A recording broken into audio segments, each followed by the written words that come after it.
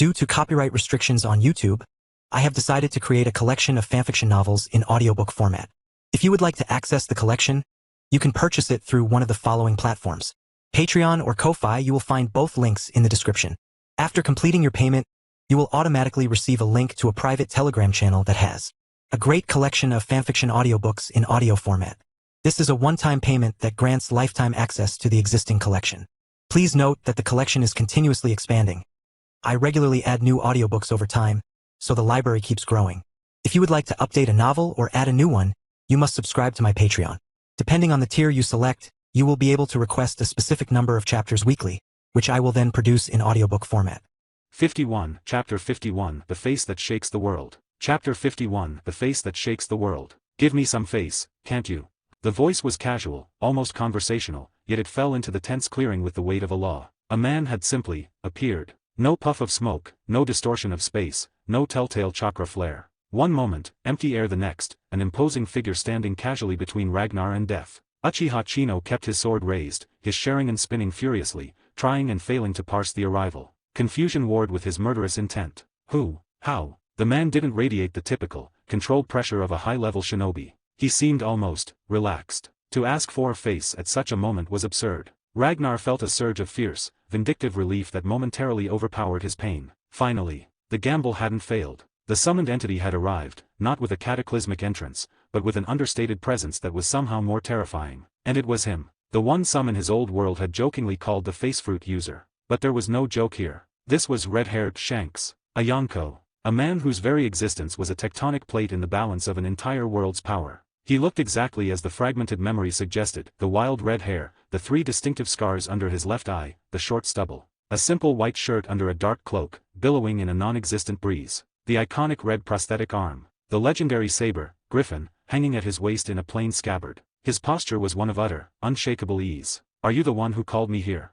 Shanks asked, glancing over his shoulder at Ragnar. His eyes held a spark of keen, intelligent curiosity, cutting through the nonchalance. "Yes," Ragnar managed, spitting out another mouthful of coppery blood. "Red-haired, help me resolve this. Now." Fighting such a pain, Shanks sighed, sounding genuinely put upon. He turned his full attention back to Uchiha Chino, a disarmingly warm smile spreading across his face. "Hey, buddy, seriously, give me a little face here. I'm a big fan of peace. How about we all just call it a night?" Uchiha Chino's confusion curdled into anger and insult. This stranger, appearing from nowhere, exuding no discernible power, was treating him, a jonin of the Uchiha, wielder of the Sharingan, like a noisy child. The arrogance was breathtaking. "Stop your nonsense," Chino spat, his grip tightening on his ninjato. The blade gleamed lethally in the mixed light of fire and moon. "Who are you? Stay out of this if you value your life. Interfere, and I'll add your corpse to the pile." "TCH." Shanks shook his head, the smile turning wry. "See, that's the problem. No one gives a guy face anymore." "Face. Face." Chino snarled, his Sharingan burning. "Who do you think you are? I'll carve my answer on your bones." "I'm Shanks," the red-haired man said, as if introducing himself at a party. He pointed a thumb at his own chest. "You don't know me, do you?" He seemed genuinely surprised, even a little disappointed. Ragnar, despite the agony and the dire situation, almost choked. "Of course he doesn't know you. We're in a different universe." The Uchiha's pride, already frayed by the prolonged fight and Ragnar's stubborn defense, snapped. To be toyed with by this buffoon was the final straw. Die. He became a blur of motion, closing the distance in a heartbeat. His sword flashed up in a perfect, decapitating Iaijutsu draw, the edge singing a death knell so sharp it seemed to split the very molecules of the air. Shanks didn't draw his sword. He didn't even brace himself. He simply leaned, a slight tilt of his torso to the right. The killing slash passed through the space his neck had occupied a millisecond before, cutting nothing but air. Chino's eyes widened behind the Sharingan. "Impossible. My prediction." Enraged, he followed up. A flurry of strikes, thrusts, slashes, feints, a whirlwind of blade work that would have overwhelmed any normal opponent. His Sharingan mapped every possible counter, every dodge. Shanks took 2 casual, almost lazy steps back, then a step to the side. He swayed like a reed in a gentle breeze, and every single vicious strike missed him by a hair's breadth. He moved not with the frantic speed of a shinobi, but with the preternatural, economical grace of someone who existed just outside the flow of time. As he moved, he offered commentary, his voice a calm rumble amidst the storm of steel. "Speed's not bad, but it's all show, no substance. Your power's scattered. You're a decent swordsman, I guess, but a true master of the blade? Not even close." To Uchiha Chino, these words were scalding acid on his soul. His swordsmanship was revered within the clan. This vagabond was critiquing him. Silence.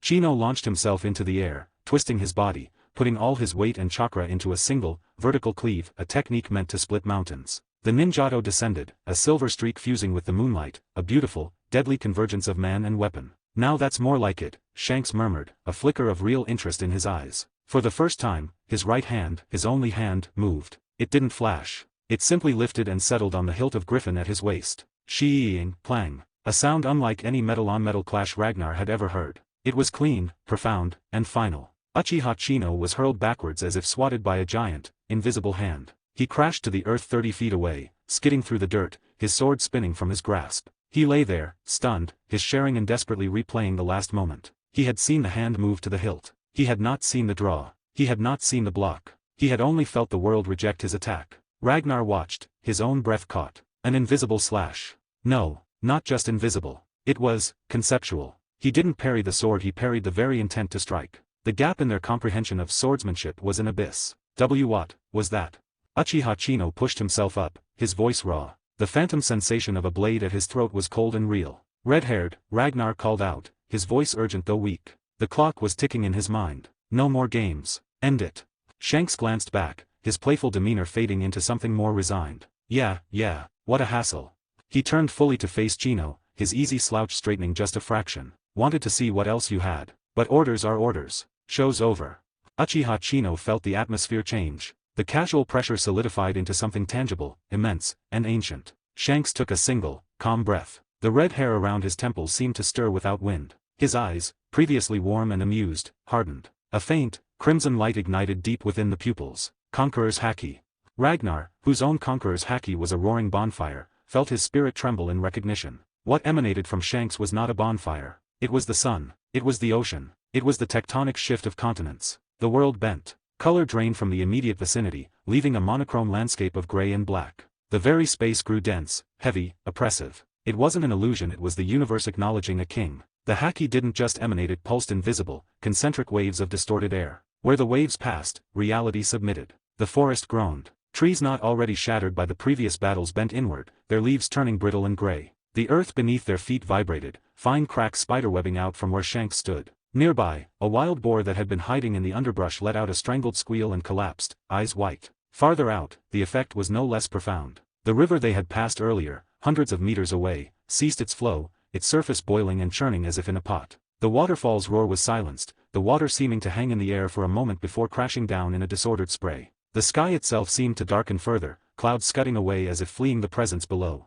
Uchiha Chino stood at the epicenter of this silent cataclysm. His Shattering, capable of seeing chakra flow and predicting movement, was utterly overwhelmed. It showed him nothing but a crushing, formless weight of absolute will. His knees buckled. He tried to channel his own chakra, to fight back, but his system refused to obey. His proud Uchiha bloodline, his Jonin-level reserves, were like a candle against a hurricane. His vision swam, dark spots dancing. The pressure wasn't on his body, it was on his soul, insisting he kneel, he submit, he cease to be. He fought it, teeth grinding, blood trickling from his nose and ears from the strain. He was Uchiha Chino. He would not be bowed by some. Shanks took a single, slow step forward. The wave of pressure doubled. Uchiha Chino's sword arm, which he had raised in a last, pathetic gesture of defiance, dropped limply to his side. His legs gave way. He didn't just fall, he was pressed into the dirt, his face grinding into the soil. He could not move. He could barely breathe. All he could do was stare with uncomprehending terror at the boots of the red-haired man now standing over him. Shanks looked down, no trace of the earlier warmth in his eyes. There was only a distant, oceanic vastness. See? Shanks said, his voice now the only sound in the hushed world. This is what happens when you don't give a guy face.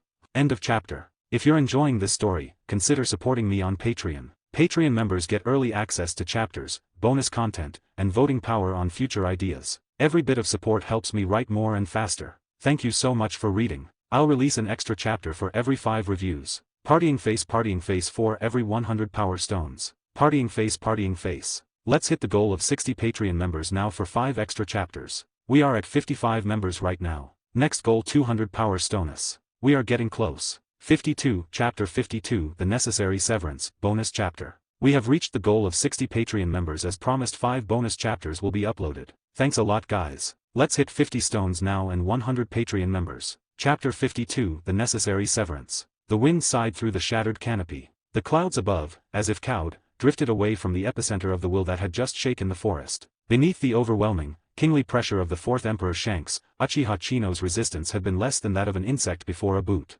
His eyes rolled back, showing only white, and he slumped face-first into the dirt, utterly unconscious. The proud Jonin, the vengeful father, was reduced to a crumpled heap, defeated not by a technique, but by the sheer, unbearable weight of another spirit. Conqueror's Haki. The aura exclusive to those with the qualities of a king. A spiritual onslaught that bypassed flesh and chakra to strike directly at the soul. In this world of ninjutsu, the closest equivalent was genjutsu, but this was different, less illusion, more absolute, existential command. It was terrifying in its simplicity. Solved. Ragnar rasped, pushing himself up on an elbow. The display of power had been humbling, even to him. Nah, Shanks said, his immense presence receding as quickly as it had swelled. The color and sound rushed back into the world. He scratched his stubbled cheek, looking down at the unconscious Uchiha. Just put him to sleep. Killing people, it's a hassle. I try to avoid it when I can. Ragnar didn't argue. He knew the stories, fragmented though they were. Shanks was a pirate, a Yonko, but his code was peculiar. He sought no tyranny, protected the weak, and rarely drew first blood. He was more adventurer than plunderer, driven by a sense of freedom and curiosity that Ragnar, in his grim survivalism, could barely comprehend. Shanks looked at Ragnar, then at the pail, watching Kushina. He unclipped a gourd from his belt and tossed it over. Have a drink. You look like you need it. This place. He tapped his temple, a faint frown on his face. Feels strange. Off. Can't put my finger on it.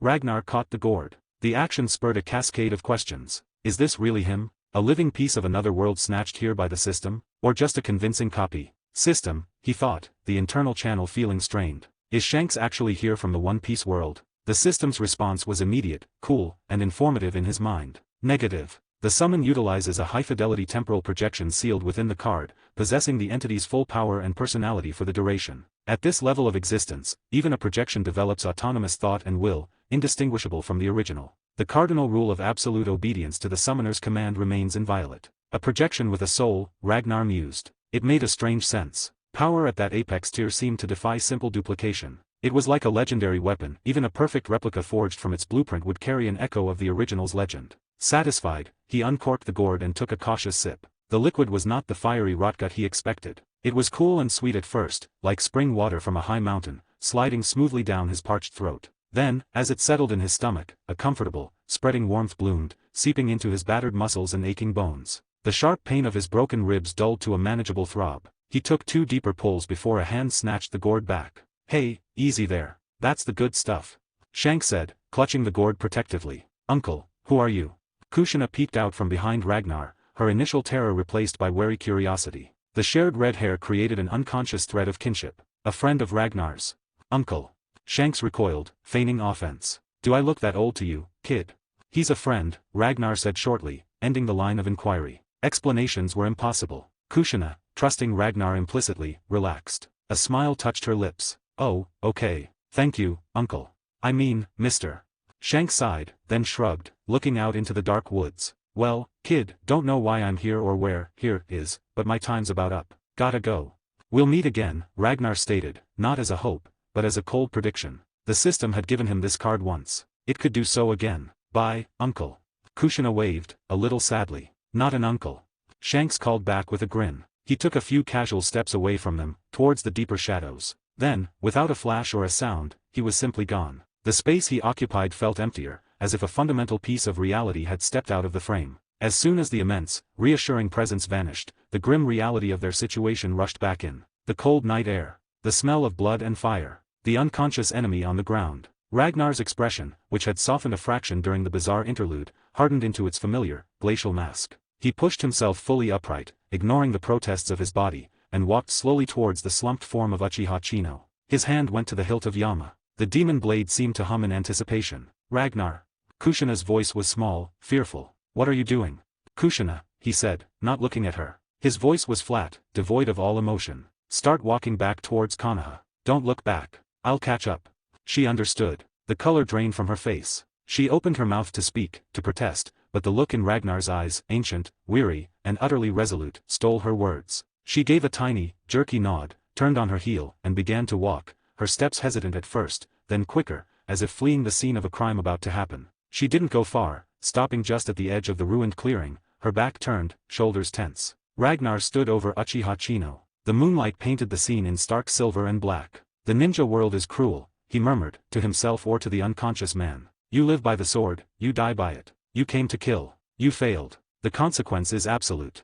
He was 8 years old. He should have been dreaming of friends and games. Instead, he was a veteran of a dozen life-or-death battles, calculating the geopolitical fallout of murdering a clan elder. There was no child left in him, only the survivor. Shing. Yama left its scabbard. The pale blade reflected his own face, young, pale, smeared with blood and dirt, eyes like chips of flint. A wave of cold, deeper than the night air, emanated from the demonic steel. The temperature in the immediate vicinity plummeted. There was no ceremony, no grand speech, only the cold arithmetic of survival. The sword flashed down once. A clean, definitive stroke. It was not an act of rage or vengeance. It was sanitation. The removal of a persistent, lethal threat. The closing of a loop. Uchiha Shiro had opened in the forest of death. He wiped the blade clean on Chino's cloak, sheathed Yama, and turned away. He did not look at the body again. Kushina was waiting a dozen yards down the path, trembling. She heard his footsteps and whirled around, her eyes wide. Seeing him whole, alive, the tension in her frame broke. A fragile, tearful smile appeared.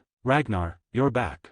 "Amen," was his only reply. He walked past her, his gait stiff with pain and exhaustion. He found a large, intact tree at the forest's edge and leaned heavily against it, sliding down to sit at its roots. He closed his eyes, replaying the last day in his mind. It felt surreal, a series of escalating nightmares. A simple, misgraded C rank. A Kirigakure assassination squad. 2 jonin, one a master of water, the other a storm of lightning. An ANBU team slaughtered. A kidnapping. A duel to the death against a Kumo elite. And finally, an assassination attempt from within his own village, thwarted only by a summoned king from another reality. The chain of violence was relentless, each link dragging him deeper into the bloody heart of the shinobi world. He had survived by the skin of his teeth, by his haki, by the phoenix, by a demonic sword, and by a literal deus ex machina. The adrenaline was gone. The willpower that had propelled him was spent. His body, pushed far beyond any reasonable limit, finally issued its veto. "Ragnar." Kushina's voice came again, closer now. She had crept near, seeing his stillness. "Ragnar, what's wrong?"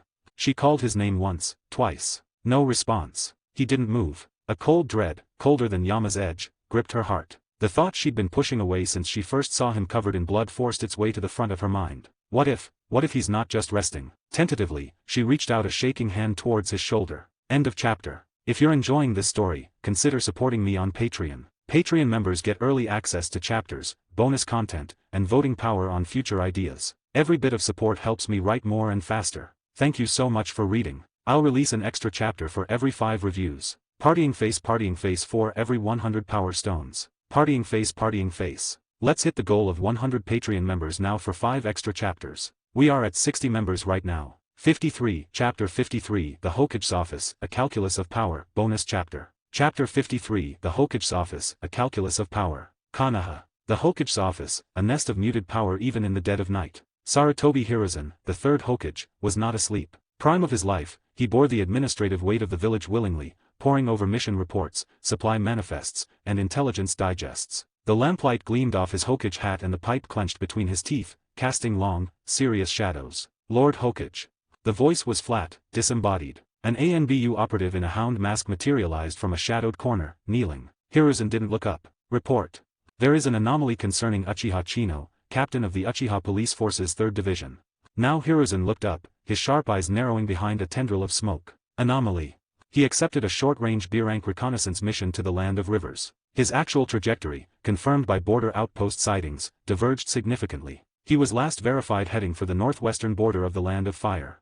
Hiruzen's pipe stilled. The northwestern border. His mind, a map etched with countless strategic considerations, overlaid another piece of information. That is the approximate area of the misclassified C-rank undertaken by Ragnar and Might Die. The pieces clicked with a cold, final sound. A smoke bomb. A diversion. The Uchiha clan, with their infamous pride and longer memory for grudges than elephants, were moving again. And not with petty harassment this time. A jonin. Uchiha Chino was no mere clansman. He was a seasoned captain, a killer with a confirmed tally of enemy jonin on his record. A master of the Shattering. To send such a weapon after a boy, a prodigy, but a boy nonetheless, was not an escalation. It was an execution order. A slow, cold fury began to boil beneath Hiruzen's placid exterior. He had taken personal interest in Ragnar. He had seen the raw, strange power and the iron will. He had placed him in ANBU, under Sakumo's wing, as both protection and challenge. He had made it implicitly clear the boy was under the Hokage's gaze. The Uchiha were not just defying that. They were spitting on it. They were telling him, the Hokage, that their clan justice superseded his authority, that they could reach into the shadows and pluck out a leaf he had planted. The anger was hot, but it was instantly quenched by a deeper, more chilling wave of calculation. It was too late. If Chino had already reached the border region, the deed was likely done. No 8-year-old, no matter how monstrous, could survive a prepared, vengeful Uchiha Jonin. The loss was personal, a waste of staggering potential. But the insult was political. It was a direct challenge to the office of Hokage. If he let this stand, every clan would see the Uchiha could act with impunity. His authority would be hollow. He took a long, controlled draw from his pipe, the ember glowing fiercely in the dim room. The anger faded, leaving behind the steely, pragmatic chill of the professor. Summon Uchiha Tadayama to my office. Immediately. The ANBU vanished. Hiruzen rose and walked to the large window overlooking the slumbering village. The Hokage monument, faces carved in stone, watched over the darkness. What are you doing in my village? He thought, not for the first time, his gaze sweeping towards the distant, walled-off Uchiha compound. The Uchiha were a double-edged sword, incredible power coupled with seething, volatile pride. Managing them was a perpetual, delicate dance. Tonight, they had chosen to stomp on his feet. Soon, the office door opened. Uchiha Tadayama entered, the head of the Uchiha clan and captain of the Konoha military police force. He was a man of stern bearing, his face a mask of composed arrogance. He didn't kneel. He gave a shallow, respectful nod. Hokage-sama, you called for me. The atmosphere in the room grew thick, charged with unspoken threats. Two titans of Konoha, alone. The silence stretched, heavy with the weight of what was known but not said. Hiruzen let it linger. He returned to his desk, slowly refilling his pipe, the tick-tick of tobacco hitting the bowl the only sound. Tadayama waited, his posture relaxed but his sharingen undoubtedly active beneath his calm eyelids, reading every micro-expression, every shift in chakra. After what felt like an age, Hiruzen spoke, his voice deceptively mild. Tadayama gave a thin smile. Thank you, no. Another stretch of silence. Hiruzen lit his pipe, the sweet smoke curling towards the ceiling. It was Tadayama who broke first, his voice as smooth as polished stone. A few days ago, my clan uncovered something troubling. He produced a scroll from within his robes and laid it on the desk between them with deliberate slowness. Hiruzen's heart, already a block of ice, grew colder. So this was their gambit. Not denial, but leverage. He kept his face impassive, picked up the scroll, and unsealed it. His eyes scanned the contents. It was a communiqué, intercepted. An offer. From a minor but strategically located country bordering the Land of Fire, a country currently cozying up to Uegakure. The offer was explicit: land, autonomy, and significant resources in exchange for the honored Uchiha clan's patronage and protection. It was an invitation to defect. Hiruzen's expression didn't change, but the chill in his gut intensified. This was their confidence. This was the stick they were waving while their jonin carried out the knifework in the forest. He placed the scroll back on the desk, took a long, contemplative pull from his pipe, and exhaled a cloud of smoke that hung between them like a grey curtain. A heavy matter, he rumbled. Is it worth burning a bridge for one boy? Tadayama's eyes glinted. It is not about the boy, Hokage-sama. It is about a stain. The Uchiha name cannot be sullied by the hands of a rootless orphan and left unanswered. This is not vengeance for an individual. It is the preservation of a clan's face. Face. The currency of the proud. Hiruzen understood it well. He also understood the cold calculus of war. The Second Shinobi World War was no longer a specter on the horizon, it was a storm cloud darkening the border skies. The Land of Rain was becoming a charnel house. Konoha could not afford a civil rupture now. To crush the Uchiha for this act, however justifiable, would cripple the village on the eve of a continent-wide conflict. The genius of a single boy, even one as bizarrely powerful as Ragnar, versus the combined might of the Uchiha clan and the stability of the entire village. For the Hokage, the protector of all, the math was brutally clear. The anger was still there, a banked fire. But the politician, the strategist, had taken the helm. He met Tadayama's proud gaze. Tadayama, he said, his voice dropping into a lower, more gravely register. The Uchiha have been the pride of Konoha since its founding, the pillars upon which the will of fire stands. He paused, letting the flattery, however true, hang in the air. The second war is upon us. The vanguard to the Land of Rain, it will require our strongest, our most fearless. It is a duty of honor, and of immense sacrifice. Who better to lead that vanguard than the Uchiha? Uchiha Tadayama's stern face relaxed minutely. A faint, victorious smile touched his lips. He heard what was not being said. Take your bloody pride and point it at our enemies, not at my assets. In exchange, I will look the other way this once. He inclined his head, the gesture now slightly more respectful. To protect Konoha is the Uchiha's sacred duty. The Hokage need not ask, we will fight to the last to defend our home. He leaned forward, just a fraction, his voice softening into a conspiratorial tone that was more threatening than any shout. And of course, Hokage-sama need not trouble himself with smaller matters. After all, we are on the same side. The deal was struck, in a language of shadows and unspoken concessions. The Uchiha would get their face, their vengeance would be tacitly acknowledged as a clan matter settled outside the village's purview. In return, they would become the tip of Konoha's spear in the coming meat grinder of the Land of Rain. Hiruzen gave a slow nod, the smoke from his pipe obscuring the hard glint in his eyes. See that you do.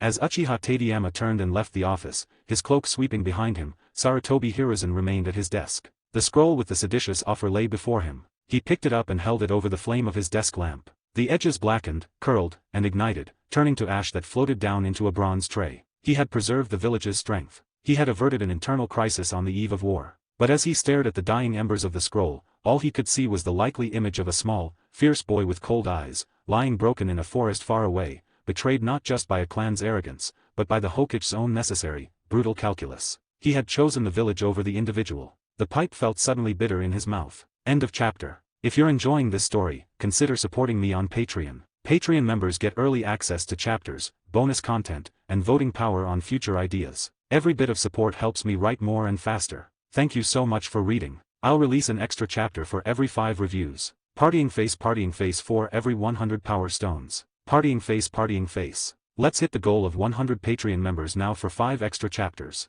We are at 60 members right now. 54, Chapter 54, Grave Misunderstandings and the White Fang, Bonus Chapter. Chapter 54, Grave Misunderstandings and the White Fang. The Second Shinobi World War was no longer a looming shadow, it was a ravenous beast beginning to feed. Across the continent, the great villages, Konoha, Suna, Iwa, were not idle. Under banners of pacification or resource security, they absorbed, subjugated, or obliterated the smaller ninja villages in their orbits. Konoha, for all its talk of the will of fire, was no saint. Its methods were perhaps more velvet-gloved than Iwa's iron fist or Suna's scorching cruelty, but the iron was still there beneath. The weak were plundered, made vassals, or turned to dust. It was the oldest law: the strong consumed, the weak were consumed. Ideals were luxuries paid for in the blood of the conquered. This brutal calculus was playing out now in the nascent battleground of the Land of Rain, where Konoha shinobi were already filtering in, clashing with rivals in a silent, prelude war for position and resources. But for Ragnar, trudging through the forests on the Fire Country's border, the grand machinations of nations were a distant abstraction.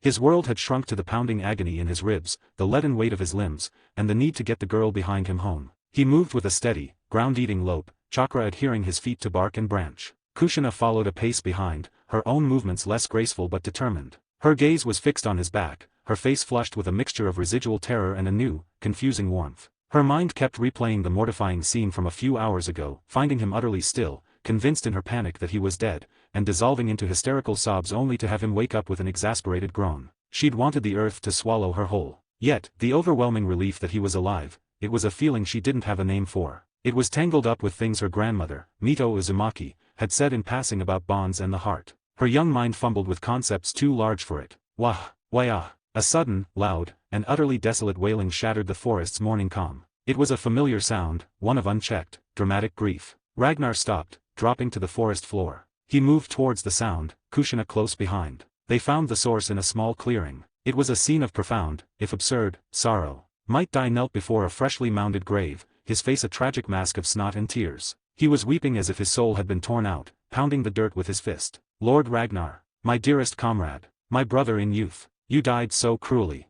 He bawled, his voice raw. Do you know, after you left, the fire of my youth was extinguished. My passion turned to ash. I'm filled with regret. I blame my own weakness. Why wasn't I stronger? Why did I let you face danger alone? Wah!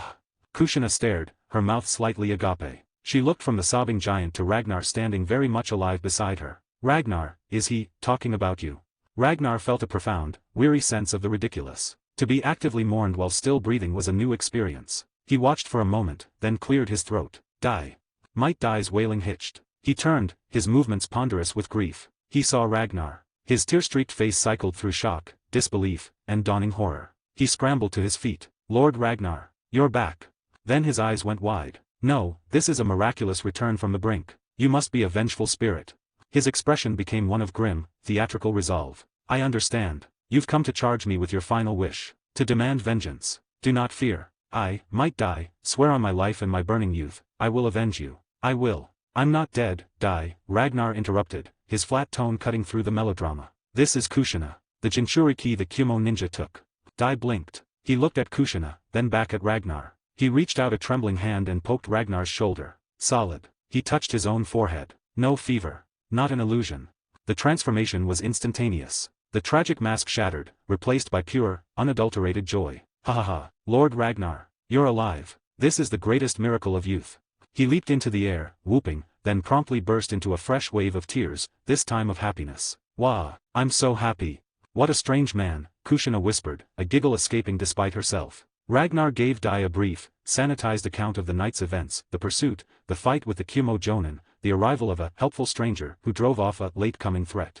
He omitted Shanks, the Uchiha, and the true extent of his injuries. Dai listened with rapt, horrified attention, his fists clenching at the description of the Kumo Jonin. The danger. I should have been there. My youth failed you. Dai, Ragnar said, changing the subject as he eyed the neat grave with his name implicitly on it. Why did you prepare this? Dai had the decency to look sheepish. Well, Lord Ragnar, after I buried those ANBU with honor. I thought, better to be prepared, just in case. So I dug an extra plot. When you didn't return by midday, I assumed the worst. Facing the empty grave, thinking of our fellowship, my emotions overwhelmed me. He gestured grandly at the mound of dirt. Ragnar was silent. Kushina snorted, trying to stifle a laugh behind her hand. Seeing you alive and well is the ultimate victory of youth. Dai declared. Then, as if the grave now offended him by its uselessness, he spun and delivered a powerful kick, scattering the carefully piled earth and the makeshift wooden marker. Begone, symbol of false tragedy. Ragnar could only watch, a deep sense of surrealism settling over him. After a short rest where Dai force-fed them some of his field rations of passion, stale rice balls, the trio set off for Konoha. They hadn't gone half a mile when Ragnar's observation Haki, even in its fatigued state, pinged. Multiple presences. Skilled. Hidden with professional expertise. Before he could voice a warning, the forest around them erupted. Poof, poof, poof. Bursts of white smoke. 5, then 6 figures in uniform black attire and featureless animal masks solidified from the trees, surrounding them in a loose, perfect ring. Their stance was neutral, but their readiness was absolute. Konoha ANBU. Who? Dai instantly fell into a defensive stance, placing himself between the masked figures and Ragnar and Kushina. Stand down, Dai, Ragnar said, his voice low. They're ANBU. The masked operatives didn't move. Then, a calm, authoritative voice cut through the tension. Stand down. At the command, the ring of ANBU relaxed minutely, stepping back a precise pace, creating a channel. From the deeper shadows of the forest, a final figure emerged. He walked with the effortless, lethal grace of an apex predator. A green flak vest over standard blues. Konoha forehead protector. A head of distinctive silver hair that seemed to catch the dappled sunlight even in the shade. The famous short sword, the White Fang, strapped across his back. The ANBU captain. Konoha's White Fang. Heitake Sakumo. White Fang.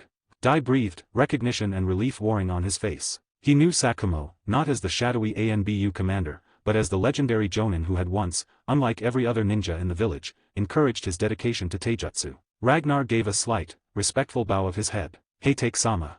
He used the formal, neutral address. Here, in front of Dai and Kushina, he was not captain.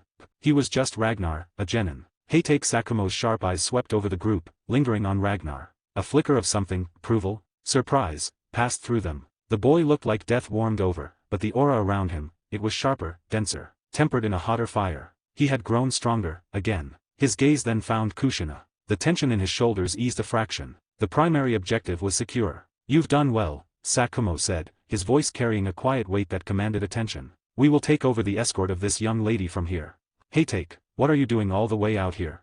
Dai asked, his confusion genuine. He saw a friendly, powerful comrade, not the village's hidden dagger. Ragnar watched the exchange, piecing it together. Dai doesn't know. He thinks Sakumo is just another elite Jonin on a special mission. Sakumo offered Dai one of his rare, brief smiles. This young lady's safety is of paramount importance to Konoha. The Hokage deemed it a matter requiring my personal attention. Ah, of course. Dai exclaimed, his face brightening with understanding. With you here, any enemy would be meaningless. The Hokage's foresight is truly magnificent. Sakumo's smile didn't reach his eyes, which were already scanning the tree line, assessing threats, planning extraction routes. The mission was not over. He had retrieved the asset. Now he had to get her home, and ascertain what, exactly, this battered, 8-year-old ANBU probationer had been through in the process. End of chapter. If you're enjoying this story, consider supporting me on Patreon. Patreon members get early access to chapters, bonus content, and voting power on future ideas. Every bit of support helps me write more and faster. Thank you so much for reading. I'll release an extra chapter for every 5 reviews. Partying face for every 100 power stones. Partying face. Let's hit the goal of 100 Patreon members now for 5 extra chapters. We are at 60 members right now. 55, Chapter 55, Rest, Reflection, and a Silent Watcher, Bonus Chapter. Chapter 55, Rest, Reflection, and a Silent Watcher. The journey back to Konoha felt longer than the fight for survival. It took over a day of steady travel, the tension of the forest gradually giving way to the guarded familiarity of fire country roads. Upon finally passing through the great gates, Ragnar and Might Dai went straight to the mission assignment desk to officially close their ill-fated C rank. Almost immediately, a summons arrived from the Hokage's office for Might Dai. Ragnar didn't collect the mission reward. He pushed the entire, substantial sum across the counter towards Dai. The eternal genin sputtered protests. Ragnar had done the lion's share of the killing, had saved his life multiple times. "It's yours," Ragnar stated, his tone leaving no room for debate. "You need it more."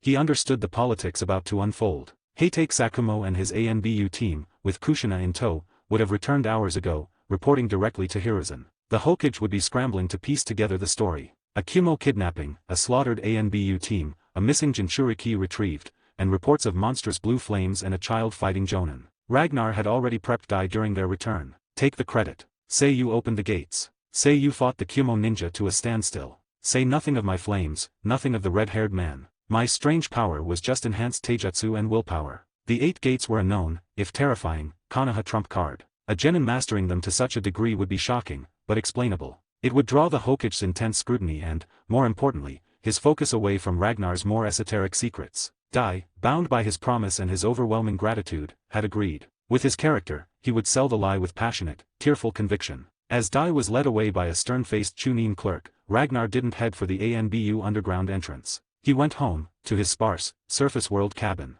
The trip had been a gauntlet. He needed rest, and more importantly, solitude to process it all. Walking through Konoha's streets, even he could feel the change. The usual lazy afternoon hum was tighter, sharper. Civilians in tea shops spoke in hushed, anxious tones. The smell of coming rain wasn't just meteorological, it was the scent of mobilization, of young men being called to banners. Shinobi moved with more purpose, their eyes scanning not just for local threats, but for the shadows of distant wars. ANBU patrols on the perimeter walls were thicker, more visible. The second war was no longer coming, it was breathing down the village's neck. None of that was his concern today. He was 8, and he was spent. He reached his hut as dusk painted the sky in bruised purples. He decided, no training tonight. Just sleep, and the cold calculus of gains and losses. That night, lying on his thin pallet, he replayed the battles. The Kiri assassins, brutal efficiency. The Kumo Jonin, Armani, overwhelming power, a lesson in the gap that still existed. Every clash reinforced Sakumo's assessment, he was a powerful, blunt instrument. He lacked a true signature, a technique that could decisively end a fight against a peer or superior without exposing him to counterattack. The Phoenix Flames at LV4 were that answer. He knew it. A mythical Zoan's power, now significantly upgraded, could change the dynamics of any battle. But to use it was to invite questions he couldn't answer. Blue flames that required no hand seals. That could heal an attack. In a village that dissected bloodlines and Kekii Genkai, it was a ticket to a lab or a forced loyalty oath. Might Dai was an idiot savant of taijutsu, he could be explained. A boy with an unknown, potent flame-release bloodline. That was a political and military asset to be controlled. All of this stems from one thing, he thought, staring at the dark ceiling. Insufficient strength. Strength enough to not just survive encounters, but to dictate terms. To be feared, not managed. The looming war, it was a vortex of death, but also a forge of opportunity. Experience points on a mass scale. He pulled up his status panel mentally. Host, Ragnar. Abilities, Conqueror's Haki LV3, Observation Haki LV3, Armament Haki LV3, Tornado Fist LV2, Shave LV3, Moonwalk LV3, 36-pound Phoenix LV3, 10,000 EXP to next level. Devil Fruit, Tori Tori no Mi, Model, Phoenix LV4, 50,000 EXP to next level. Weapon, Ama Demon Blade. Experience, 5, 300/50,000. The numbers were daunting. 50,000 EXP for the next fruit upgrade. A small fortune of death. He closed his eyes, letting exhaustion pull him under. Dawn came. Routine was a lifeline. He rose and began, not with flashy techniques, but with the foundation, the body. Before his cabin stood a reinforced training post, its surface sheathed in hammered iron. He began. 1,000 straight punches. The impact was a steady, rhythmic thud-thud-thud that shook the post and sent jolts up his arms. 1,000 uppercuts. 500 side kicks. 500 chops. It was monotonous, brutal, and necessary. Blood soon slicked his knuckles, sweat soaked his shirt. His breath sawed in and out, his heart a pounding drum in his chest. His enhanced physique, fed by Haki and the Phoenix, responded. The torn skin on his knuckles began to itch and close within the hour, the muscle fibers knitting with visible speed. After the physical purge, he sought a different kind of training. He climbed onto his roof, sitting cross-legged facing the rising sun. He closed his eyes and released his observation Haki, not as a focused sensor, but as a wideband receiver. He let his consciousness expand, thinning out, seeking not hostile intent, but presence. The sigh of the waking earth, the whisper of the wind through new leaves, the hum of insects, the slow pulse of sap in trees, the distant murmur of the village itself. He emptied his mind, becoming a vessel. And in that state, he saw it. Through the lens of observation Haki, the world was alive with energy that had nothing to do with chakra. It was purer, wilder, older. The power of nature itself. Swirls of verdant life, flickers of untamed fire, pulses of deep earth, sparking motes of lightning. They danced around him, elemental sprites indifferent to human concerns. Tentatively, he reached out with his will, using his Haki as a conduit. He didn't command, he invited. A trickle responded. A wisp of green, a spark of gold. They flowed into him, not through chakra pathways, but merging with his very being. Inside, they reacted with his native chakra, catalyzing, transforming. The result was a new, denser, more potent energy, Senjutsu chakra. But it was unruly, volatile, like trying to hold lightning in his bare hands. His observation Haki became a regulator, a delicate valve controlling the intake. Too much, and he felt the energy buck, threatening to turn on him, to overwhelm his consciousness with a primal, destructive rage. He'd seen the results in his old world's fragments, the berserk state, the loss of self. He stopped when he reached his current limit. Two distinct rivers now flowed within him, his normal, Chunin-level chakra, and a smaller, but infinitely denser and more dangerous stream of raw nature energy. They coexisted, separate, refusing to mix. He had tried before. Channeling Senjutsu chakra into a Rasengan had resulted in a violent, unstable eruption that nearly took his hand off. Normal chakra worked fine. The problem was control, and something else. Sage mode. The realization hit him like one of his own punches. In every instance he could recall, the users of this power didn't just wield the energy they first transformed themselves. They entered a state where their bodies became attuned, became partially of nature, able to safely channel its fury.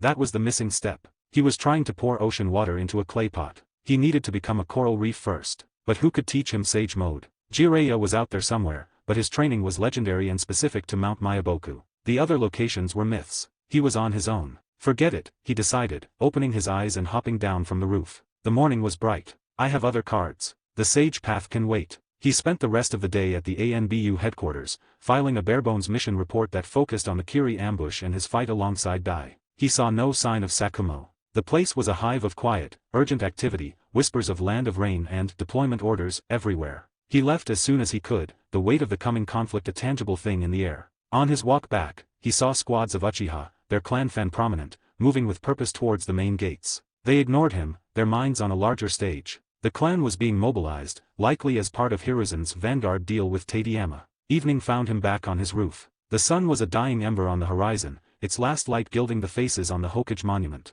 Hashirama, Tobirama, Hiruzen. Stone giants who had shaped the world with their will. Ragnar watched them, not with awe, but with a cold, measuring ambition. Your era is passing. A new one is coming. And I will carve my face on that cliff, or I will break the mountain trying. As the final light faded, plunging the monument into silhouette, his sharp eyes caught movement below. A girl. Vibrant red hair like a spill of blood in the twilight. Kushina. She was approaching his cabin, her steps hesitant, her posture tense with a nervous energy he couldn't quite parse. She didn't look up. She reached his door, found it ajar, and peeked inside. Not here again. He heard her mutter, a note of frustration in her voice. She stamped a foot. He never even closes his door. But even as she complained, she carefully pushed the door fully shut, checking the latch. Then again, his place is so empty, even a thief would leave disappointed, she said to herself, a small, fond smile touching her lips despite her apparent annoyance. From his perch, unseen, Ragnar watched. The cold ambition in his eyes didn't soften, but something else, a faint, unfamiliar flicker of something, passed through him. He didn't name it. He simply watched as the girl, having performed her small, silent act of care, turned and walked back into the gathering Konoha night, unaware of the eyes following her from the shadows above. End of chapter. If you're enjoying this story, consider supporting me on Patreon. Patreon members get early access to chapters, bonus content, and voting power on future ideas. Every bit of support helps me write more and faster. Thank you so much for reading. I'll release an extra chapter for every 5 reviews. Partying face for every 100 power stones. Partying face. Let's hit the goal of 100 Patreon members now for 5 extra chapters. We are at 60 members right now. 56, Chapter 56, Words in the Twilight, Bonus Chapter. Happy New Year Party Popper. Chapter 56, Words in the Twilight. From his rooftop perch, Ragnar listened to the stream of consciousness spilling from the girl below. He'd been about to descend, but her muttered monologue gave him pause. This guy, face like a frozen river all day, looks like someone stole his lunch money, and he's always vanishing. Poof, gone for days. Humph, I should beat him up when he gets back. Yeah, right. More like he'd beat me up instead. A ghost of a smile touched Ragnar's lips. The cold face, that was survival. In a world this sharp, a moment of unguarded softness was an open artery. As for vanishing, he was ANBU. Disappearing was in the job description. Her frustration, though, was genuine. And underneath it, he sensed the unspoken care that had led her to his door, to checking on his empty hut. It stirred something unfamiliar in his chest, a faint, warm flicker against the perpetual cold. For a moment, his control over his breathing, honed by 1,000 hours of training, slipped. A soft exhalation escaped him. Below, Kushina froze. Her Uzumaki senses, sharp even untrained, prickled. She spun, eyes scanning the deepening shadows. Who's there? Show yourself. Silence. Strange, was I hearing things? She murmured, her brow furrowed. Seeing no more reason to hide, Ragnar moved. He dropped from the roof edge, landing silently on the packed earth behind her. Kushina whirled, a yelp caught in her throat. Her wide, violet eyes locked onto his, filled with surprise that quickly morphed into dawning horror and a flush of deep, mortified scarlet. He was here. The whole time. He heard everything. Evening, Ragnar said, his voice its usual flat, calm tone. He gave a slight nod. Kushina's brain seemed to short-circuit. The embarrassment ignited into a volatile, defensive fury. With a wordless cry of rage and shame, she launched herself at him, not with technique, but with the flailing, instinctual attack of a cornered kitten. Ragnar stood his ground. He'd eavesdropped, even if unintentionally. He'd take a few harmless swats. Her fists against his Haki-tempered body would be like raindrops on stone. But the expected blows never landed. Instead of striking, the girl who had charged him threw her arms around his waist and buried her face in his chest. Her grip was surprisingly strong. The attacks were weak, trembling pats on his back. Don't just disappear like that. Her voice was muffled against his shirt, small and choked. And don't keep doing such reckless, stupid things. If you don't care about yourself, at least know that someone is worried about you. Ragnar went rigid. This was not in any of his calculations. The script of confrontation, of annoyed explanations, had been ripped up. He stood there, arms at his sides, utterly unprepared for the raw, vulnerable weight clinging to him. Hesitantly, almost mechanically, he raised a hand and placed it on top of her vibrant red hair. The gesture felt alien. Why are you saying this? He asked, his voice quieter than he intended. Did something happen? No, nothing. She pulled back abruptly, her eyes skittering away from his, fixing on a point over his shoulder. The denial was too quick, too sharp. But Ragnar saw it. In the dim twilight, he saw the shadow that had passed behind her eyes. Fear. A deep, fundamental dread that had no place on the face of the loud, brash, endlessly energetic girl he knew. It wasn't fear of him. It was fear of something else. Something within. His observation Haki couldn't read thoughts, but it could sense emotional tremors. And the tremor running through her was one of pure, unadulterated terror. Her next words, halting and fragile, confirmed the direction of that fear. Our Ragnar. She began, her voice barely a whisper. If I become a monster someday, what would you think of me? As she spoke, the slight tremble in her frame became a full-body shudder. The bold, red hot-blooded habanero was gone. In her place was just a scared little girl, terrified of her own future. The pieces slammed together in Ragnar's mind with the force of a sledgehammer. The Nine Tails. The Jinchuriki. The ultimate fate of the Uzumaki clan, to be living prisons for the world's most destructive forces. But the timeline was wrong. Uzumaki Mito, the current Jinchuriki, should still be alive. The transfer couldn't have happened so soon after the kidnapping, could it? He focused his senses on Kushina. There was no vast, malignant chakra boiling beneath the surface. No fox-shaped shadow. Not yet. But the fear was there. The knowledge, perhaps given by her grandmother Mito, of what was to come. The dread of the transformation, of being seen not as a person, but as a monster. The Kumonin kidnapping attempt had made the abstract threat terrifyingly real. He couldn't change this destiny. Not now. The political and military forces at play were titanic. He was an 8-year-old ANBU probie with secrets of his own. To try and stop the sealing would be to declare war on Konoha itself. But he could change what it meant to her. He looked down at her, his expression losing its usual detached calculation. His gaze was direct, unwavering. No matter what happens, he said, each word deliberate and clear, cutting through the evening quiet. No matter what you become, or what power they put inside you, as long as you are still you, still Kushina, then nothing changes for me. He reached out, his calloused fingers gently brushing a stray strand of crimson hair from her damp cheek. You will never be a monster in my eyes. You'll just be a girl. A loud, stubborn, annoyingly persistent girl who can't even throw a proper punch.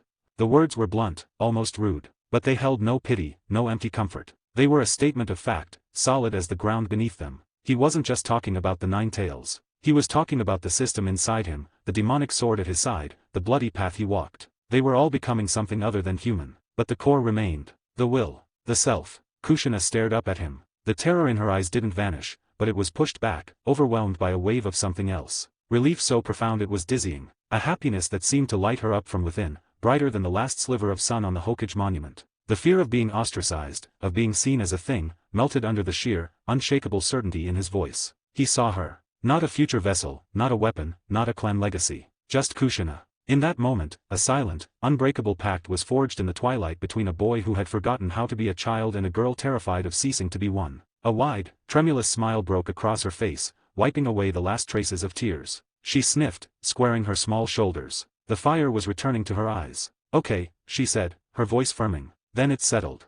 She didn't say what was settled. She didn't need to. For the rest of her life, she would never regret this moment. End of chapter. If you're enjoying this story, consider supporting me on Patreon. Patreon members get early access to chapters, bonus content, and voting power on future ideas. Every bit of support helps me write more and faster. Thank you so much for reading. I'll release an extra chapter for every 5 reviews. Partying face for every 100 power stones. Partying face. Let's hit the goal of 100 Patreon members now for 5 extra chapters. We are at 60 members right now. 57, Chapter 57, The Calm Before the Storm. We have reached the goal of 300 power stones. Bonus chapter will be uploaded. Thanks and let's hit 400 power stones. Chapter 57, The Calm Before the Storm. Night had fully claimed Konoha, a blanket of stars stretched over the silent village. It was far too late for a young girl to remain at a boy's isolated hut, regardless of intentions. After their charged, twilight conversation, Kushina had left, her step lighter, the ghost of a smile lingering on her face as she disappeared into the warren of streets.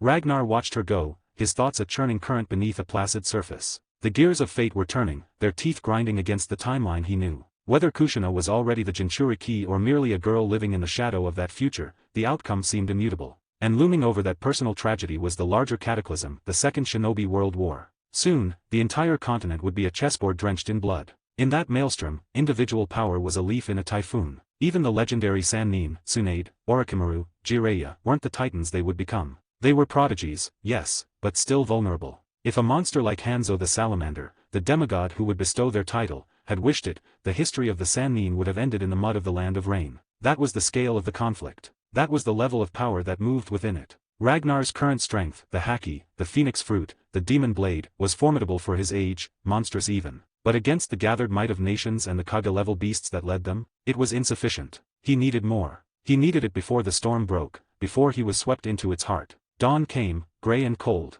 Ragnar began as he always did, with the foundation. Before his hut, the iron-sheathed training post stood as a silent testament to obsession. He began. No fancy techniques, no chakra flares. Just flesh and will against unforgiving metal. Thud. A straight punch. Thud. Another. 1,000 times. The rhythm was a metronome of self-inflicted violence. His knuckles split, blood smearing the dull iron. Sweat poured from him, soaking his simple training clothes, pooling at his feet in the dirt. His breath came in great, heaving gasps that fogged the morning air, his heartbeat a primal drum echoing in his chest. He moved on. Uppercuts. Side kicks. Chops. The post shuddered. The ground around it became a quagmire of churned earth and spilled effort. This was not just training. It was an act of defiance. A forging. Every punch was a rejection of the fate of cannon fodder. Every kick was a step towards the power to shield the one flicker of genuine care in his life. Every impact was a promise to the Uchiha, to Danzo, to the entire brutal calculus of the world. I will not break. I will become the hammer. His Haki and the Phoenix regeneration worked tirelessly beneath the punishment,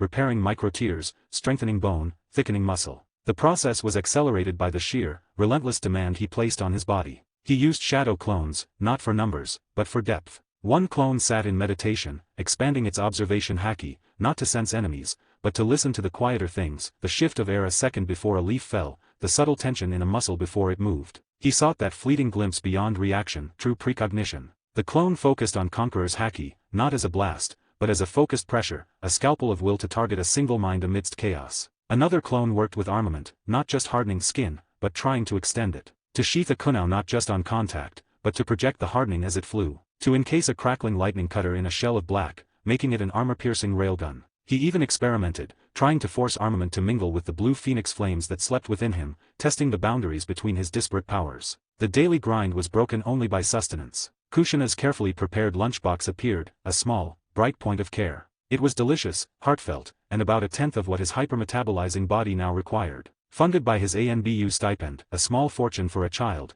which was why he could give the mission reward to die without a second thought. He took to the streets of Konoha. He became a regular at multiple eateries, not just the famous Ichiraku. His orders were legendary: mountains of rice, platters of meat, bowls of stew that would feed a family. Waitresses stared, chefs gaped. The boy with the intense eyes and the body of a young athlete consumed like a sumo wrestler in training. A new nickname began to circulate alongside Prodigy and Hokage's interest, the Bottomless Pit. Rumors flew. Maybe his genius was linked to his diet. The Akinika clan, masters of calorie-to-chakra conversion, seized on this, half-jokingly endorsing their own restaurants. But one look at Ragnar's lean, defined physique compared to the Akinika's characteristic bulk killed that theory. He was building a body of dense, efficient power, not stored energy. As the days bled into weeks, the changes became physically evident. The accelerated growth fueled by his system, Haki, and brutal training pushed his body past its years. At barely 9 years old, he had the height and frame of a well-built 14-year-old. He moved with a coiled, predatory grace that made people forget his age entirely.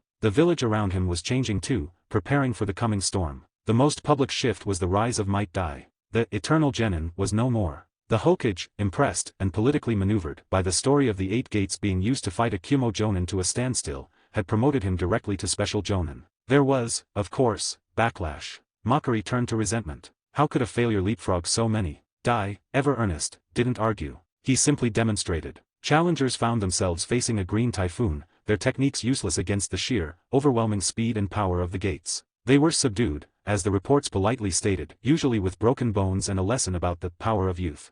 Dai's new status came with a higher stipend, better housing, and respect. The hidden injuries from years of poverty-fueled training were being addressed. For the first time, the future for his soon-to-be-born son, Guy, looked bright. A future where the boy wouldn't have to fight for every scrap of protein, where he could train his body properly. The path that would one day lead to a green-clad god kicking the soul out of a pseudo-deity was being paved, not with despair, but with hope. Ragnar observed it all from a distance, a ghost in his own village. He trained. He ate. He planned. He felt his power consolidating, inching upward. The Haki grew more nuanced. The phoenix flame simmered with greater heat. Yama's weight felt more natural in his hand. But the tension in the air was a palpable thing. More patrols left the gates and didn't return. The Uchiha compound seemed quieter, emptier, its forces deployed to the nascent front. The Hokage's face on the monument looked graver in the morning light. The calm was an illusion. The storm was gathering just beyond the horizon, and Ragnar intended to meet it not as a leaf to be tossed, but as a force of nature in his own right. End of chapter. If you're enjoying this story, consider supporting me on Patreon. Patreon members get early access to chapters, bonus content, and voting power on future ideas. Every bit of support helps me write more and faster.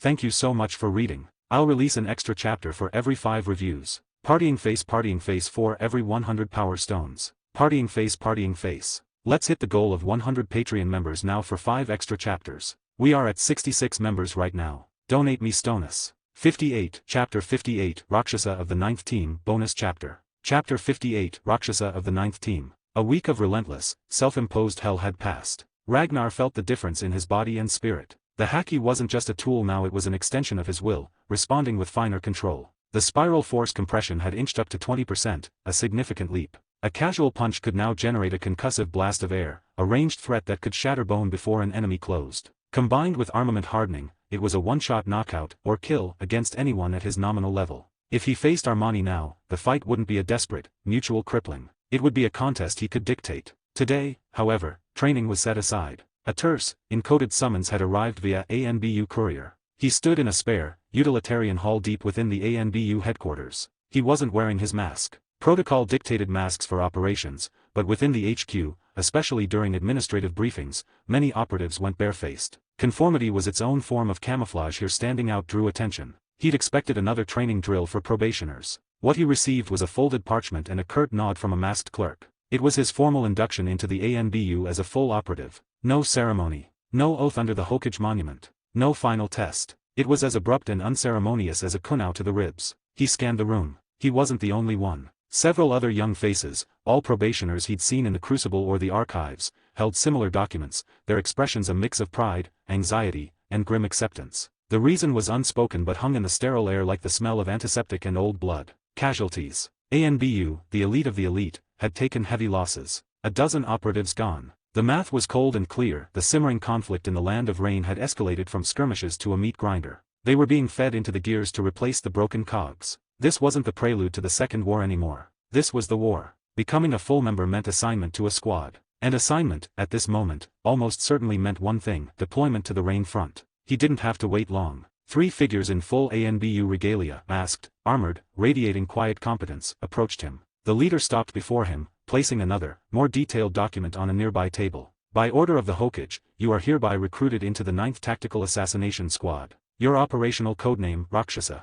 Roxasa. The name of his demon mask. Efficient. Soulless. Probably Sakumo's doing, or a clerk's shortcut. It fit the demonic blade at his side and the cold purpose in his gut. He looked at the trio. Your Team 9. The lead ninja gave a short nod. Captain. Moonlight Swift Fire. Kenjutsu Specialist, Fire Release Affinity. Codename, Great Flame. He reached up, removed his hawk-faced mask for a brief second. The face beneath was unremarkable: sharp features, serious eyes, a faint scar along the jawline. He replaced the mask, the gesture of formality to show trust to a new teammate. The other 2 followed suit. Abarame Shigeru. Secret Technique, Insects. Codename, Hive. Yamanaka Kaiji. Mind-Body Techniques. Requires team coordination for full effect. Codename, Deep Mind. Ragnar's mind catalogued them instantly. Not randoms. The Moonlight Clan, competent swordsman, though he recalled a sickly successor in the vague future. The Abarame, symbionts with deadly insects. The Yamanaka, masters of perception and mental invasion. A team built for reconnaissance, intelligence extraction, and precise strikes. No weak links. And no commoners. This was a squad of clan heirs, likely put together by Sakumo or the Hokage himself. A message, or simply the best of what was left. He gave his own brief introduction. Ragnar. Specialization, enhanced taijutsu and strange power. You have my file. A beat of silence. They did. They knew of the prodigy, the boy who fought Jonin. His reputation preceded him, a mix of awe and wariness. Good, Moonlight Swift Fire said, his voice all business. Familiarity is established. There is no time for squad drills or bonding exercises. The front is critical. He turned, his cloak swishing. Our mission is in the Land of Rain. Objective, intelligence gathering on Iwagakur and Omegakur troop movements, supply lines, and command structure. Secondary objective, high-value target elimination if opportunity presents with minimal risk. Details en route. We depart. Now. The urgency was a physical slap. Even Abarame Shigeru and Yamanaka Kaiji, seasoned beyond their years, exchanged a glance. This was faster than expected. So soon. Ragnar voiced the thought for all of them. Swiftfire didn't turn around, his voice dropping lower. The situation has deteriorated. ANBU attrition is unsustainable. We are part of a stopgap reinforcement. Move. He looked at the 2 clan ninja. Shigeru, Kaiji. Ragnar is green. Watch his flank. Outside the walls, we are one body. Understood. Yes, Captain. They replied in unison, their professionalism overriding any personal doubt. Without further ado, the 4 of them moved as one unit, flowing out of the hall and into the maze of tunnels that led to a hidden exit far from Konoha's main gates. They were ghosts, slipping into the daylight world only to vanish again toward the storm. High above, on the balcony of the Hokage Tower, 2 men watched the distant figures blur into the tree line. Sarutobi Hiruzen exhaled a plume of smoke, his face etched with the weight of 1,000 such send-offs. Sakumo, was it right to send that boy to the rain? With his growth, he could become a second Tsunade. A pillar of the village in a time of peace. Heitake Sakumo stood beside him, his posture ramrod straight, his eyes like chips of flint. This era does not ask for our permission, Hokage-sama. It places burdens. Heavy ones. We all carry them. He paused, his gaze fixed on the point where the 9th team had disappeared. As for Ragnar, I do not believe the battlefield will be his end. I believe it will be his forge. Hiruzen was silent for a long moment, the smoke from his pipe the only movement. See that you guide the furnace, then, he finally said, his voice grave. I am deploying you to the Land of Rain within the week. Take command of the ANBU operations there. This war, we must contain it, or it will consume us all. Sakumo bowed his head, a sharp, decisive motion. Understood. Below them, Konoha breathed, unaware of the pieces being moved on the great board, or of the 9-year-old demon, codename Roxasa, walking steadily towards the thunder of the guns. End of chapter. If you're enjoying this story, consider supporting me on Patreon. Patreon members get early access to chapters, bonus content, and voting power on future ideas. Every bit of support helps me write more and faster. Thank you so much for reading. I'll release an extra chapter for every 5 reviews. Partying face for every 100 power stones. Partying face. Let's hit the goal of 100 Patreon members now for 5 extra chapters. We are at 66 members right now. Donate me stonus. 59, Chapter 59, The Blood-Soaked Mist. Chapter 59, The Blood-Soaked Mist. The land of fire's forests gave way to rugged hills, then to damp, spongy earth. Team 9 moved with the silent, relentless efficiency of predators on a scent, eating up the miles towards the bleeding wound that was the Land of Rain. Rain was not a helpless victim. Sandwiched between the giants of fire, wind, and earth, it had bred a survivor's toughness. Under the rule of the demigod Hanzo, it had embraced militarism, a nation where ninja held absolute power, unencumbered by civilian daimyo. Its ambition to become a sixth great power was a threat the established five could not abide. So, they turned it into a battleground, a convenient, bloody pit where they could settle their own scores while plundering its resources. Konoha was no saint in this, its boots were just as muddy. As they traveled, Captain Moonlight's Swiftfire briefed his team, his voice a low monotone against the rustle of leaves and the rhythm of their footfalls. He spoke of Iwagakure's earth-shaking tactics, of Megakure's guerrilla warfare in the perpetual downpour, of supply lines to disrupt, commanders to identify. Ragnar listened, but he was largely an observer. Swiftfire, Yamanaka Kaiji, and Abarame Shigeru formed a closed circuit of experience. Their glances, their shorthand, spoke of missions run together, of trust forged in prior shadows. To them, Ragnar was the prodigy, the raw talent with the glittering crucible record. But records meant nothing in the field. Talent without tempered experience was a liability. A shiny, dangerous liability.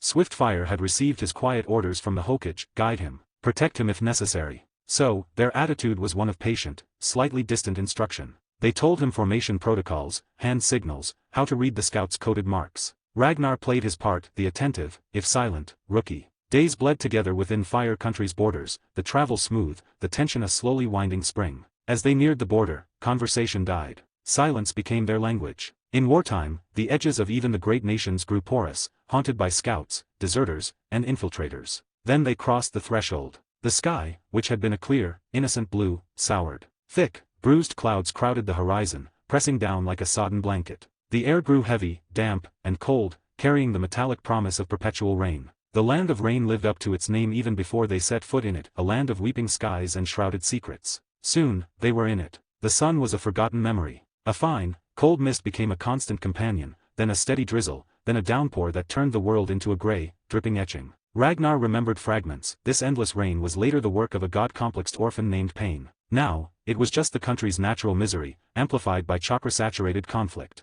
Following faint, almost invisible markers, Swiftfire led them to a Konoha scout, a haggard Chunin hidden in a waterlogged culvert. The exchange was terse, coded. Information passed. A scroll changed hands. Team 9's mission parameters crystallized. And then came the order that made Ragnar internally sigh. You take the center, Roxasa, Swiftfire stated, using his codename for the first time in the field. Center. Ragnar echoed, the flatness of his voice hiding his exasperation. Yes. The three of us will take point and flank. Triangular formation. It offers the best protection for the least experienced member. We can react to threats from any vector.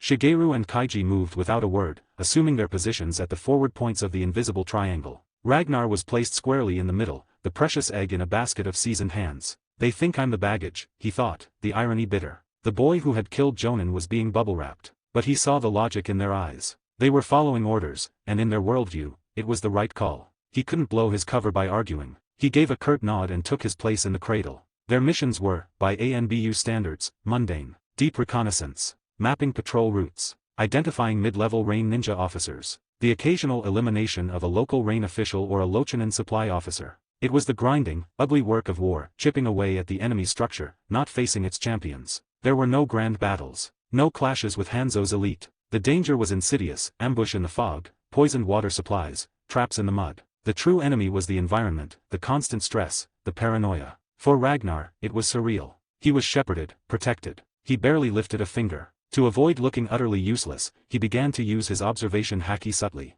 A minute shift in the mist ahead. A chakra signature too still beside a waterfall. He'd signal a halt with a raised fist, point, murmur a warning. Each time, Swiftfire's sharp eyes would find the lurking danger, a wire trap, a camouflaged sniper. His estimation of Ragnar shifted from liability to rookie with preternatural instincts.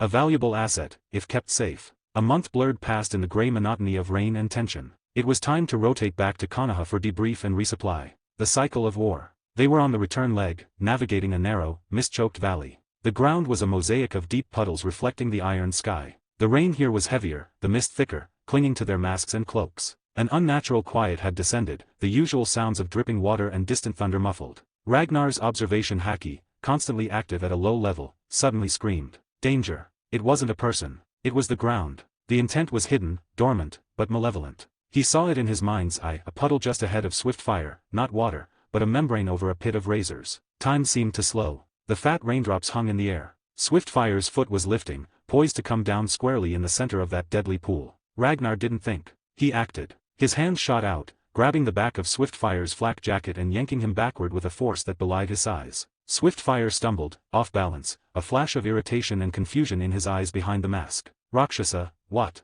His unfinished sentence was answered by the earth itself. SHHHHKKKKRSSSH. The puddle erupted. Dozens of razor-sharp blades of pressurized water, chakra-forged and deadly, shot upward in a vicious geyser. They would have shredded Swiftfire from foot to thigh, likely severing arteries and bone in an instant. Wall of insects.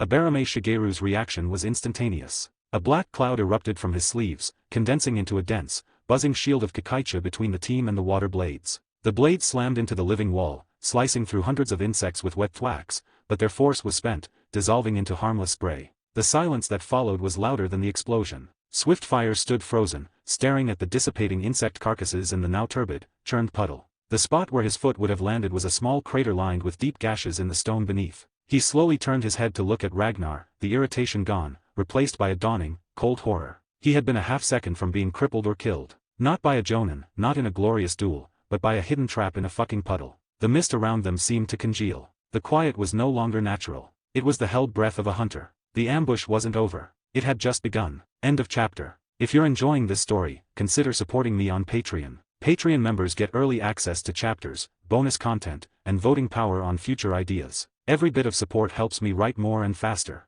Thank you so much for reading. I'll release an extra chapter for every 5 reviews. Partying face for every 100 power stones. Partying face. Let's hit the goal of 100 Patreon members now for 5 extra chapters. We are at 66 members right now. Donate me stonus. 60, Chapter 60, The Reaping in the Rain. Chapter 60, The Reaping in the Rain. The entire sequence unfolded in the space between heartbeats. Moonlight Swiftfire's life had dangled over a puddle, saved by a yank he hadn't seen coming. The retaliatory water blades had been a silent, lethal bloom, swallowed by a shield of dying insects. The rain fell, indifferent, each drop pocking the puddles that now looked like 1,000 lurking mouths. Abarame Shigeru, ever practical, had sacrificed a small hive of his Kikaicha. The Abarame's secrets lay outside the 5 chakra natures, a symbiosis of will and swarm. Swiftfire took a shuddering breath, the cold air and adrenaline mixing in his lungs. He turned to the boy in the center of their formation, the one he'd been tasked to protect. Roxasa, thank you.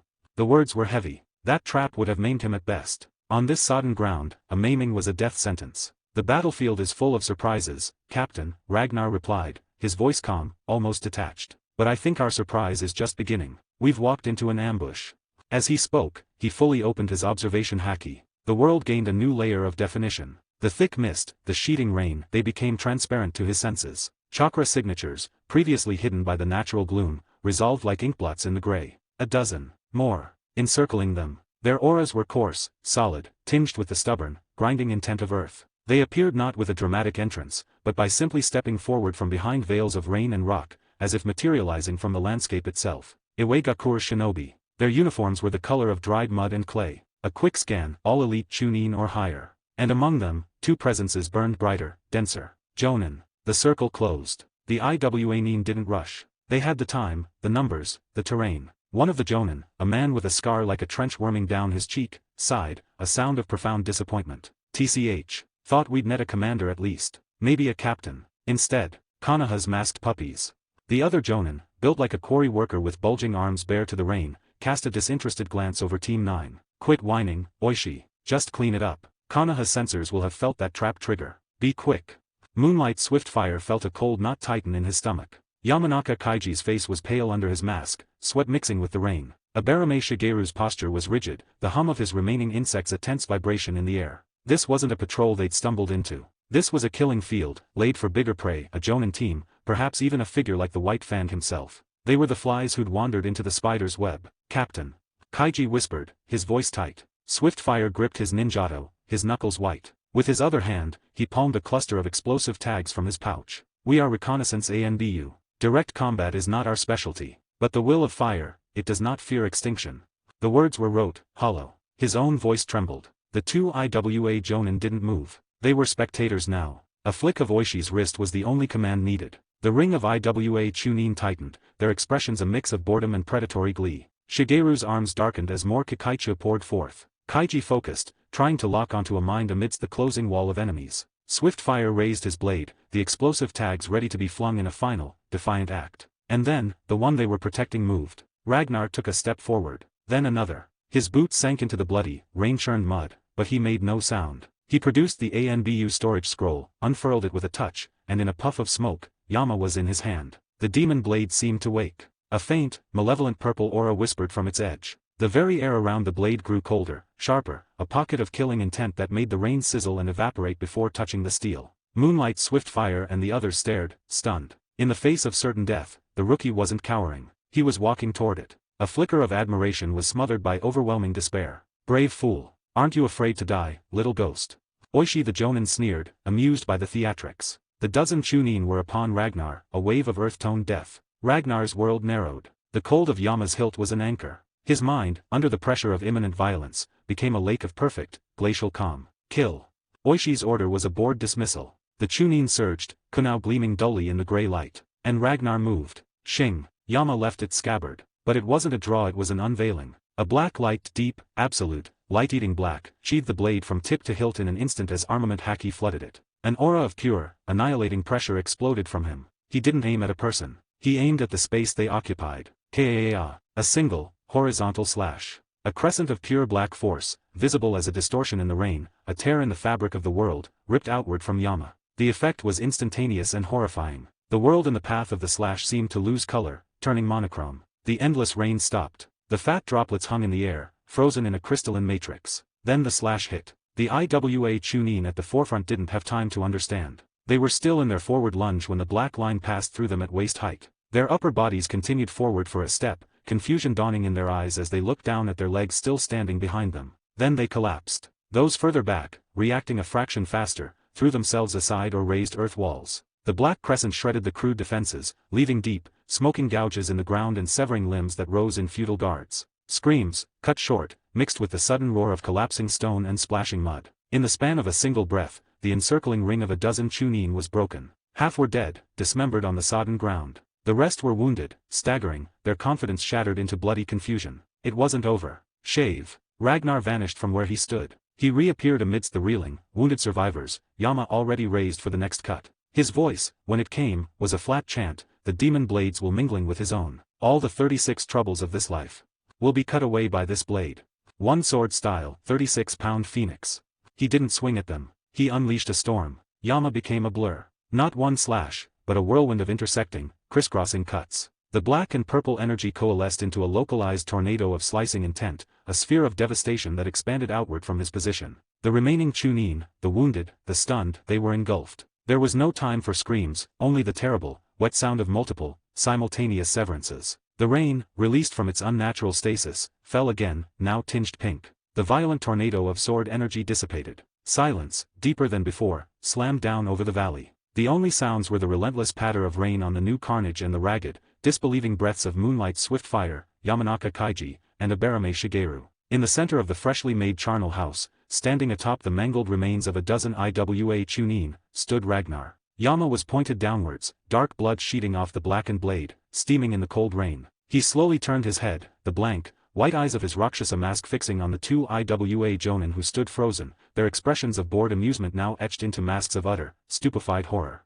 End of chapter. If you're enjoying this story, consider supporting me on Patreon. Patreon members get early access to chapters, bonus content, and voting power on future ideas. Every bit of support helps me write more and faster. Thank you so much for reading. I'll release an extra chapter for every 5 reviews. Partying face for every 100 power stones. Partying face. Let's hit the goal of 100 Patreon members now for 5 extra chapters. We are at 77 members right now. Donate me stonus. 61, Chapter 61, The Rain-Painted Hell, Bonus Chapter. Thanks for the Power Stones. Next goal 500 Power Stones. Chapter 61, The Rain-Painted Hell, Bonus Chapter. The rain was a constant, drumming curtain, washing the world in shades of grey and gloom. It fell upon the valley floor, where a new, more visceral pigment now stained the water. Blood and rain mingled, swirling into macabre, oil paint puddles. The runoff was a soup of gore, carrying with it the detritus of the brief, brutal engagement, mutilated corpses frozen in final agony, faces etched with shock, and severed limbs, a grotesque still life arranged by violence.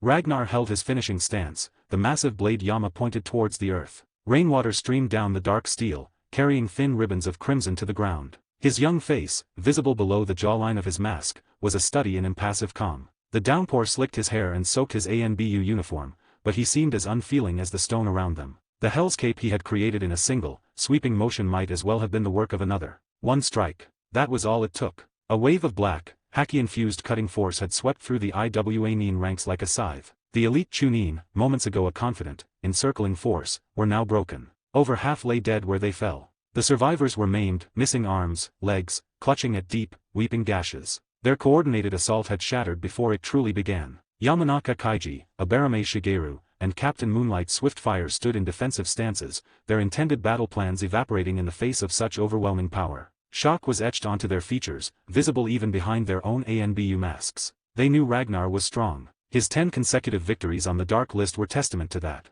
But this was something else. These were not academy bullies or internal rivals. These were seasoned IWA Chunin, hardened by border skirmishes. To see them dismantled so effortlessly, like training dummies before a master's blade, defied all their expectations. It was terrifying. It was awe-inspiring. The two IWA Jonin, Oishi and his muscular comrade Akazuchi, were momentarily frozen, their expressions shifting from cruel anticipation to stark disbelief. Their eyes, sharp with experience, scanned Ragnar's masked form, desperately trying to place him. That sword skill, the raw, seal-less power. Akazuchi, Oishi said, his voice low and tense, cutting through the sound of rain and pained groans. Such monstrous cutting power, in Konoha, there's only one name that comes to mind. Akazuchi's face was grim. The White Fang. But this isn't him. The build, the stance, it's wrong. It doesn't matter who he is, Oishi hissed, tactical clarity returning. That strength is Jounin level, at minimum. We didn't trap an ANBU squad, we trapped a captain-class monster. Do not close. All units, long-range bombardment. Eliminate them from a distance. The surviving Chunin, about 11 or 12 of them, gritted their teeth against their injuries. Discipline overrode pain. Hands flew through seals with practiced, if pained, speed. Water release, water dragon bullet. Water release, water trumpet. Earth release, earth splitter. Earth release, rock shower. Earth release, earth dragon projectile. The air hummed with chakra. The separate jutsu didn't just launch, they synergized, merging into a cataclysm. A tidal wave of mud and churning water, over 30 feet high, roared into existence, supported by a massive, coiling dragon of earth and stone that surged within it. It was a combined technique of terrifying scale, designed to crush and drown everything in the narrow valley. Fire release, great fireball jutsu. Captain Swiftfire reacted instantly, his hope to counter water with fire. His blazing sphere was impressive, but against the collaborative onslaught of over a dozen ninja, it was a candle against a flood. It was swallowed whole by the advancing wave without even a hiss. Team 9's limitations were laid bare. They were gatherers, trackers, infiltrators. Yamanaka's mind techniques and Abarame's insects were useless against a wall of elemental annihilation. They lacked the raw, large-scale destructive power to counter this. Ragnar, Shigeru, Kaiji. Swiftfire barked, his voice edged with the calm of a man accepting fate. On my mark, I will deploy 50 explosive tags into the base of that wave. The confusion might give you a 5-second window. You run. Don't look back. One survivor is better than none. A reconnaissance team deep in enemy territory had no reinforcements. Their only duty now was to ensure the intelligence in their heads didn't die with them. Captain, we fight together. Yamanaka Kaiji protested, his loyalty warring with the logic of the order. The hive does not fear dissolution, Abarame Shigeru stated calmly, his insects buzzing beneath his cloak in agitation. Ragnar didn't even turn his head. His voice, cold and flat, cut through their debate. No one is dying today. The colossal wave crested, ready to smash down. The earth dragon within it opened a stony maw in a silent roar. Facing the apocalyptic tide, Ragnar moved. He shifted Yama to his left hand, letting the tip drag in the mud. His right fist clenched. A profound, darkness deeper than shadow, level 3 armament Haki, sheathed his entire arm, compressing the very air around it. Spiral force. Compress. Focus. He willed the strange power principle, the rotational force coiling tighter and tighter in his fist, a vortex of pure physical power held in check. Then he leapt. Not away, but up, meeting the wave head-on. As he soared, Yama came back into his right hand. The blade seemed to drink the armament Haki flowing from him, its demonic hunger translating his will into a sharper, deadlier edge. One sword style, 36-pound phoenix. He didn't slash at the water. He slashed at the technique itself. The black cutting wave that erupted from Yama was not just energy, it was a manifestation of Ragnar's indomitable will, shaped by the blade's own malice. It shot forward, a horizontal curtain of annihilation. SHHHHKKKROM. The sound was like the sky being torn in two. The towering wave of combined ninjutsu was split cleanly down the middle, the two halves collapsing inward with a thunderous crash. But Ragnar wasn't done. He used the falling water as stepping stones, moonwalk kicking off the very air, his body a black and red blur against the grey chaos. He descended like a thunderbolt, his still clenched, Haki-encased right fist pulling back. This was not a sword technique. This was pure, uncompressed devastation. Spiral Iron Fist.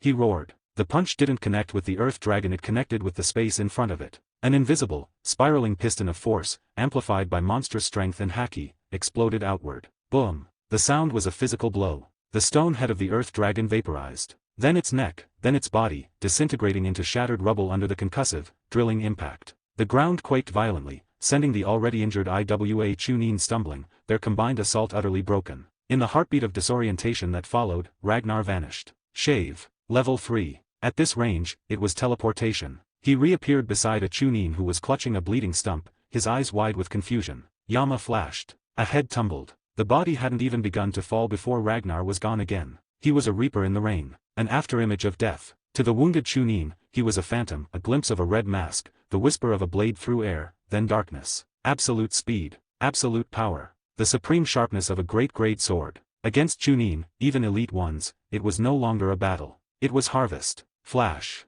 A bisected body. Flash. A severed spine. Flash. A deflected kunao sheared in half, followed by the man who threw it. By the time Jonin Oishi's scream of "Stop him!"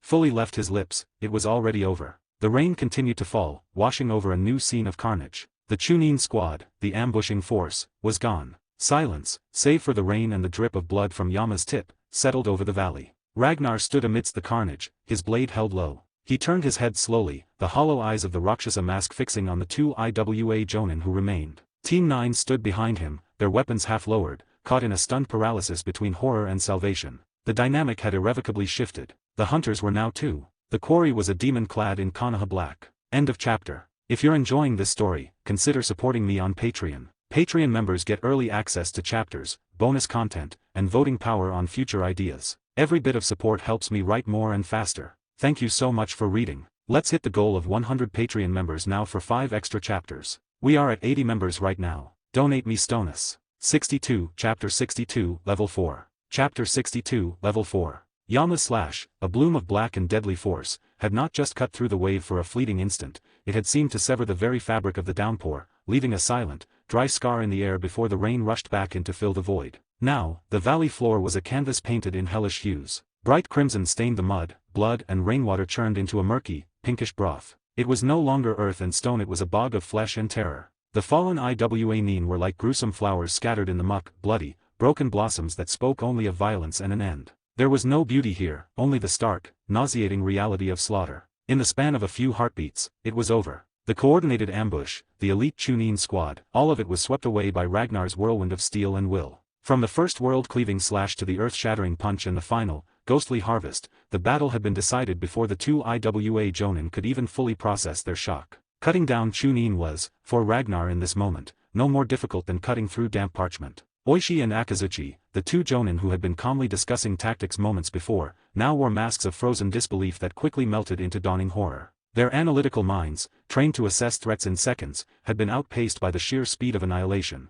In the center of the carnage, Ragnar stood, a lone, dark figure in the rain. The ground around him was pitted and broken. The corpses of the Iwa Nin were not neatly arranged, they were thrown about like discarded dolls, none of them whole, their final expressions locked in various stages of shock, fear, and agony. His speed had been a blur, but the results were brutally clear. Behind the Rakshasa mask, his breath came in slightly faster draws. The mask itself, with its demonic leer, seemed to drink in the surrounding death, transforming him from a teenage soldier into an avatar of carnage, a surer step from myth into the muddy reality of the land of rain. Behind him, Moonlight's swift fire, Abarame Shigeru, and Yamanaka Kaiji stood utterly still, their earlier shock hardening into a cold, sobering awe. The rain plastered their hair and uniforms to their skin, but they didn't feel it. Their minds reeled. This was Ragnar's true strength. This wasn't a promising rookie they had been babysitting for a month. This was a veteran executioner, a force of nature who killed with an efficiency that was both breathtaking and terrifying. The quiet, focused boy who trained relentlessly and followed orders, that persona now seemed like a flimsy veil over this. For a full month, they had shared a camp, shared watches, shared silent meals with a being who could unleash this.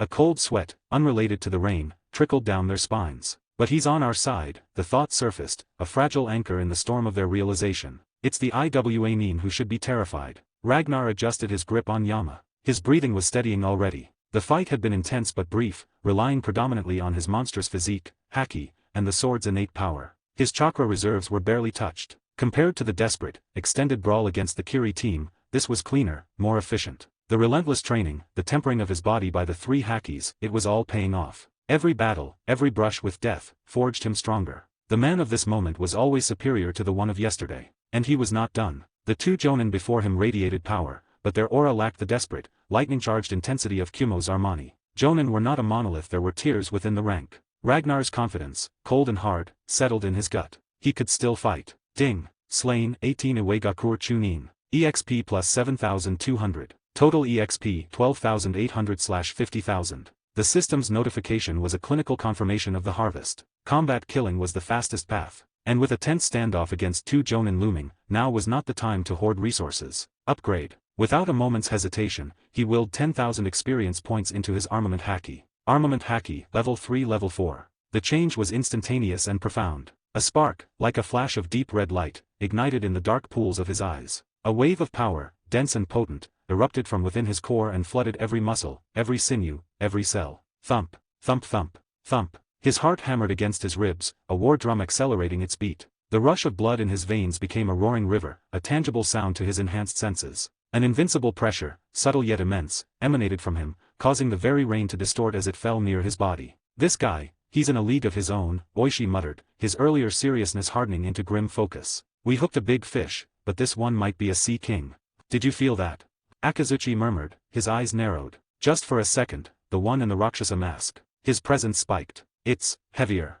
They were Jonin, veterans, the elite power of a great village. Shock was one thing, surrender was not in their vocabulary. Ragnar was a formidable, unknown variable, but they had faced monsters before on the battlefield. Ragnar flexed his fingers around Yama's hilt. The upgrade wasn't visible on the surface, but he felt the difference in the density of his will, in the potential thrumming in his limbs. Level 4 armament was a qualitative leap. He was ready. The slaughter of the Chunin was now a backdrop. His focus, sharp as Yama's edge, locked onto the 2 remaining threats. No words were necessary. No grand declarations. He was Konoha Anbu, designation Roxasa. They were Iwagakur Jonin. On this rain-soaked field in a proxy war, that was the only identity that mattered. The air grew colder, the oppressive tension thickening until it was harder to breathe than the humid rain air. The members of Team 9 stood as statues, their mission forgotten, their roles irrelevant. They were now merely witnesses to a clash that would decide if they walked out of this valley. The battle reignited. Earth release, Earth-style decapitation. Oishi's hands flew through seals with blurring speed. The ground at Ragnar's feet trembled violently. Ragnar's observation Haki screamed a warning. He shifted his weight to leap back and his feet stuck fast. Earth release, swamp of the underworld. Akazuchi's jutsu completed a half-second later. The solid earth beneath Ragnar's boots instantly turned into a thick, clinging grey morass, sucking at his legs like greedy mouths. The coordination was flawless, a control technique to immobilize, followed by the killing strike from below. The ground ruptured. Dozens of spear-like stone spikes, sharper than any kunao, erupted from the mud in a deadly forest, aimed to impale him from crotch to skull. A perfect Jonin-level combo. Against almost any ninja, it was a death sentence. A grim, unseen smile might have touched Ragnar's lips behind his mask. Moonwalk. He didn't try to pull his legs from the swamp. He simply kicked. The explosive force generated by level 3 shave techniques, directed downward, turned the clinging mud into a crater. With consecutive, thunderous booms against the air itself, he propelled himself vertically upward, leaving the stone spears to clash together in the space he had occupied. Hanging in the air, he looked down at the 2 Jonin. His arms crossed in front of him. Armament Haki, level 4. Hardening. A deeper, more profound darkness than ever before sheathed his forearms. This wasn't the flat, obsidian black of level 3. This was a black shot through with faint, pulsing networks of dark crimson, like cooling lava seen through a crust of basalt. It radiated a palpable heat, warping the air around it. It looked less like an armor and more like the concentrated, solidified fury of a volcano. He hovered above them, a demonic figure against the storm clouds, his newly ascended power waiting to be unleashed. End of chapter. If you're enjoying this story, consider supporting me on Patreon. Patreon members get early access to chapters, bonus content, and voting power on future ideas. Every bit of support helps me write more and faster. Thank you so much for reading. Let's hit the goal of 100 Patreon members now for 5 extra chapters. We are at 83 members right now. Donate me Stonus. 63, Chapter 63, Shifting Earth, Shattered Stone. Chapter 63, Shifting Earth, Shattered Stone. Earth Release, Rock Chain Binding. The moment Ragnar used Moonwalk to ascend, Iwa Jonin Oishi reacted with veteran instinct. His hands, already weaving the next sequence of seals, slammed together. The trembling earth responded. Thick chains of solid rock, woven from the very ground, shot upwards like angry stone serpents. They wove a cage in the air, aiming to entangle Ragnar, to bind the demon who defied gravity. It was a fundamental tenet of ninja combat: a target in the air, with no purchase, is vulnerable. It was a basic, almost reflexive counter. And often, the most basic tactics, executed with flawless timing by experienced shinobi, were the deadliest. Multiple rock chains closed in from all sides, a skeletal fist of earth aiming to crush its prey. But under the disbelieving eyes of the two jonin, Ragnar didn't fall. He walked. His feet found invisible platforms in the empty air, each step producing a concussive boom that scattered the rain. He moved with an eerie, casual grace, sidestepping one chain, ducking under another, as if navigating a dense forest rather than a deadly jutsu mid-air. "He's walking on air," Akazuchi blurted out, his brain struggling to reconcile the sight with every law of shinobi combat he knew. It was impossible. It defied logic. Yet, there it was. Ragnar strolled through the lattice of rock as if it were a gentle drizzle, not a prison of stone. Then he vanished. Shave. The air cracked. One moment he was 20 feet up, dodging chains. The next, he was directly in front of Oishi, having covered the distance faster than the eye could track, faster, even, than most shunshin. A cold, predatory smirk was hidden behind the Roxasa mask. His right arm, sheathed in that dark, crimson-veined level 4 armament, pulled back. Oishi's eyes widened. He wasn't a taijutsu specialist like the Cloud Ninja. His speed was competent, not superlative. At this range, evasion was impossible. All that was left was defense. His hands flew into a crossguard over his chest, the seals for his strongest defensive technique already forming. Earth Release, Super Hardening Technique. A layer of dark, glossy rock erupted from his skin, coating his arms and torso in a carapace that looked as durable as fortress walls. It was a defense that could turn aside a storm of kunao, that could blunt the edge of a chakra blade. But it was not prepared for Ragnar. The red glint in Ragnar's eyes flared. Armament Haki, monstrous physical strength, and the spiraling, compressive force of his strange power training fused into a single, unified whole within his fist. The air around it wailed. Iron Fist. The punch was simplicity itself. A straight, world-ending drive. Boom crack. The sound was not of impact, but of catastrophic failure. Oishi's formidable rock armor didn't just crack, it exploded into gravel and dust. The force transmitted through the shattered defense was undiminished. Oishi's body left the ground as if launched from a catapult. A strangled gasp, followed by a spray of crimson, escaped his lips before he even knew he was hit. His eyes rolled back, consciousness flickering out mid-flight. "Oishi!" Akazuchi roared, his hands slamming to the ground. Earth Release, Giant Rock Hand. A massive palm of earth surged up, catching Oishi's limp body before it could slam into the canyon wall. "Are you alive?" Akazuchi yelled, his voice frantic. Oishi, cradled in the earthen hand, coughed, each hack bringing up more blood. His vision swam, focusing with immense effort on his partner. AKA, Zuchi, be careful. The warning was a second too late. Akazuchi felt it, a killing intent so sharp it felt like ice being drawn down his spine. He started to turn, his body instinctively initiating a substitution jutsu. From the corner of his eye, he saw Ragnar. The ANBU had already closed the distance behind him. There was no flourish, no grand technique name. Yama was simply drawn back and then swept forward in a horizontal cut. It was a swordsman's basic strike, perfected to an absolute degree. But in that moment, to Akazuchi, it was the only thing in the world. The gray rain, the bloody mud, his dying friend, all of it faded. There was only the approaching black line of the blade, silent and inevitable. He poofed away in a swirl of leaves and chakra, his substitution jutsu successful. Oishi, still slumped in the rock hand, had no such recourse. The black slash wave passed through the earthen appendage and the man it held without a whisper of resistance. A terrible, perfect silence held for a fraction of a second. Then, the giant rock hand split cleanly in two. Oishi's body, bisected at the torso, slid apart in a grotesque, wet sigh, tumbling into the mud below. The slash continued, unimpeded, flying into the distance. It tore through the curtain of rain, sliced a swath through the dense forest at the valley's edge, and finally sheared the top clean off a small hillock before dissipating. The power of Yama was a direct conduit for Ragnar's will, a will now hardened by level 4 armament. It was a blade that had scarred Kaido, the strongest creature. A mere earth release defense was like paper before it. Oishii. The grief and rage that tore from Akazuchi's throat was primal. He reappeared 30 feet away, his face a mask of twisted fury and pain. They had come to ambush, to harvest Konoha ANBU for information and morale. Instead, they had lost an entire Chunin squad and a Jonin partner. The cost was a catastrophic, personal failure. He can't have endless chakra. The thought was a desperate anchor in Akazuchi's storm of emotions. That speed, that power, it has to have a limit. Pathetic, Ragnar's voice cut through the rain, flat and devoid of emotion. The Jonin before him felt weak. Compared to the relentless, lightning-enhanced ferocity of Kumo's Armani, these two were sluggish, their tactics predictable. Their strength was a full tier lower. Ragnar wasn't thinking about escape anymore. The calculus had changed. This remaining Jonin was no longer a threat to be survived, he was experienced to be harvested, a stepping stone on the path. Just as Namikaze Minato would soon dominate battlefields with the flying thunder god, Ragnar would carve his own legend with speed and overwhelming force. "You bastard! I'll bury you here!" Akazuchi screamed, his hands a blur. Earth release, rock thorns barrage.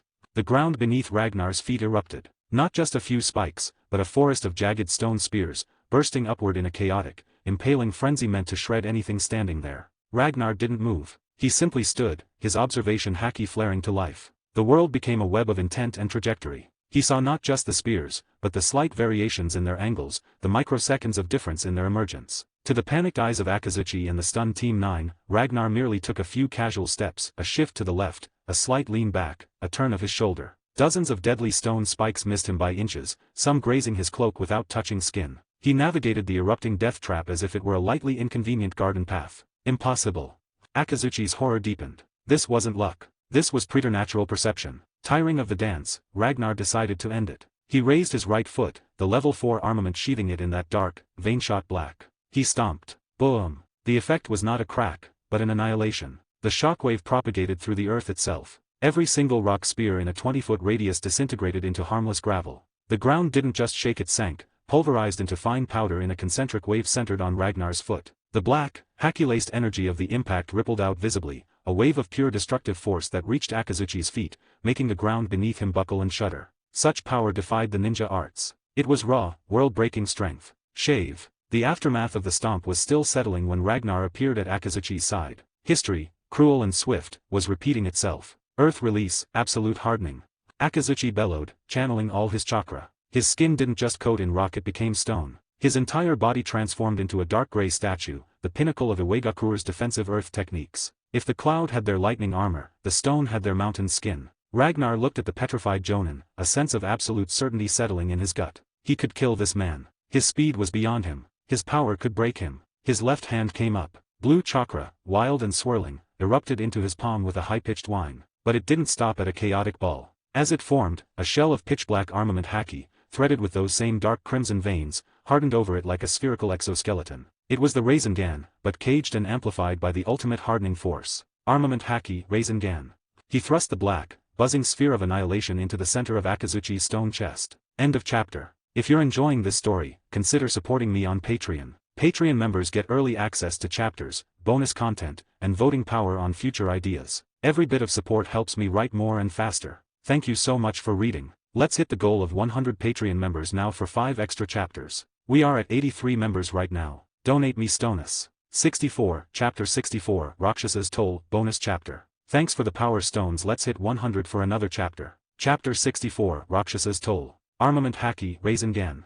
The technique was a brutal hybrid. The swirling, chaotic blue sphere of chakra, born from relentless practice and instinct, was now encased in a shell of pure, hardened will. Level 4 armament Haki, dark as a starless night and veined with deep crimson. Akazuchi had committed everything to his defense. His entire body had transmuted into a statue of dark, grainy rock, the pinnacle of Iwa's defensive earth ninjutsu, an unmovable mountain made flesh. Boom. The impact wasn't a collision, it was an imposition. The black sphere didn't hit, it insinuated itself against the stone chest. For a split second, the two opposing forces, the unyielding earth and the rotating annihilation, held in a terrible equilibrium. Then, the Haki did its work. The shell of armament coating the Rasengan didn't just protect it actively attacked. As the spiraling chakra gnawed at the surface, the Haki seeped outwards from the point of contact, a network of inky black cracks spider webbing across Akazuchi's petrified torso with terrifying speed. Burst.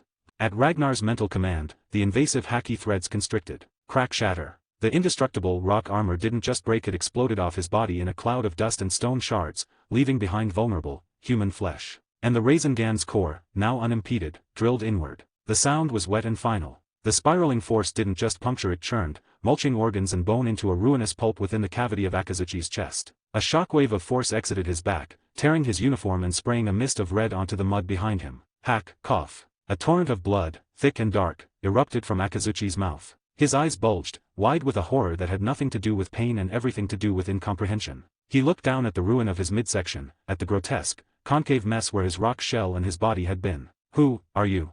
He gurgled, the words bubbling through the blood. It was the last, desperate question of a soldier who needed to put a name, an identity, to the force that had erased him. Ragnar was silent. There were no grand speeches, no justifications. They were shinobi of opposing villages in a war that was just beginning. There was no good, no evil here, only survival, and the will of the village one served. To offer this dying man any comfort would be the deepest insult. But perhaps, to let him die with a clearer mind. Ragnar's hand rose. With one finger, he hooked the bottom edge of his Roxasa mask and tilted it up, just enough. Akazuchi's fading vision focused on the revealed sliver of face. His heart, or what was left of it, gave one last, agonized thump. Young. Impossibly, terrifyingly young. Not the grizzled veteran, the legendary ANBU captain he had imagined. Just a boy with cold, focused eyes set in a face that had no business being on a battlefield of this magnitude. The betrayal of that expectation was his final thought. Yama flashed, a silver and black arc in the gloom. Akazuchi's head separated from his shoulders, joining his partner in the mud. The expression of stunned horror remained etched on his features. The rain fell, beginning its long work of washing the new blood into the old. Ding. Slain, Uegakur Jonin, Oishi. EXP plus 1500. Slain, Uegakur Jonin, Akazuchi. EXP plus 1500. Total EXP, 6300/50,000. A soft, chime-like sound, audible only to Ragnar, marked the transaction of his grim work. Simultaneously, a glow coalesced in the air before him, a lustrous, solid gold treasure chest, hovering just above the ground. There was no time to open it now. With a thought, he willed it into the storage space of his system. The battle was over. He stood amidst the silence that was somehow louder than the fight. 18 Chunin, 2 Jonin. Extinguished in a fraction of the time it had taken to battle Kiri's team. He wasn't even winded. The truth was undeniable. Every brush with death, every drop of spilled blood, tempered him. He emerged stronger, sharper, more efficient. This was the brutal arithmetic of his growth. The rain continued its indifferent tattoo, diluting the scarlet pools, seeking to cleanse the valley of the evidence. It failed. The earth was a charnel house. Bodies and parts lay strewn in a grotesque still life, a hellish garden cultivated by Ragnar's hand.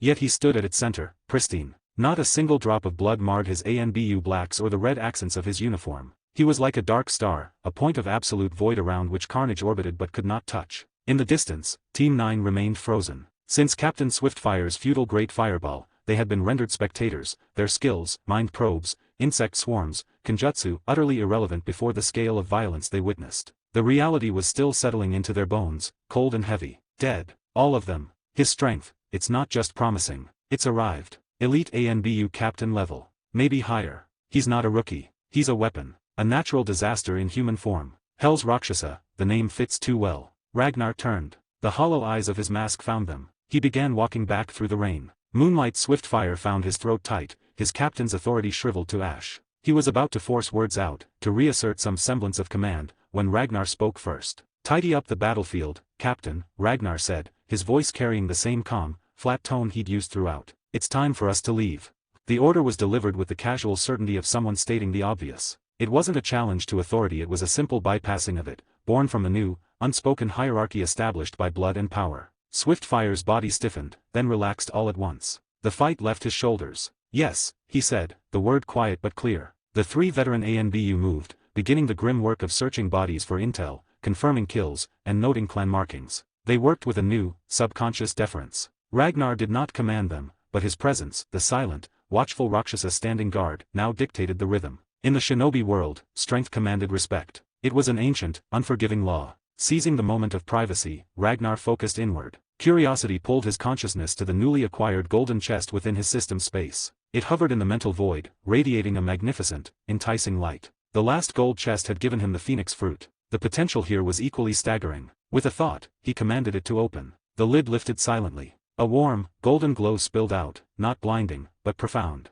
As the light receded, a single item floated at the bottom, a rectangular card edged in glittering gold leaf. He willed it into his hand. It was cool and smooth. The image on it was unmistakable, a tall, flamboyant man with pointed sunglasses and a perpetual, crooked smirk, draped in a feather coat. A name and information flowed into his mind. Character card, Don Quixote da Flamingo. Type, one-time use, designated summon. Usage 1, summon the Warlord of the Sea, Don Quixote da Flamingo, 411 hour. The summoned entity will obey the host's commands absolutely. Usage 2, do not summon. Instead, fuse with the card. The host inherits all abilities, techniques, and mastered powers of Don Quixote da Flamingo for 15 minutes. Abilities vanish when duration ends. Huh, Ragnar murmured to himself, the sound lost under the rain. Different from the last Emperor summoning card. The Shanks card had been a random draw from the 4 Emperors, with no fusion option. This was a designated, guaranteed summon with an alternative use. The key difference was specificity. One was a gamble on raw power, this was a precise, if slightly less overwhelming, tool with versatile application. Da Flamingo. Not on the level of a Yonko in raw Haki or Conqueror spirit, but a nightmare in his own right. A devil fruit awakened to a terrifying degree, masterful string manipulation that blurred the line between paramecia and reality itself, and a cunning, ruthless intellect. A new trump card. Not for raw annihilation like Shanks's projected presence, but for a situation requiring precise, controlled, and utterly devious chaos. He smiled faintly behind his mask and willed the card back into his system storage. The rain on his shoulders felt a little lighter. The path ahead was drenched in blood and shadow, but his arsenal of lights in that darkness continued to grow. End of chapter. If you're enjoying this story, consider supporting me on Patreon. Patreon members get early access to chapters, bonus content, and voting power on future ideas. Every bit of support helps me write more and faster. Thank you so much for reading. Let's hit the goal of 100 Patreon members now for 5 extra chapters. We are at 98 members right now, very close. Donate me stonus. 65, Chapter 65, Bonds Forged in Poison. Chapter 65, Bonds Forged in Poison. The land of rain lived up to its name. The downpour was ceaseless, a gray, drumming veil that turned the world into a watercolor of gloom. In a hidden cave, carved by ancient runoff into the side of a rocky hill, the atmosphere was thicker and fouler than the air outside. The entrance was a narrow fissure, partially obscured by a tumble of scree and slick, black vines. Only one person could pass through at a time. With the constant rain and the ground-hugging mist that roiled through the valleys, it was a serviceable, if temporary, hideout. But any shinobi with decent tracking skills would find it eventually. Time was a resource they were bleeding dry. Inside, the cave was a pocket of damp, oppressive tension. The only light seeped in from the entrance, painting everything in grim shades of gray. 3 figures occupied the space, their legendary status doing nothing to dispel the air of desperation. The Sannin. But they were a far cry from the invincible triad of Konoha legend. Jiraiya lay on his back on a flat rock, his normally boisterous face ashen. A dark, ugly purple crept up from his neck, his lips were nearly black, and a trickle of blood had dried at the corner of his mouth. His breathing was shallow, each inhale a wet, labored struggle. He was drenched in a cold sweat that had nothing to do with the cave's chill. Tsunade knelt beside him, her hands glowing with green medical chakra pressed over a vicious, weeping wound on his shoulder. Her brow was furrowed in intense concentration, but a flicker of deep-seated fear danced in her amber eyes. Her own blonde hair was matted with dirt and sweat, a long scratch marring her cheek. The legendary strength seemed sapped, focused entirely on the battle within Jiraiya's veins. Orochimaru stood apart, a pale sentinel in the shadows. His golden, snake-like eyes were unreadable, fixed on his 2 teammates. His own posture was tense, a coiled spring ready for a threat from any direction. A tear in his sleeve revealed a bandaged forearm. They were all battered, pushed to their limits. Their mission had gone catastrophically wrong. Ambushed by a patrol, they'd been forced to flee deep into enemy-controlled territory, only to stumble into a trap left by the most feared man in the land of rain, Hanzo the Salamander. Jiraiya's impulsive, headlong style, a trait usually tempered by his power, had this time led them directly over the burrow of one of Hanzo's summoned salamanders. The creature's toxic breath was a legendary killer. Jiraiya had taken a glancing spray, but a glancing blow from Hanzo's poison was a death sentence for most. Now, they were hunted. Not just by Rain Ninja, but by Suna and IWA patrols as well. In the face of Konoha's rising power, a tense, unofficial alliance had formed among the other 3 great villages on this front. And the disciples of the Hokage made for the highest value targets. The Sanshao's venom is a neuroparalytic and cellular corrosive hybrid, Tsunade said through gritted teeth, her voice strained. I'm stabilizing him, but I can't synthesize an antidote without the base toxin sample. My chakra is suppressing it, not curing it. Orochimaru's voice was a cold, logical drip in the damp air. It's a futile expenditure, Tsunade. The poison is too advanced. Jiraiya's constitution is strong, but it is only delaying the inevitable. Conserve your chakra. Our priority is survival. I will not abandon my comrade, Orochimaru, Tsunade snapped, not looking up. The green glow around her hands intensified. Sentimentality is a luxury we cannot afford, Orochimaru hissed, taking a step forward. His vertical pupils narrowed. This cave has a single exit. If we are discovered, a fighting retreat for 3, especially with 1 incapacitated, is impossible. It becomes a tomb. The logical course is to maximize the chance of at least 1 survivor carrying intelligence back. Tsunade finally lifted her head, her gaze like a physical blow. Is that what you think, Orochimaru? The logical course? Yes, he replied, his face an impassive mask. It is the only rational calculation. Better 1 lives than all die for a lost cause. She let out a short, humorless laugh. How very calm. Or how very cold. Survival is not about warmth, Tsunade. It is about efficiency. So, she said, her voice dropping, if it were you lying there, poisoned and dying, do you think Jiraiya would be making this rational calculation? Orochimaru froze. The question, so simple, struck him with unexpected force. His mind supplied the answer instantly, vividly. He saw the idiot's face, always too open, too trusting. He would rant, he would cry, he would try some foolish, heroic sacrifice, but he would never, ever suggest leaving one of them behind. That is irrelevant, Orochimaru finally said, but the words lacked their earlier conviction. Perhaps there is another way, Tsunade said, her eyes shifting to the sliver of light at the cave entrance. One of us goes out, draws the hunters away, and, if possible, finds a sample of the salamander's venom from a source, or from one of Hanzo's men who might carry an antidote. Orochimaru's analytical mind engaged. A high-risk diversion. Who goes? I will, Tsunade said without hesitation. As a medic, I have the best chance of identifying what I need, and my taijutsu can create the most convincing, disruptive exit. You. Orochimaru's skepticism was plain. Your chakra reserves are depleted from suppressing the poison and our earlier flight. Your strange power is formidable, but exhaustion makes one slow. If you are captured, you die. And more pressingly, who tends to Jiraiya if you are gone? You, Orochimaru, Tsunade said, her gaze locking with his. I leave Jiraiya to you. The silence that followed was absolute, broken only by Jiraiya's ragged breath. Orochimaru stared, genuinely taken aback. He pointed a long, pale finger at his own chest. Me. He had just explicitly advocated for sacrificing the fool, and now she was entrusting the fool's life to his hands. It was illogical. It was trusting a snake with a bird's egg. You trust me, Tsunade.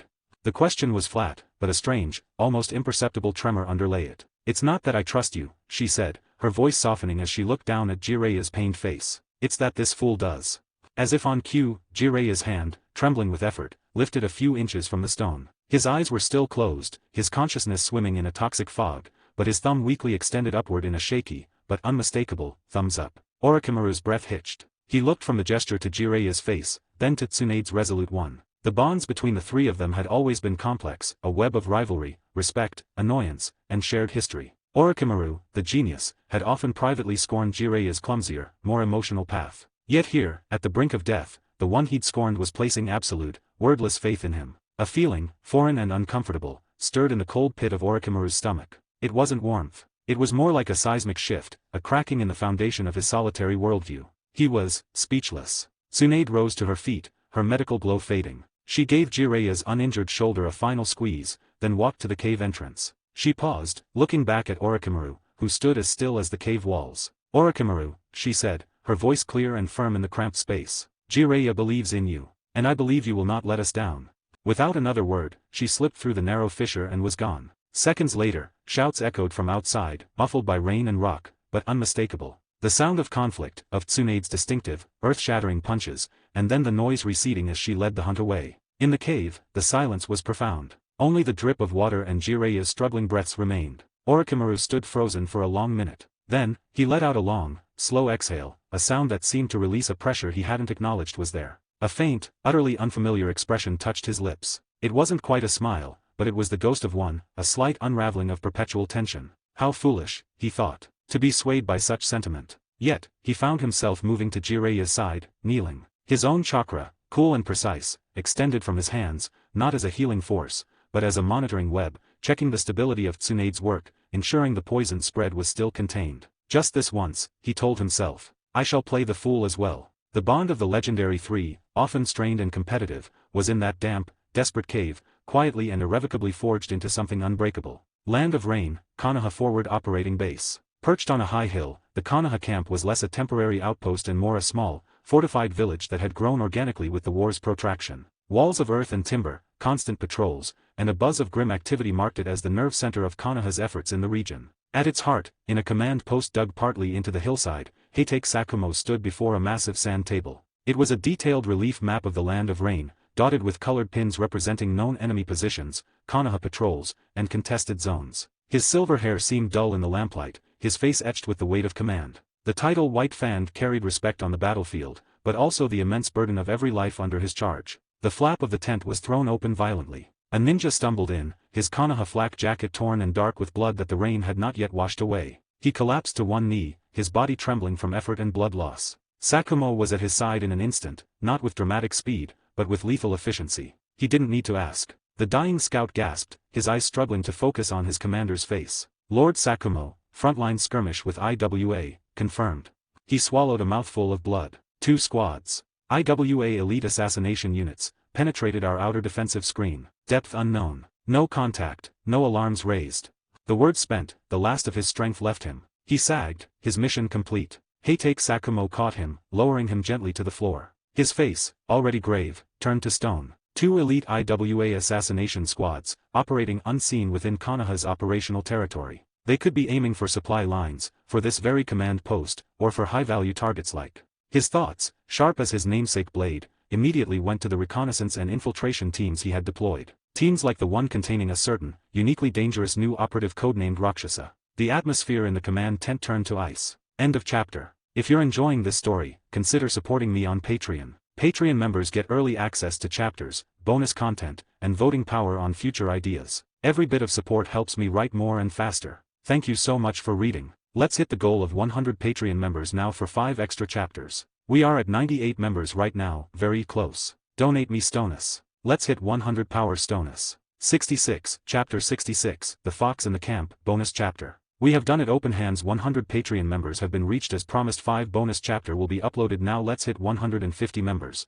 And also gimme Stonus. Chapter 66, The Fox in the Camp. The intelligence delivered with the scout's last breath hung in the command tent like a poison fog. Even Heitake Sakumo, a man tempered by countless battles, felt a jolt of cold apprehension. 2 full squads of Iwa's elite assassination units, operating unseen behind Konoha's lines. Their targets could be logistical hubs, command personnel, or high-value combatants operating independently. They were daggers aimed at the heart of Konoha's presence in Rain Country. While the main bases of each village were relatively secure fortresses, the vast, rain-swept territory between them was a hunting ground. For such units to slip through the net entirely was a catastrophic intelligence failure. An unchecked blade like that could gut their war effort. Losing a figure like Jiraiya, Tsunade, or Orochimaru wouldn't just be a tactical blow, it would be a massive strategic and morale defeat. They were symbols of Konoha's next generation of power, the Hokage's own students. Sakumo's mind was already moving, summoning sensory ninja and intelligence officers to cross-reference patrol logs and last known positions. A rescue operation was taking shape in his head, a fast, hard strike to extract his people and crush the infiltrators.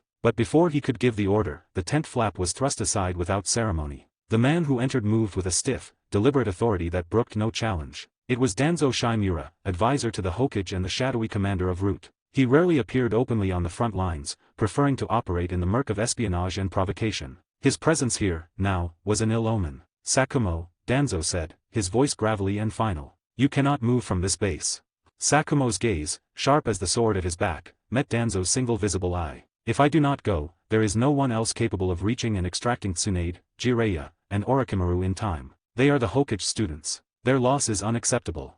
Danzo's frown deepened the lines on his face. We are in a stage of stalemate and probe. The supreme commanders of each side have not yet taken the field. If you, the White Fang, Konoha's acknowledged war leader, sallies forth prematurely, what message does that send? It suggests desperation. It reveals a lack of depth in our strength.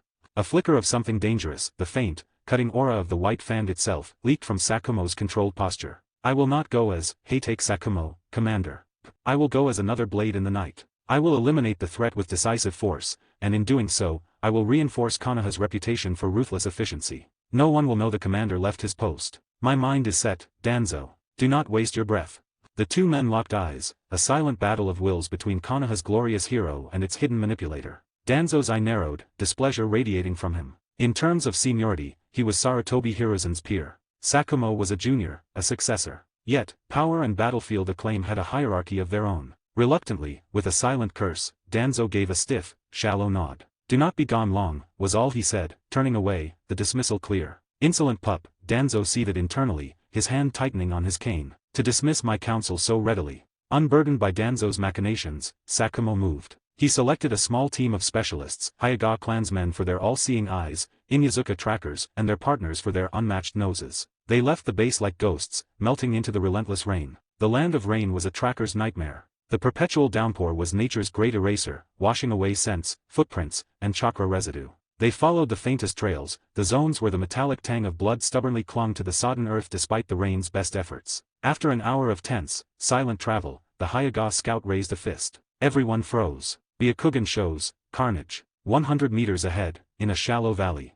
Sakumo led the approach. The scene that unfolded was not a battlefield, it was an abattoir. Iwanine corpses lay strewn in the mud, their positions telling a story of sudden, overwhelming violence. Limbs were severed, torsos cleaved, heads separated. The rain diluted the blood, but could not wash away the sheer volume of it. Sakumo's boot nudged a spherical object ahead, its features frozen in a rictus of pure terror, eyes wide and white. Captain, the Hyuga ninja reported, his voice tight. The wounds, all are clean, deep cuts. A blade of exceptional sharpness, wielded with immense force.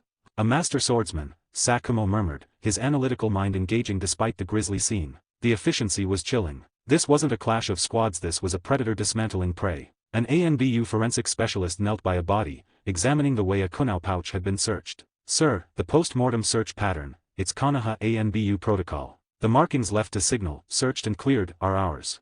He looked up, confusion in his eyes. But aside from you, Captain, I cannot think of a single operative who could have done this alone, against 2 Jonin and a full Chunin squad.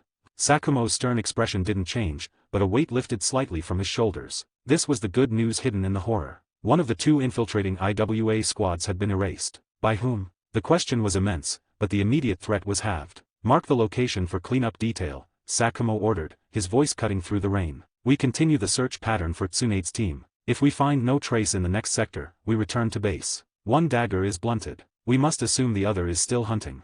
Konoha forward base, main gate. Finally back to base, Moonlight Swiftfire breathed, the words heavy with exhaustion and relief. The 4 members of Team 9 stood before the main gate, the rain plastering their filthy uniforms to their skin. They presented their ANBU identification tiles to the gate sentries. The guard, a Chunin with a pinched, weary face, checked them against his roster. Lord Haytake is not in the camp. Lord Danzo is acting commander in his absence. His standing order, all ninja returning from external operations must report directly to him for debriefing. Security precaution. Enemy infiltration risks.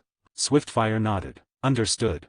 As they trudged through the muddy paths of the camp towards the command sector, Ragnar walked silently in formation, his mind racing behind the Roxasa mask. This is new. This wasn't procedure a month ago. A cold trickle of suspicion, sharper than the rain, traced down his spine. Danzo was in charge. Danzo had new rules. The combination set off every alarm he had. Command tent. A route operative knelt before Danzo. Lord Danzo, an ANBU squad has returned. Team 9, reconnaissance and infiltration.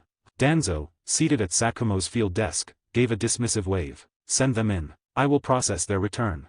With Sakumo and most of the active ANBU captains gone, administrative duties fell to him. A tedious necessity. The 4 ANBU entered, dripping on the tent floor. Moonlight Swiftfire saluted. Lord Danzo. Team 9, returning from extended reconnaissance in Sector 7. Danzo's single eye swept over them, initially bored. Then it paused. His nostrils flared almost imperceptibly. A lifetime in the shadows had honed his senses, and the scent that clung to them was unmistakable, not just the wet earth and iron of rain country, but the thick, cloying smell of fresh blood. Lots of it. His gaze lingered on the one with the distinctive, demon-faced Roxasa mask. A flicker of memory, a report from Konoha, about a prodigy placed in ANBU, a boy with strange powers who had drawn his ire and his desire. The mask matched the description. Your return is noted, Danzo said, his voice deceptively calm. But your state speaks of more than reconnaissance. You bear the stench of recent combat. Explain. The sudden, direct question in Danzo's imposing presence caused a fissure in Swiftfire's composure. The pressure, the exhaustion, the memory of the slaughter they'd witnessed, it broke his discipline. He answered truthfully, the words tumbling out. Lord Danzo, we were ambushed by an elite IWA assassination squad on our return route. Ragnar's muscles tensed beneath his uniform. Idiot. He screamed inwardly. You never volunteer information to a spider like him. Danzo's eye gleamed with sudden, sharp interest. The board administrator was gone, replaced by the predator. He leaned forward slightly. An IWA assassination squad, he repeated slowly. And you, survived to report it.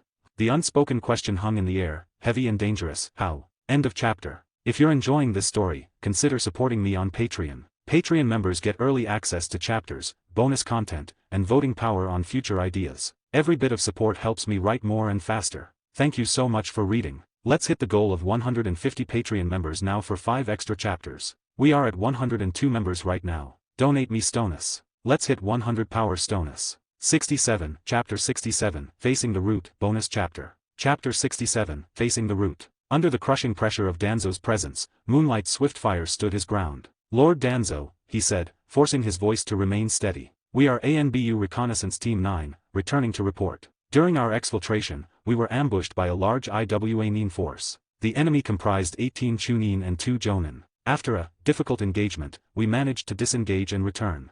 Ragnar listened, a flicker of surprise cutting through his caution. Swiftfire was omitting the crucial detail. He was actively hiding Ragnar's role in the slaughter. The captain, bound by duty and a soldier's gratitude for the life saved at the ambush's onset, was trying to protect him. It was a clumsy, transparent attempt, but the intent was clear. He's trying to shield me from Danzo's attention, Ragnar realized. A debt, perhaps. Or the instinct of a decent man caught in a web of shadows. It wouldn't work, but the gesture was noted. Danzo's single eye, cold and reptilian, studied swift fire. The story was thin as rice paper. His frown deepened, and when he spoke again, his voice was a lash. Nonsense. A team of 4, primarily scouts and infiltrators, disengages from 20 elite IWA, including 2 jonin? You insult my intelligence. Tell me the truth now. Have you been compromised? Are you leading enemies to our gate?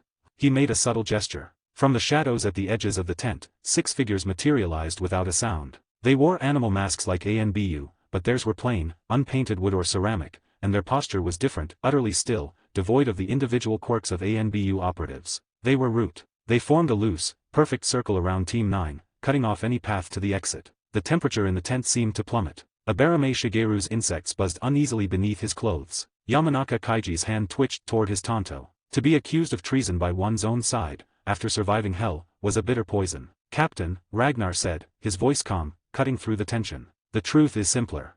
There was no point letting swift fire take the fall for a lie Danzo would never believe. The fox already had the scent. Seeing the intervention, Swiftfire's shoulders slumped in defeat. He let out a weary sigh. The truth is, we didn't just disengage. The enemy force was eliminated. All 20.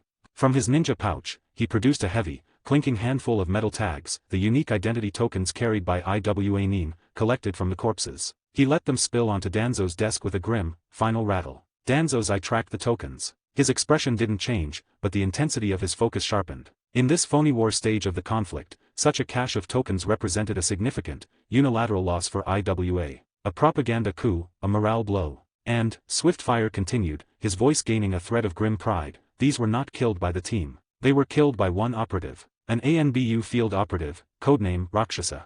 A ripple of tangible shock went through the 6 root operatives. Their perfect stillness fractured for a microsecond. 1 against 20, 2 jonin. It was a claim that bordered on myth. What?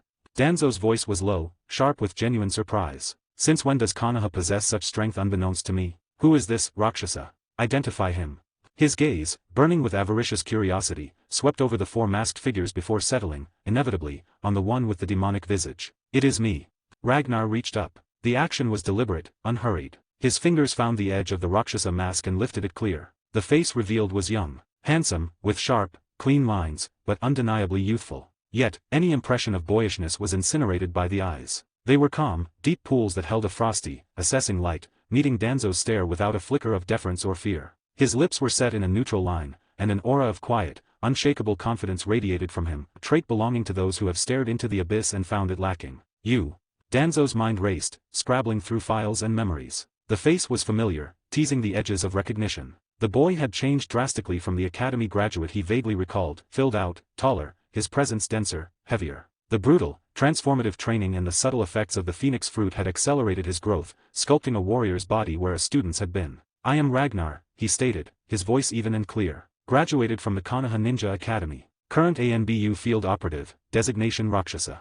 He offered no bow, no honorific beyond the basic. He stood as an equal reporting a fact. Moonlight Swiftfire watched, a mix of dread and awe churning in his gut. He's facing down Danzo like he's a fellow captain. This kid has no fear. Ragnar. Danzo breathed the name, and the connection snapped into place. The border refugee. The academy champion with the strange, non-chakra powers. The boy Hiruzen had personally placed in ANBU, blocking Root's recruitment. In what felt like mere months, the raw ore had been refined into a blade of alarming sharpness. Danzo's disbelief warred with the evidence, the tokens, the blood stench, the preternatural calm of the boy before him. No prodigy, not even Minato, advanced this fast without a secret. A powerful, exploitable secret. You claim to have single-handedly eliminated 20 IWA Nin, including 2 Jonin, Danzo said, his tone flattening into cold scrutiny. Confirm this.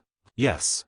One word. Absolute. It hung in the tent, a challenge and a statement of fact. Danzo's dislike crystallized. He despised this equality in the boy's posture. He had seen it only in men like Sakumo, the unshakable confidence of true power. If the claim was true, then Ragnar was not just a talent, he was a strategic asset of the highest order. And he was Hiruzen's asset. The secret behind his rise needed to be uncovered, controlled, and weaponized for Konoha's true benefit, for Danzo's vision of Konoha. I see, Danzo said after a long pause, his initial shock buried under layers of calculation. He rose slowly from his chair, the movement stiff. The 4 of you will come with me. Now. The order was delivered with a tone of finality that brooked no argument. It was the voice of command, expecting instant, mindless obedience. Moonlight Swiftfire, relieved the immediate confrontation seemed over, instinctively began to nod. Yes, Lord Dan. Lord Danzo. Ragnar's voice cut across swift fires, cool and firm. All eyes snapped to him. He hadn't moved. Before we follow you anywhere, you will tell us our destination and the purpose of this diversion. Otherwise, we will return to our assigned barracks to await Captain Haytake's debriefing.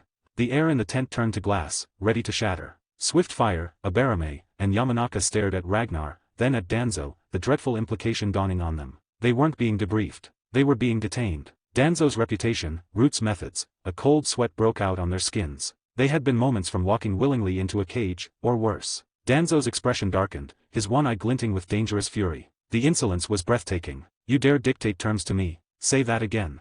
Ragnar took one deliberate step forward, placing himself slightly ahead of his team. He didn't flare his chakra or haki, but his presence seemed to expand, filling the space between him and the old war hawk. His gaze, sharp and unwavering, locked onto Danzo's. I am an ANBU operative of Konoha, Ragnar said, each word precise and hard as a kunai strike. I answer to the Hokage and to my direct commander, Haytake Sakumo. I do not answer to unexplained orders that deviate from protocol. State your purpose, or we depart. The 6 Root operatives tensed, their hands drifting imperceptibly toward their weapons. The standoff was complete. End of chapter. If you're enjoying this story, consider supporting me on Patreon. Patreon members get early access to chapters, bonus content, and voting power on future ideas. Every bit of support helps me write more and faster. Thank you so much for reading. Let's hit the goal of 150 Patreon members now for 5 extra chapters. We are at 102 members right now. Donate me Stonus. Let's hit 100 power Stonus. 68, Chapter 68, The White Fang's Shadow, Bonus Chapter. Chapter 68, The White Fang's Shadow. Lord Danzo, Ragnar said, his voice cutting through the thick tension. The ANBU is an extension of the Hokage's will. We report directly to him, and in the field, to our direct commander, Captain Haytake. While you hold authority, you do not have the right to issue unexplained, extra protocol orders to ANBU operatives. If you wish to divert us from our duties, you must provide a valid, documented reason. Otherwise, I cannot comply. He met Danzo's glare squarely. The power he had cultivated, forged in isolation, honed in battle, now gave him the footing to stand against Konoha's shadow. He had no desire to make an enemy of the village. It was his shelter, the home of Tsunade, Kushina, and the few others who mattered. He owed it for his survival. But if Danzo, representing the village's darkest instincts, forced a choice between submission and freedom, Ragnar would choose freedom. With his current strength, the shinobi world was wide enough. He would not bow his head to a man like this. Indeed. Danzo's voice was a venomous drip. His single eye narrowed to a slit. It is as he says, Lord Danzo, Ragnar confirmed, his tone devoid of fear, only factual clarity. We are ANBU. Our chain of command is clear. Except for Captain Haytake and the Hokage himself, no one has the authority to redirect us without cause. He was buying time, creating a procedural barrier. Following Danzo into the bowels of Root was tantamount to surrender. He'd seen what happened to those who caught Danzo's eye. Uchiha Shursui, a loyal Hokage supporter, had been driven to despair and death. He would not walk that path willingly. Danzo let out a cold, dismissive snort. The Hokage is absent from the front. As his chief advisor and wartime deputy, his authority devolves to me. Are you stating you will disobey a direct order from the acting commander? He leaned forward, the pressure in the room intensifying, a weight of political and martial authority meant to crush dissent. But Ragnar had faced down the killing intent of Jonin, the primal fury of a summoned emperor. Danzo's bureaucratic intimidation was a pale shadow. I require to see the Hokage's written order delegating such specific authority, Ragnar replied, his voice still calm, almost mild. It was a deliberate, infuriating insistence on protocol. The 3 other members of Team 9 were statues of cold sweat. They were soldiers, conditioned to obey hierarchy. This open defiance was terrifying. Danzo's face darkened, the anger he usually kept locked behind a mask of austerity bleeding through. No one had dared to stonewall him so blatantly in years. He had warned Hiruzen about this boy, a foreign-born variable, a tool that needed the harsh shaping only Root could provide. And now the tool was refusing to be used, citing rules to its master. Insolent. Danzo barked. Whoosh, whoosh, whoosh. More Root operatives melted from the shadows. In moments, over a dozen masked figures filled the periphery of the tent, a silent, encircling wall of implied violence. The air grew thick with the promise of blood. Does Lord Danzo intend to use force against Konoha's own ANBU? Ragnar asked, his gaze sweeping over the assembled Root. His internal assessment was cold and swift. Chunin level, mostly. A few might be special Jonin. Disposable enforcers. They are insects. I am acting under the Hokage's authority. Danzo snapped, the lie coming easily, backed by the sheer presence of his personal army. A faint, derisive smirk touched Ragnar's lips. You are not the Hokage, he stated, the word simple, stark, and carrying the weight of a lifelong, bitter truth. Danzo flinched as if struck. The raw, unhealed wound of that perpetual second-place status, of always being the shadow to Hiruzen's sun, was laid bare. Rage, cold and purifying, flooded his veins. How dare this whelp? Seize them! He snarled, the order cracking through the tent. The root ninja tensed to move. Moonlight, Swiftfire and the others were paralyzed, caught between loyalty and terror. Ragnar's eyes flashed, not with chakra, but with a deeper, more primordial light. A spark of crimson ignited in their depths. Then, it spilled out. An invisible, suffocating pressure erupted from him. It was not killing intent in the ninja sense, it was heavier, more fundamental. The Conqueror's Haki, suppressed until now, bloomed for a fraction of a second, a controlled, warning burst. The temperature in the tent didn't just drop, it was as if the concept of warmth was briefly revoked. A primal chill, the cold of the abyss before creation, seized every heart. The root operatives, mid-crouch, froze. Their minds screamed of a predator so far above them they were less than prey, they were irrelevant. Danzo's breath hitched, a sliver of genuine, instinctual alarm piercing his fury. What was that? Halt!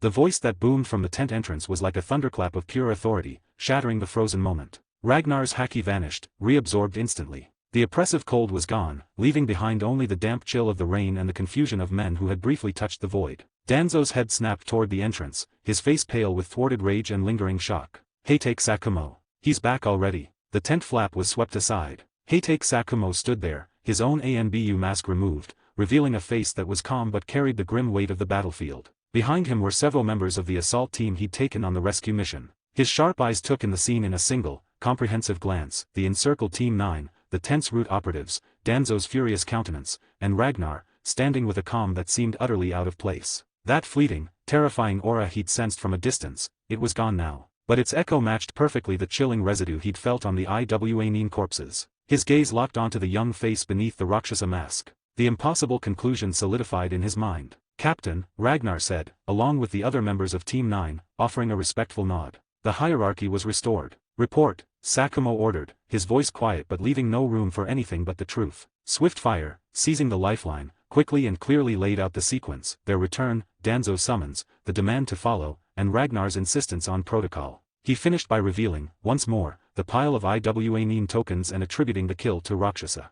A ripple of stunned silence passed through Sakumo's own ANBU. Then, murmurs of disbelief. 18 Chunin, 2 Jonin. Single-handedly, their eyes, wide with shock and awe, turned to Ragnar. Sakumo himself studied Ragnar, his analytical mind struggling to reconcile the boy he'd sparred with months ago, strong, willful, but raw, with the entity capable of such a feat. The growth curve defied all known shinobi logic. Even with a bloodline, even with genius, this was different. Under the weight of the collective stare, Ragnar offered his prepared explanation. The truth is, Captain, I have been training in a certain, forbidden technique. You may have heard of the 8 Gates released formation. It allows for a temporary, explosive amplification of physical power.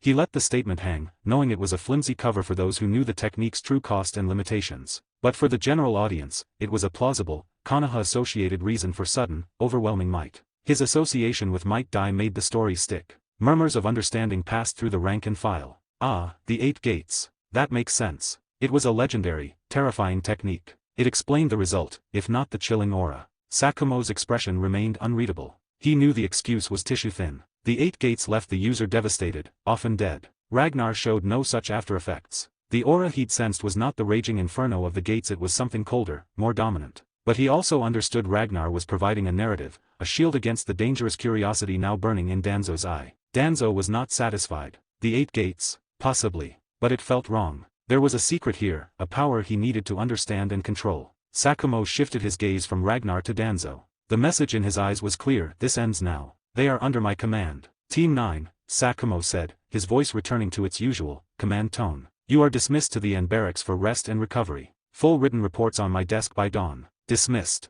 It was a direct countermanding of Danzo's order, delivered with the absolute authority of the battlefield commander. Ragnar gave a slight nod, replacing his Roxasa mask. Without another word, he turned, and Team 9 followed him out of the tense tent, leaving the 2 pillars of Konoha's power in a silent, fraught standoff. End of chapter. If you're enjoying this story, consider supporting me on Patreon. Patreon members get early access to chapters, bonus content, and voting power on future ideas. Every bit of support helps me write more and faster. Thank you so much for reading. Let's hit the goal of 150 Patreon members now for 5 extra chapters. We are at 102 members right now. Donate me Stonus. Let's hit 100 power Stonus. 69, Chapter 69, White Fang Seal, Hokage's Order, Bonus Chapter. Chapter 69, White Fang Seal, Hokage's Order. In the command tent, after the others had filed out, a heavy silence lingered. Heitake Sakumo took a slow, measured breath, his gaze, now holding a glint of profound amazement, settling on Ragnar. I will report the facts of this engagement to the Hokage in full, he stated,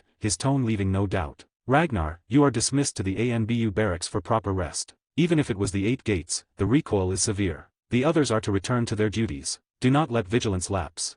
It was a clear, definitive end to the confrontation. He had reasserted his command. Danzo's face was a rigid mask of displeasure, but he was a pragmatist. On the open battlefield, the White Fang's authority as supreme commander was absolute. To challenge it directly would be insubordination even he couldn't justify. With a final, venomous glance at Ragnar, he turned on his heel and stalked out, his cadre of root ninja melting back into the shadows after him. The other ANBU operatives saluted and exited. Ragnar gave Sakumo a respectful nod, then followed Team 9 out into the relentless rain. In the days that followed, a story spread through the Konoha camp like wildfire. It was fragmented, exaggerated, whispered in hushed tones during meal breaks and in the gloom of the barracks. The details were murky, but the core was electrifying. ANBU operative Roxasa, alone, had annihilated an entire IWA assassination squad of 20, including 2 jonin. No one used Ragnar's real name. In the ANBU, the mask was the identity. Roxasa became a new legend, a name that conjured images of a ruthless, unstoppable specter of death. As Ragnar moved through the camp, he caught snippets of conversation.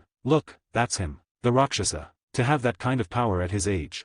They say he'll be promoted to squad leader for sure after this. Maybe even a squadron commander. The mission rewards, he'll probably get access to the Scroll of Seals. Can you imagine? Choosing forbidden techniques.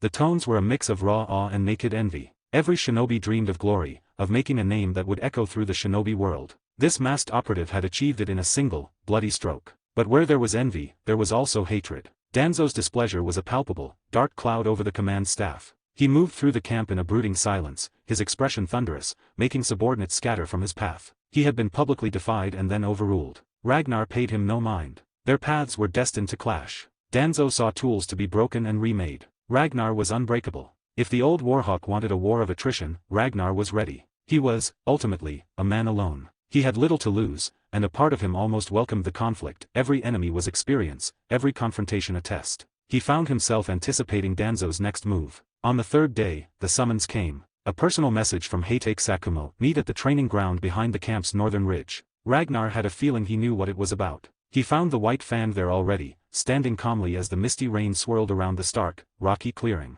Captain, Ragnar greeted, offering a respectful fist-to-palm salute. Sakumo turned, a faint, genuine smile touching his usually stern features. You came, Ragnar.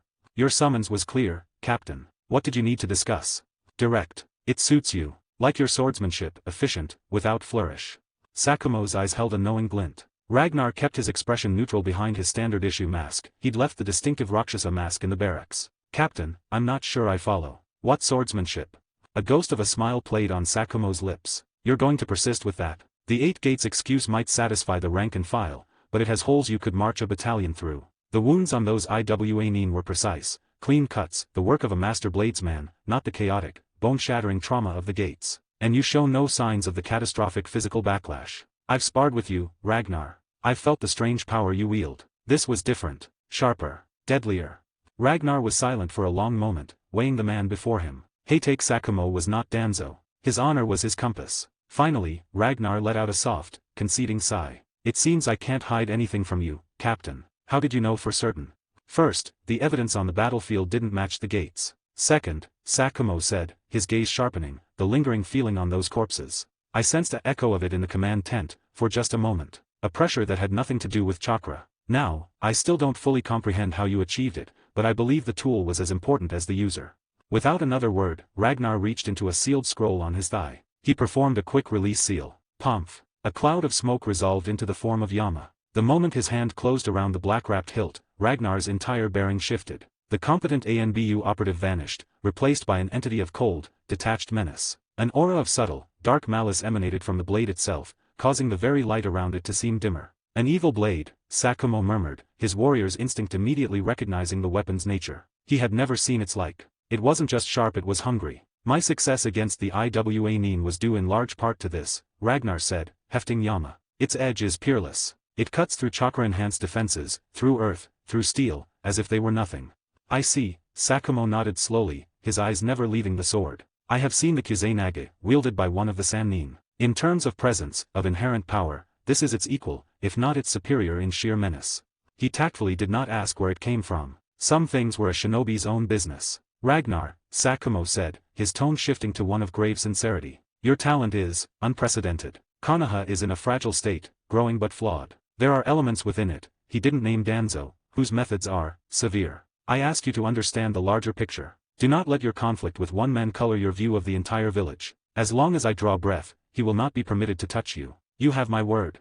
The promise was simple, direct, and carried the weight of the White Fang's legendary honor. Thank you, Captain, Ragnar replied, the gratitude genuine. They spoke a while longer, of the war, of tactics, of the burdens of power. When they parted, Sakumo reached into his own vest and produced a small, tightly wound scroll. This contains some of my personal insights on the way of the sword. Principles of distancing, angle, and intent. It is not a technique, but a philosophy. You have the weapon. This may help you wield it with more than just strength.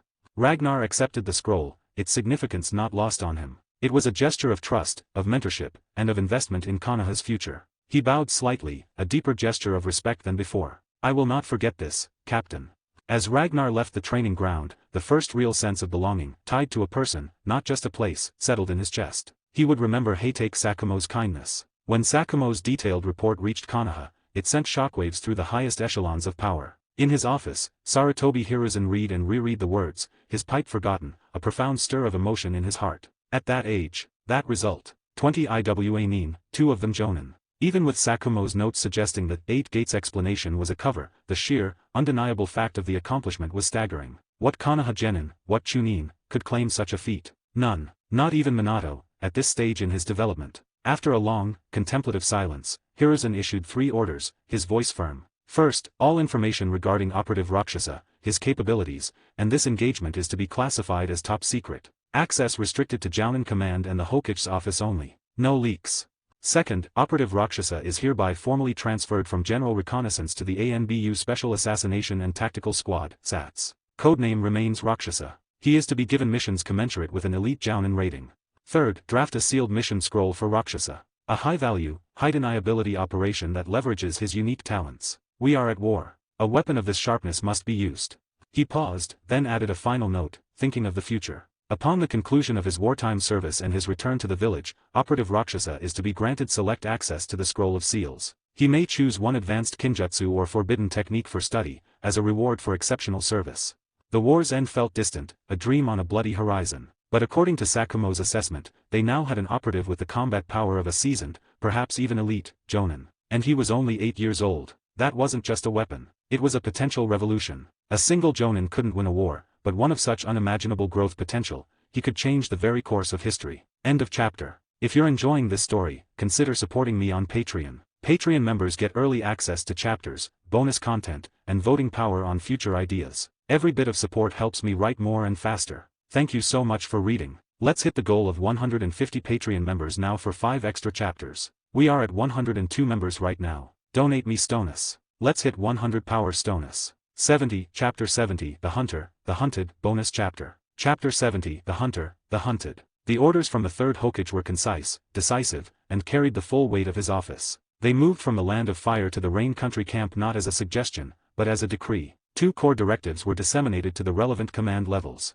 All intelligence regarding Operative Roxasa's recent engagement is classified top secret. Unauthorized dissemination is treason. Operative Roxasa is hereby permanently transferred to the Konoha ANBU Special Projects Division. The Special Projects Division existed in a realm of its own. While all ANBU ultimately served the Hokage, standard operatives could be temporarily tasked by field commanders or, through political pressure, influenced by figures like Danzo. The Special Projects Division answered to the Hokage alone. Their missions came directly from his desk, their reports returned to his eyes only. By placing Ragnar there, Sarutobi Hiruzen wasn't just promoting him, he was drawing a fortress around him, marking him as a personal asset of the Hokage's line. In terms of operational authority, Ragnar now stood equal to ANBU squad captains, answering only to Hatake Sakumo as overall commander. The message was unmistakable: this one is mine. Hands off. When Danzo received the formal notification, his rage was a cold, silent thing that settled in his bones. Combined with the perpetual, soul-deep damp of the Rain Country, it festered. Sarutobi had chosen a rootless refugee over their decades of shared history,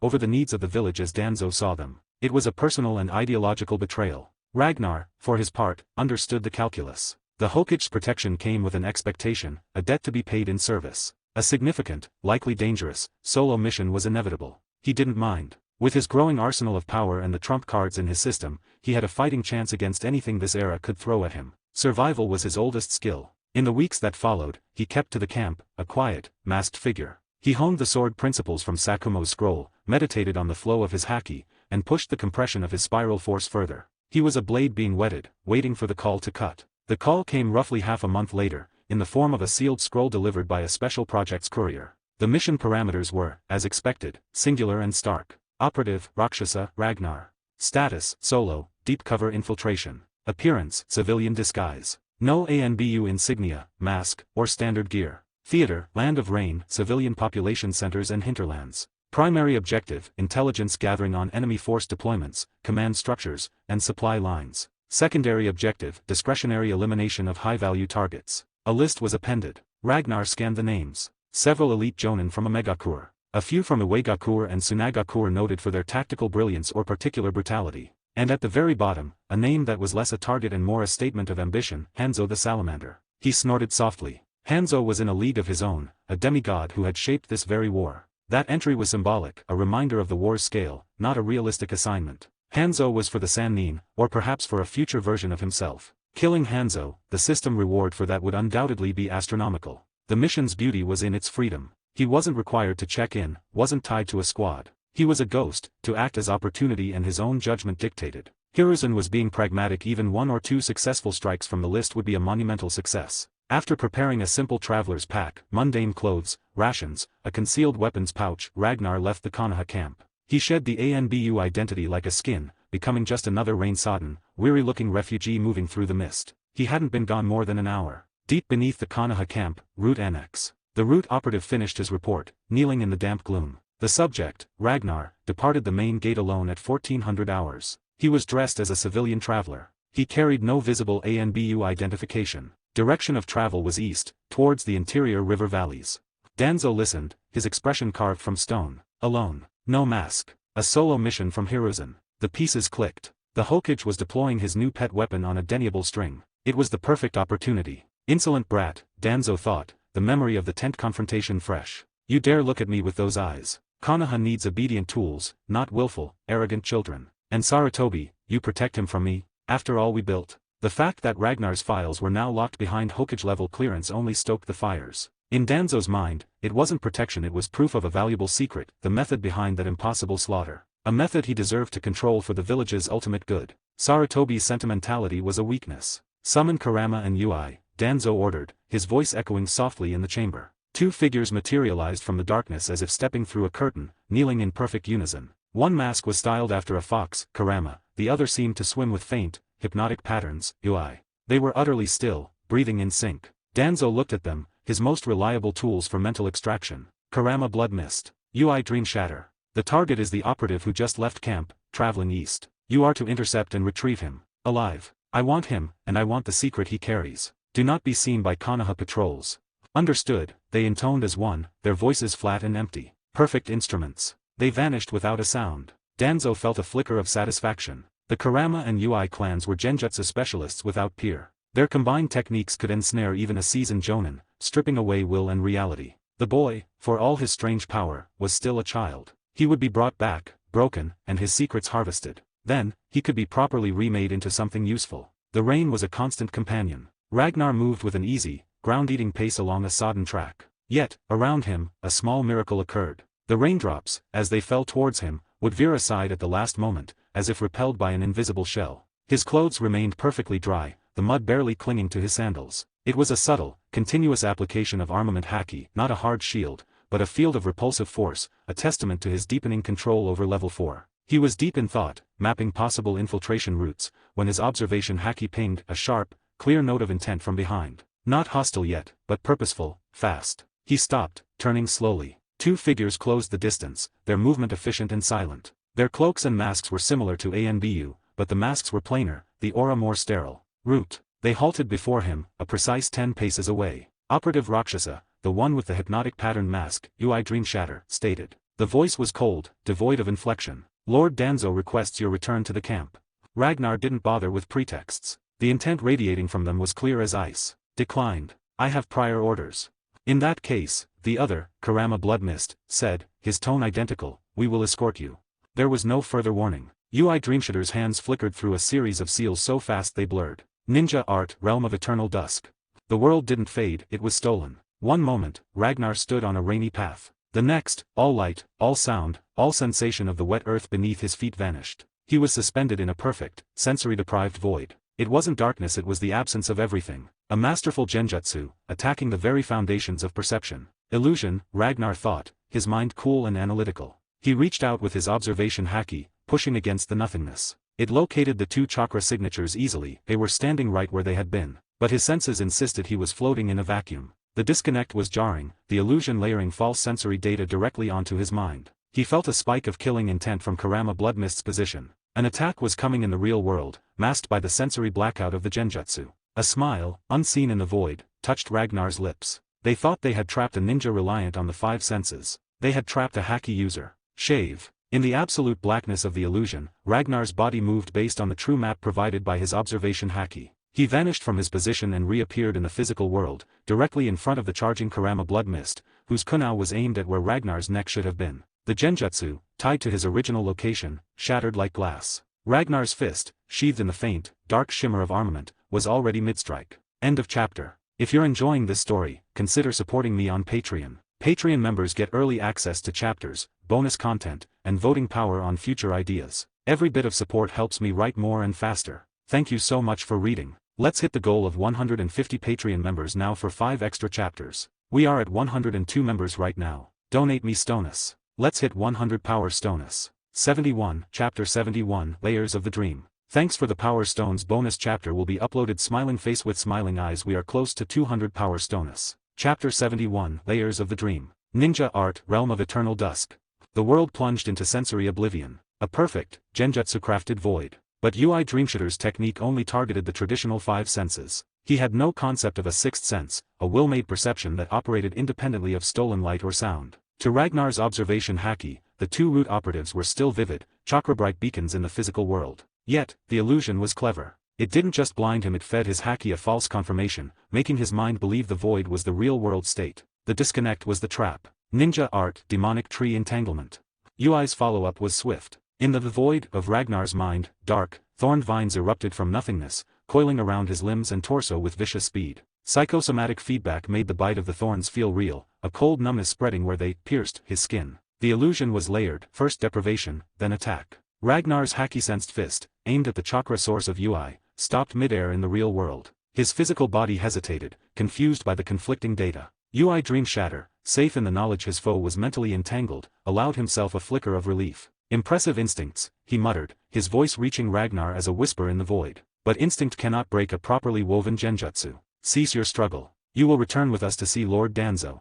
Inside the layered illusion, Ragnar felt the vines constrict. The numbness crept further. A lesser mind would have panicked, believing the paralysis real. But Ragnar's mind was a fortress tempered by Conqueror's haki. Annoyance, cold and sharp, cut through the false sensations. They think they can cage my will with phantoms. He didn't know the hand seals to break a genjutsu. He knew only one way to deal with an attack on his mind. He stopped struggling against the illusory vines. He turned his focus inward, to the core of his being, to the power that declared dominion. Conqueror's haki. In the void, his eyes snapped open, blazing with crimson light. Boom. It was a silent detonation in the physical world, but in the realm of spirit and will, it was a supernova. The oppressive, kingly pressure erupted from Ragnar. The stagnant, humid air of the rain country shivered. The falling rain within a 20-foot radius halted in midair for a split second, droplets vibrating violently before resuming their fall. Every small creature in the underbrush fled or fell unconscious. The meticulously constructed genjutsu, a house of cards built on manipulating perception, met a force that rejected all manipulation outright.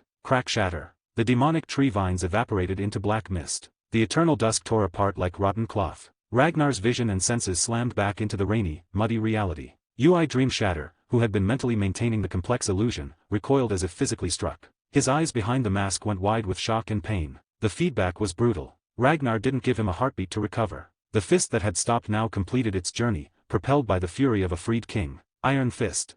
The blow, enhanced by level 4 armament, connected with UI's sternum. There was a wet, crushing sound. UI's body folded around the fist, then hurtled backwards, slamming into the trunk of a rain-slicked tree before slumping to the ground. A final, wet gasp escaped his mask, followed by silence. Ragnar stood, his breathing steady, the faint red aura around his eyes fading. He looked at the fallen root ninja. No system chime. No experience. A faint, persistent wrongness tickled the back of his mind. Something was off. The rain felt real. The mud. The body. But the victory felt hollow, like solving the first layer of a puzzle only to find another underneath. He frowned, scanning the area with his observation Haki. The other signature, Kurama Blood Mist, was still there, but it was muted, flickering. And why was his own Senjutsu chakra, that dormant connection to natural energy he could sense but not use, suddenly agitated? The real world. 5 seconds prior. Has it taken hold?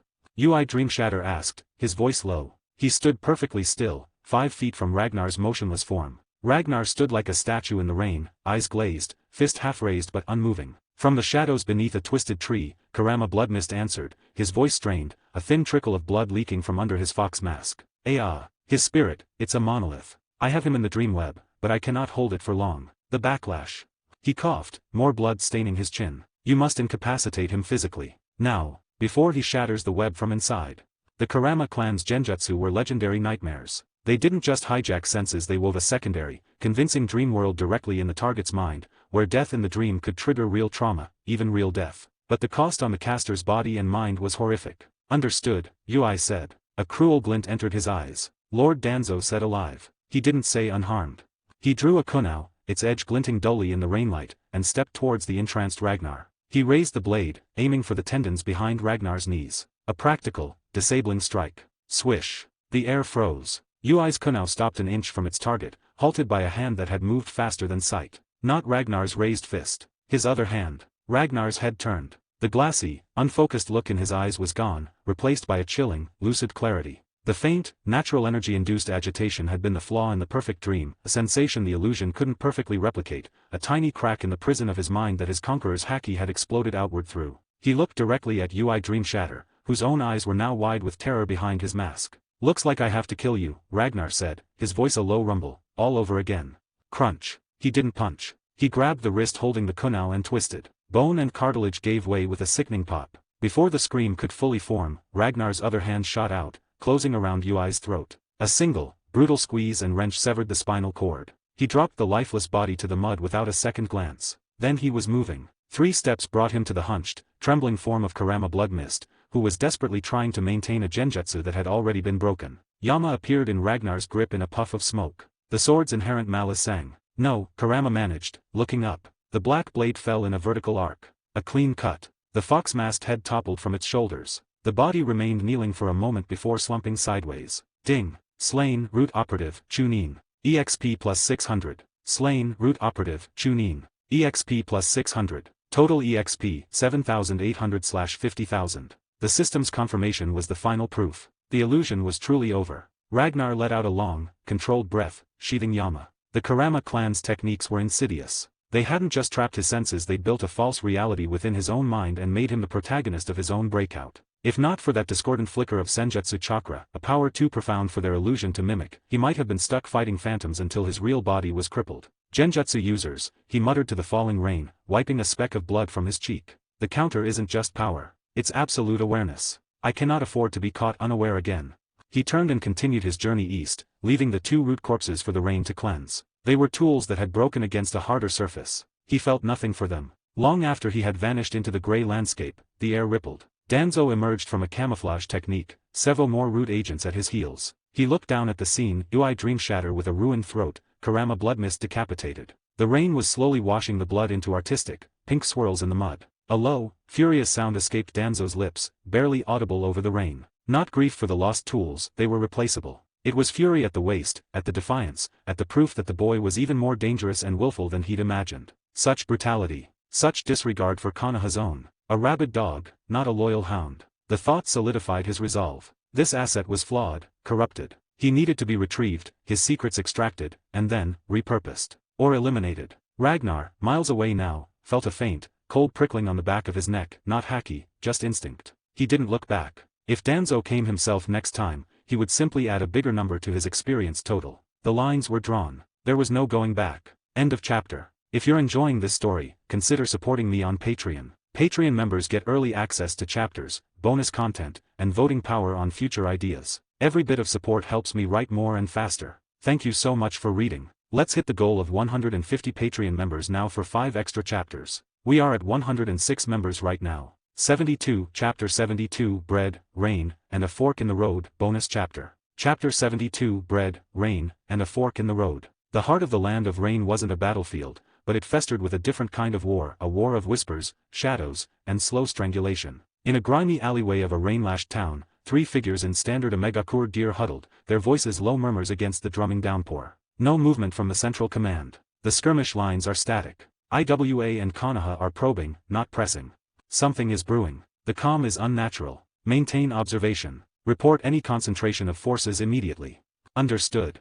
The exchange was routine, intelligence clerks passing bland updates. They finished their coded phrases and turned to disperse into the labyrinthine streets. A white flash, faster than thought, cut through the gloom of the alley. It wasn't lightning. It was a blur of motion so sharp it left a retinal burn of silver. Shalik. The sound was the soft parting of air, followed by an even softer, wetter sigh. The 3 Rainin froze mid-step. Their hands, halfway to hidden weapons, fell slack. Their eyes, wide with a shock that hadn't yet registered as pain, stared ahead. A figure stood before them now, having moved from the alley's mouth to its center in the span of a blink. He wore a common, threadbare rain cloak, the hood down. His face was young, but held a severity that belonged to weathered stone, not flesh. His eyes were chips of glacial ice, assessing the result of his work with detached clarity. In his right hand, held casually at his side, was a long sword. A faint, unsettling purple miasma seemed to weep from its blade, though not a drop of liquid stained its dark steel. As they watched, the steel itself deepened from gray to an absolute, light-swallowing black. Ragnar. He'd listened to their dry report from the shadows. Useless. No tactical value. A waste of his time. Without a word, he turned on his heel and walked back towards the alley's entrance, Yama held loosely. Behind him, the 3 ninjas tried to move. A strange, cold line blossomed around their throats. For a heartbeat, nothing. Then, a crimson thread appeared, fine as a spider's silk, before erupting into a violent geyser. 3 heads tipped from shoulders, hitting the wet cobbles with dull, successive thuds. The headless bodies stood for a surreal moment before collapsing into the spreading puddles of their own blood. Ragnar didn't look back. He stepped out of the alley and into the main street, the rain immediately seeking to wash the alley sent from him. Half a month. That was how long he'd been operating alone in the rain country, a ghost following the Hokage's list. He'd visited safe houses, watched border posts, eavesdropped on patrols. These 3 were minor cogs, their deaths barely a footnote in the grim ledger he was compiling. His experience points inched forward, 9,800/50,000. Close to another 10,000 mark, close to another upgrade for his Haki.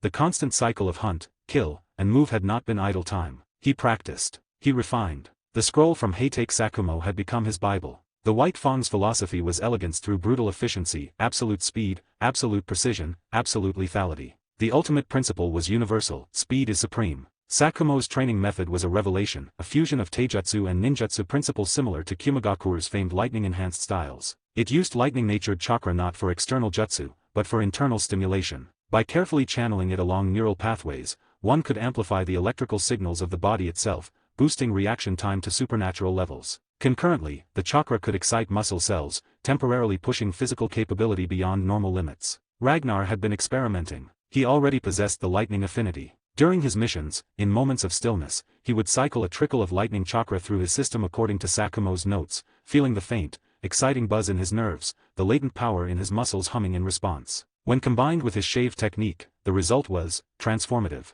His movement became less a dash and more a controlled, localized thunderclap. The 3 Rainin hadn't seen a sword, they'd seen the afterimage of lightning before the strike. He walked the muddy street, mentally cataloging his progress, planning his next move towards a known IWA outpost. The town was a dreary tableau of grays and browns, its people moving with the hunched, hurried gait of those who live under perpetual siege. Then, a commotion tore through the rhythmic patter of rain. Stop them.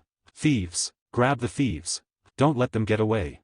Shouts rose over the general murmur. The crowd near a baker's stall rippled and parted. 2 small, ragged figures burst from the press of bodies, clutching stolen loaves of coarse brown bread to their chests. They wove through the startled civilians with the desperate agility of hunted animals. The shopkeeper and a couple of burly helpers gave chase, but the dense, rain-slicked crowd hampered them. Ragnar's pace didn't falter. He'd seen this scene a dozen times in a dozen villages. War created hunger, hunger created thieves. It was the background noise of suffering, irrelevant to his mission. But a voice, young and ragged with panic, cut through his indifference. Conan. This way, hurry. A responding voice, younger, softer, tinged with fear. I'm coming, Yahiko. The names were like 2 precise strikes, halting him mid-stride. Yahiko. Conan. His mind, a repository of future knowledge that felt both like a curse and a map, supplied the context. The founders. The idealists. The heart of the original Akatsuki. Born in this war, molded by this reign. According to the timeline swimming in his head, they should be children now, orphaned and starving. And they hadn't yet met the third piece of their tragic trinity, Nagato. He turned his head, his hunter's eyes picking them out of the chaos. A boy with wild, orange hair, face set in determined fear, pulling a girl with distinctive short, blue hair along by the wrist. They were all skin and bone, their clothes little more than sodden rags. They were fast for starving children, but fate, and uneven, rain-filled cobblestones, was faster. Conan's foot caught in a hidden rut. She cried out, her grip on Yahiko's hand breaking as she pitched forward. The precious loaf of bread flew from her grasp, arcing through the air towards the edge of the street where Ragnar stood. Yahiko, propelled by momentum and terror, stumbled a few steps further before realizing he was alone. He skidded to a stop, whirling around, his face a mask of horror. Conan. The bread spun, a sad, muddy projectile. Conan flailed, arms outstretched, heading for a face-first meeting with the filthy street. Ragnar stood at the confluence of the two trajectories, the falling girl and the flying bread. For a fraction of a second, the calculus of his mission, stay anonymous, avoid entanglement, kill only designated targets, ward with a simpler, more human impulse. These weren't targets. They were potential keystones in a future he knew would be catastrophically significant. Letting Conan smash her face on the stone or letting the bread, their sole prize, their reason for being chased, be lost in the muck, it was a different kind of choice than the ones he usually made. His body moved before his mission logic could finalize a verdict. In one smooth, effortless motion born of impossible speed, he stepped forward. His left hand shot out, his fingers closing not around the loaf of bread, but around the back of Conan's ragged tunic. He lifted, arresting her fall mere inches from the ground, setting her lightly on her feet as if she weighed nothing. His right hand, meanwhile, snapped up. The falling loaf smacked neatly into his palm. He didn't even look at it. He stood there then, a still point in the chaotic street. In his left hand, he held a wide-eyed, trembling blue-haired girl by her scruff. In his right, he held a stolen loaf of bread. Yahiko stared, his panic momentarily frozen into sheer bewilderment. The pursuing shopkeeper and his men finally shoved their way through the last of the crowd, heaving and red-faced. "You little rats. The man's tirade died as he took in the new figure, a cloaked youth with a calm, dangerous face, holding both the thieves and their loot. The street fell silent, save for the rain. All eyes were on Ragnar. He looked from the terrified Conan in his grasp to the muddy bread in his hand, then to the panting Yahiko, and finally to the angry shopkeeper. A choice, it seemed, had been made for him. End of chapter. If you're enjoying this story, consider supporting me on Patreon. Patreon members get early access to chapters, bonus content, and voting power on future ideas. Every bit of support helps me write more and faster. Thank you so much for reading. Let's hit the goal of 150 Patreon members now for 5 extra chapters. We are at 109 members right now. 73, Chapter 73, of Bread and Bonds. Thanks for the Power Stones bonus chapter will be uploaded. Let's aim for more. Chapter 73, of Bread and Bonds. The calculus of the moment was absurd. A stolen loaf of bread, a fallen girl, and the weight of a future he shouldn't know. For someone like Ragnar, whose every decision was calibrated for survival or strategic gain, this was a meaningless divergence. He was Konoha Anbu, deep in enemy territory, on a Black Ops assassination mission. He should let the girl fall, let the bread rot, and vanish into the rain before the pursuing civilians could become a complication. But the names, Yahiko, Conan, echoed in his mind, not as children, but as future architects of pain, idealism, and revolution. Letting this moment play out as it should have felt, like a dereliction of a deeper duty, not to Konoha, but to the timeline itself. A causal link, if forged now, could be a lever to move mountains later. His decision, when it came, was instantaneous. He moved. His right hand shot out with practiced ease, snatching the tumbling loaf from the air a foot before it hit the muddy ground. At the same instant, his left hand darted forward, not with a punch or a grab, but with an open palm that slapped gently against Conan's chest, right over her sternum. It wasn't an impact to hurt, but a perfectly timed, braced stop. The force of her fall was arrested completely, transferred through his arm and into the unyielding ground beneath his feet. She ended up standing, wobbling slightly, her nose inches from his rain-dampened cloak. He held her there for a second, steadying her, before withdrawing his hand. Thank you, Conan stammered, her voice small and breathless, like a startled bird's chirp. She looked up at him, her pale violet eyes wide with shock and residual fear. At this age, there was no trace of the cold, paper-wielding angel she would become, just a hungry, frightened child. "You're welcome," Ragnar said, his voice flat, giving nothing away. He released her completely. "Conan, are you okay?"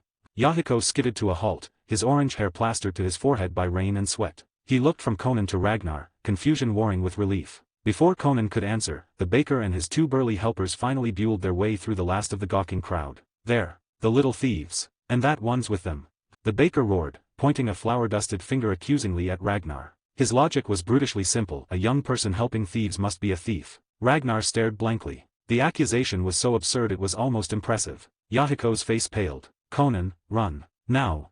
he yelled, grabbing her wrist. Conan, however, hesitated. Her eyes darted to Ragnar, who was now being lumped in with them. He'd helped her. Leaving him to face the angry mob alone felt wrong. A fierce, protective instinct, born from her own constant vulnerability, flared. "Come with us."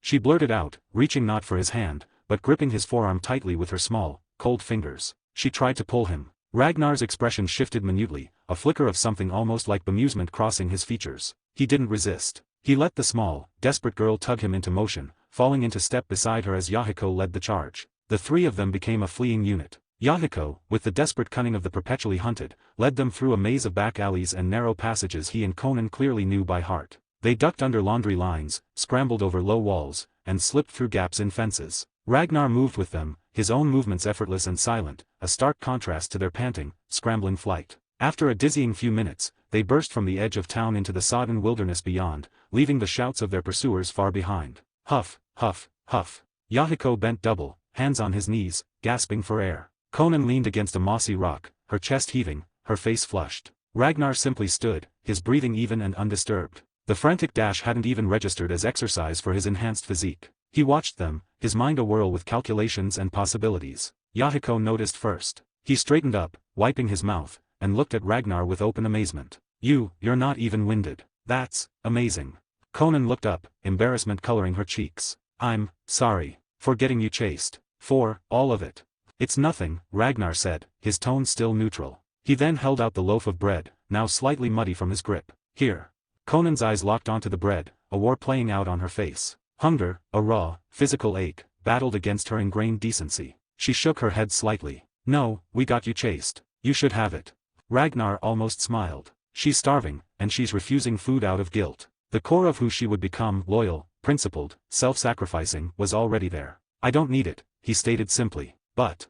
Conan's protest was weak, her gaze still glued to the loaf. Yahiko, ever the pragmatist, cut in. "Conan, take it. He obviously doesn't want it. We need it." His voice was firm, the voice of a leader making a hard choice for his people, even if his people were just one other girl. With a look of profound apology at Ragnar, Conan finally reached out and took the bread, clutching it to her chest as if it were a holy relic. "Thank you," she whispered again, her voice thick. We're orphans. This is the only way we know to keep living." The confession hung in the rainy air, a simple statement of a brutal reality. Ragnar looked at them, the fierce, orange-haired boy and the gentle, blue-haired girl, standing in the mud with their stolen prize. A strange echo resonated in his own chest. "So am I," he said quietly. "An orphan." Conan's head snapped up, her violet eyes wide with surprise and sudden kinship. She scanned him again, noting his clean, if simple, clothes, his healthy appearance. The disparity was confusing, but she didn't question it. Orphans had different paths. Some were just luckier for a time. Yahiko, however, wasn't one for melancholy. His eyes, sharp with a street-smart intelligence, assessed Ragnar's clear physical superiority. "You're an orphan, but you're strong. Look at you, not even breathing hard. Why are we so different?" He took a step closer, a bold, hopeful grin spreading across his face. "Hey, how about you team up with us? The three of us together. We could do big things. With your strength, we could get more food, find better shelter." The offer was blunt, born of necessity and a nascent talent for recruiting. Strength in numbers. It was the first, raw foundation of what would become the Akatsuki's philosophy. Ragnar's first instinct was a cold, internal no. He was a weapon on a mission. He had a list of names to cross off. Getting entangled with two starving children, no matter their future significance, was a liability, a distraction. But the thought was followed by another. He'd been moving like a ghost for weeks. Killing, observing, moving on. The Hokage's list was long, progress was incremental. Perhaps a different kind of investment was warranted. Yahiko and Conan. If he inserted himself into their story now, became a part of their foundation, the dividends later could be incalculable. Access. Influence. Perhaps even a way to steer the catastrophic future he knew was coming. He looked from Yahiko's hopeful, earnest face to Conan's watchful, curious eyes. The mission could wait a day. The Hokage wanted results, not a schedule. A faint, almost imperceptible nod. "All right," Ragnar said. "For a while." End of chapter. If you're enjoying this story, consider supporting me on Patreon. Patreon members get early access to chapters, bonus content, and voting power on future ideas. Every bit of support helps me write more and faster. Thank you so much for reading. Let's hit the goal of 150 Patreon members now for 5 extra chapters. We are at 115 members right now. 74, Chapter 74, The Cave, the Fire, the Sand, bonus chapter. We are so close to hitting 300 power stone as our next goal. Chapter 74, The Cave, the Fire, the Sand. After a moment of silent calculation, Ragnar nodded. Alright, he said. For a while. Yahiko's face split into a brilliant, unrestrained grin. Great. I'm Yahiko. She's Conan. Ragnar, he replied, offering the name without subterfuge. In the muddy backwaters of the Rain Country, his name held no weight, carried no bounty. From now on, we're partners. Come on, I'll show you our base.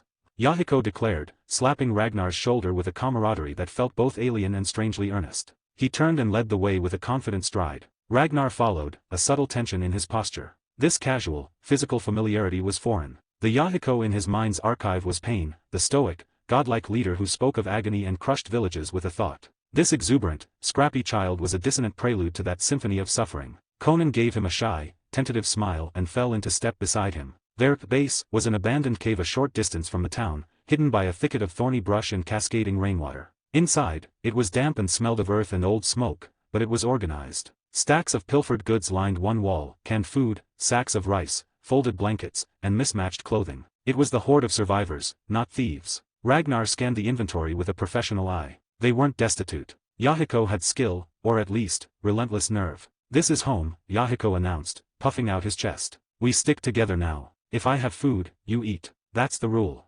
He rummaged in a small crate and pulled out half a wrinkled apple, its skin still glossy. He held it out to Ragnar like a sacred offering. Here. It's still good. A welcome gift.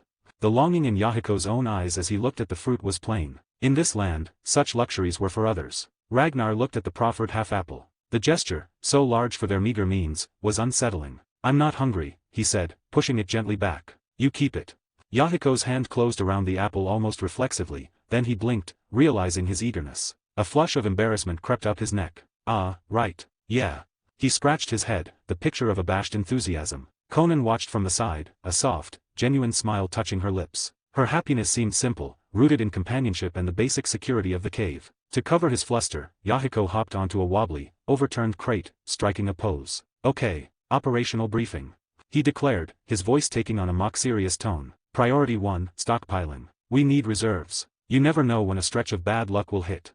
He paced the limited space of the crate. Priority 2, acquisition protocol. Stealing is a last resort. And some targets are off-limits. Absolute, no exceptions off-limits. His expression sobered, a shadow crossing his face. The guys with the forehead protectors. The ninja. Don't even look at them wrong. If you cross them.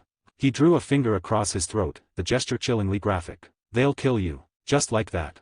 Conan hugged herself, her earlier smile gone. She stared into the cold ashes of their previous fire. The memory of ninja, of the war that took her town, her parents, was a fresh, cold stone in her gut. And if you have to steal food, Yahiko continued, his voice dropping to a conspiratorial whisper, do it in a crowd. Plan your exit before you grab. And for the last time, stay away from the ninja. They're not people you can reason with. They're death. He spoke with the fervor of a street corner prophet, a natural leader rallying his tiny tribe. Ragnar listened, but his mind was elsewhere, lulled by the rhythmic patter of rain on stone and the bizarre domesticity of the scene. It was a distant echo of the Hokage's long, winding speeches about will of fire, inspirational, repetitive, and ultimately background noise to a soldier's pragmatism. His eyelids grew heavy. For the first time in weeks, there was no immediate threat to analyze, no ambush to anticipate. A rare, unguarded drowsiness crept over him. Yahiko, finishing his grand speech with a flourish, looked down to see his new recruit's head nodding, eyes closed. A vein ticked in Yahiko's temple. Hey, are you even listening? He yelped, jumping off the crate and shaking Ragnar's shoulder. This isn't a joke. You get careless, you die. Don't come crying to me. Conan looked up, concern in her violet eyes. Ragnar, he's right. Please, you have to be careful. If we're caught stealing, it's just a beating. If we anger a ninja. She trailed off, the unspoken horror hanging in the air. Ragnar opened his eyes, the momentary peace replaced by his usual calm focus. He looked from Yahiko's frustrated face to Conan's worried one. What if I told you, he said, his voice quiet, that I am a ninja? The cave fell silent. Yahiko stared. Then a loud, snorting laugh burst from him. Pfft, ha ha ha. Okay, the game is up. I confess. He struck a dramatic pose. I, too, am a ninja. A jonin, in fact. Fear my mighty, sneaking skills. Conan giggled, a sweet, light sound that momentarily dispelled the gloom. It would be wonderful to be a ninja, she sighed, the laughter fading into wistfulness. At least then, you wouldn't feel so helpless. Don't you want to be one, Conan? Ragnar asked, watching her closely. She looked down at her small, calloused hands. A civilian like me, there's no chance. I do. Yahiko interjected, his earlier joking replaced by a fierce, burning determination. If I could learn ninjutsu, I'd use it to protect people, to stop the guys who prey on the weak just because they can. Learn ninjutsu. Ragnar filed the words away, a seed of an idea taking root. Outside, the sky deepened from iron gray to charcoal. The rain continued its eternal lament. A secluded mountain path, several miles away. A squad of 7 Sunagakure ninja moved with the weary tread of soldiers on a long patrol. Their leader, a sharp-eyed man named Sejiro, glanced at the darkening, waterlogged sky. It's getting too dark to move safely, he announced, his voice carrying the dry rasp of the desert. Megakure ambushes are easiest in this gloom. Fan out. Search for defensible shelter. A cave, an overhang. If we find nothing, we'll use earth release to dig in. The squad dispersed into the dripping forest. Minutes later, a young Chunin returned. Captain. There's an abandoned cave about 500 meters northeast. Looks dry enough. Could house us for the night. Sejiro nodded. Good. Lead the way. We'll secure it and rest. Double watches tonight.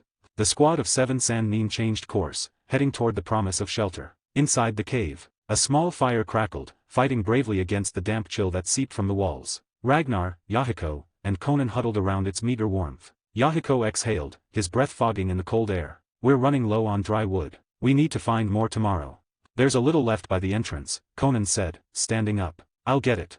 She walked to the cave mouth, where a small pile of scavenged branches was kept just inside the drip line. As she bent to gather an armful, she happened to glance out into the twilight-shrouded clearing beyond. Her body went rigid. The branches slipped from her suddenly numb fingers, clattering to the stone floor. Yahiko looked up. Conan, what's? Conan didn't turn around. She stood frozen at the entrance, a small silhouette against the gray rectangle of outside light. Ragnar was already on his feet, his senses snapping to full alert. He didn't need to look. His observation Haki, which he'd kept muted in this moment of false peace, flared to life. 7 chakra signatures. Not the weak, flickering lights of civilians or hungry orphans. These were concentrated, disciplined, and sharp. Shinobi. And their patterns, wind-whipped, dry, and abrasive. Sunagakure. They were less than 100 yards away and moving directly toward the cave. End of chapter. If you're enjoying this story, consider supporting me on Patreon. Patreon members get early access to chapters, bonus content, and voting power on future ideas. Every bit of support helps me write more and faster. Thank you so much for reading. Let's hit the goal of 150 Patreon members now for 5 extra chapters. We are at 115 members right now. Donate me Stonus. 75, Chapter 75, The Price of a Cave. Chapter 75, The Price of a Cave. Ninja.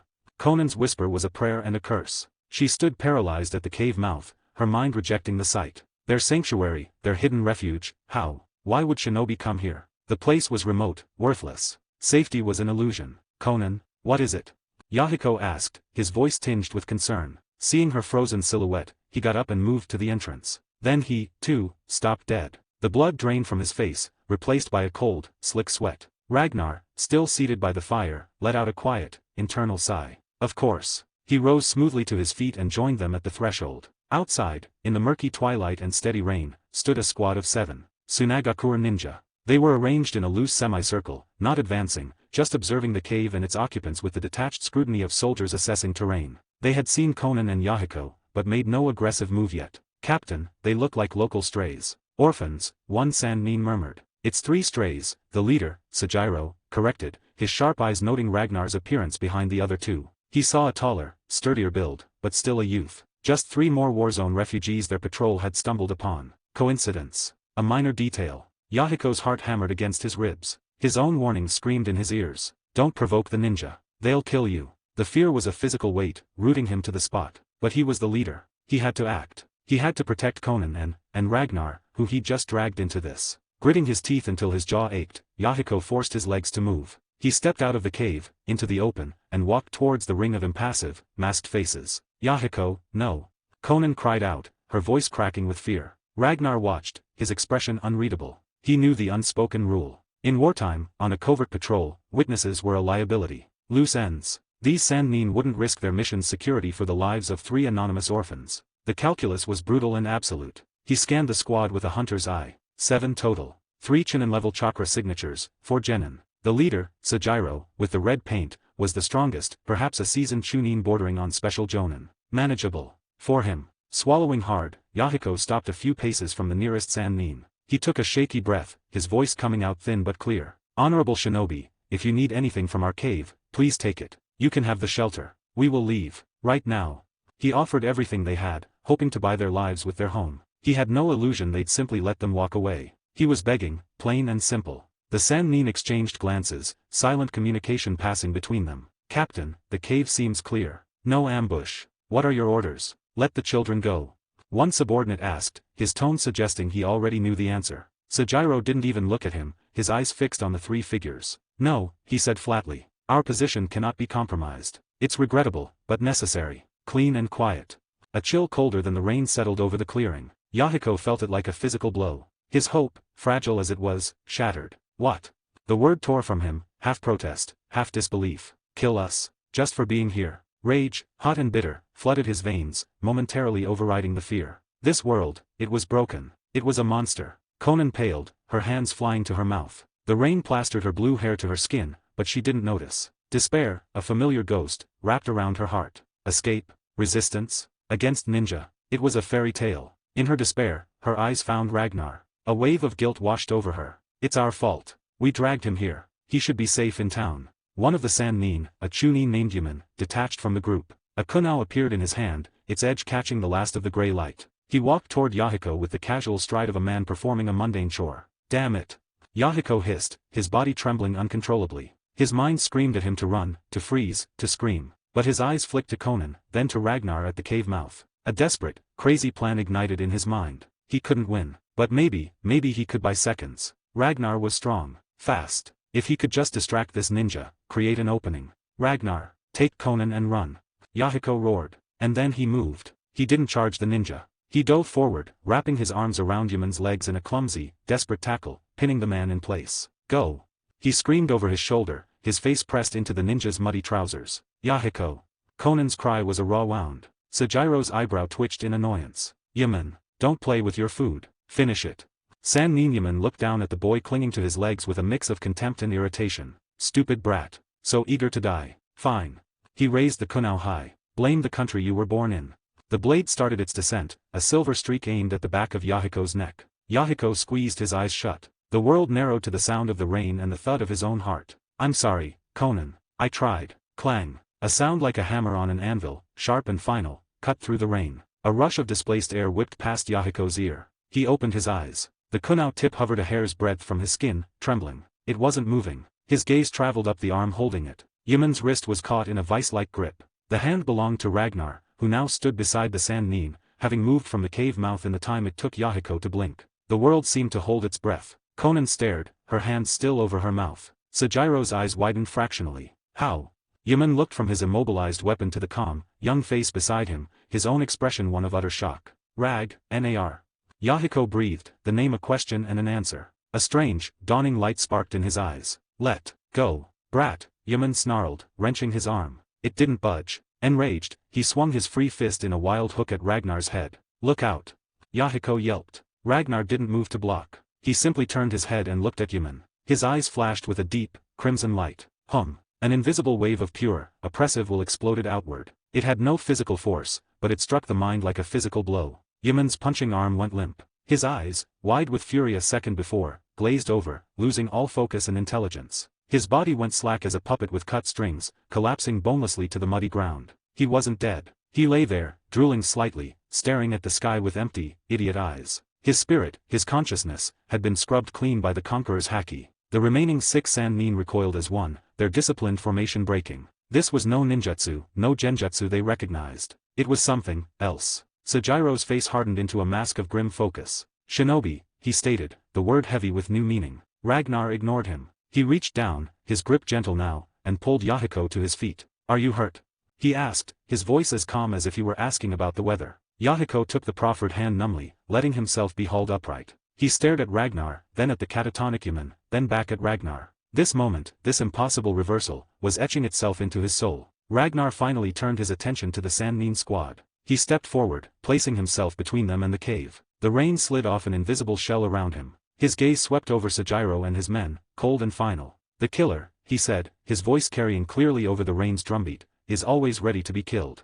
End of chapter. If you're enjoying this story, consider supporting me on Patreon. Patreon members get early access to chapters, bonus content, and voting power on future ideas. Every bit of support helps me write more and faster. Thank you so much for reading. Let's hit the goal of 150 Patreon members now for 5 extra chapters. We are at 123 members right now. Donate me Stonus. 76, Chapter 76, The Weight of a Fist, The Weight of a Request, bonus chapter. Thanks for the power stones. Here is your bonus chapter. Now let's hit 400 smiling face with smiling eyes. Chapter 76, The Weight of a Fist, The Weight of a Request. The silence after the Conqueror's Haki strike was profound, broken only by the hiss of rain on cooling blood. The 6 remaining Sandnine stared, first at their catatonic comrade, then at the boy who had rendered him so with a look. Captain. Yaman, he's.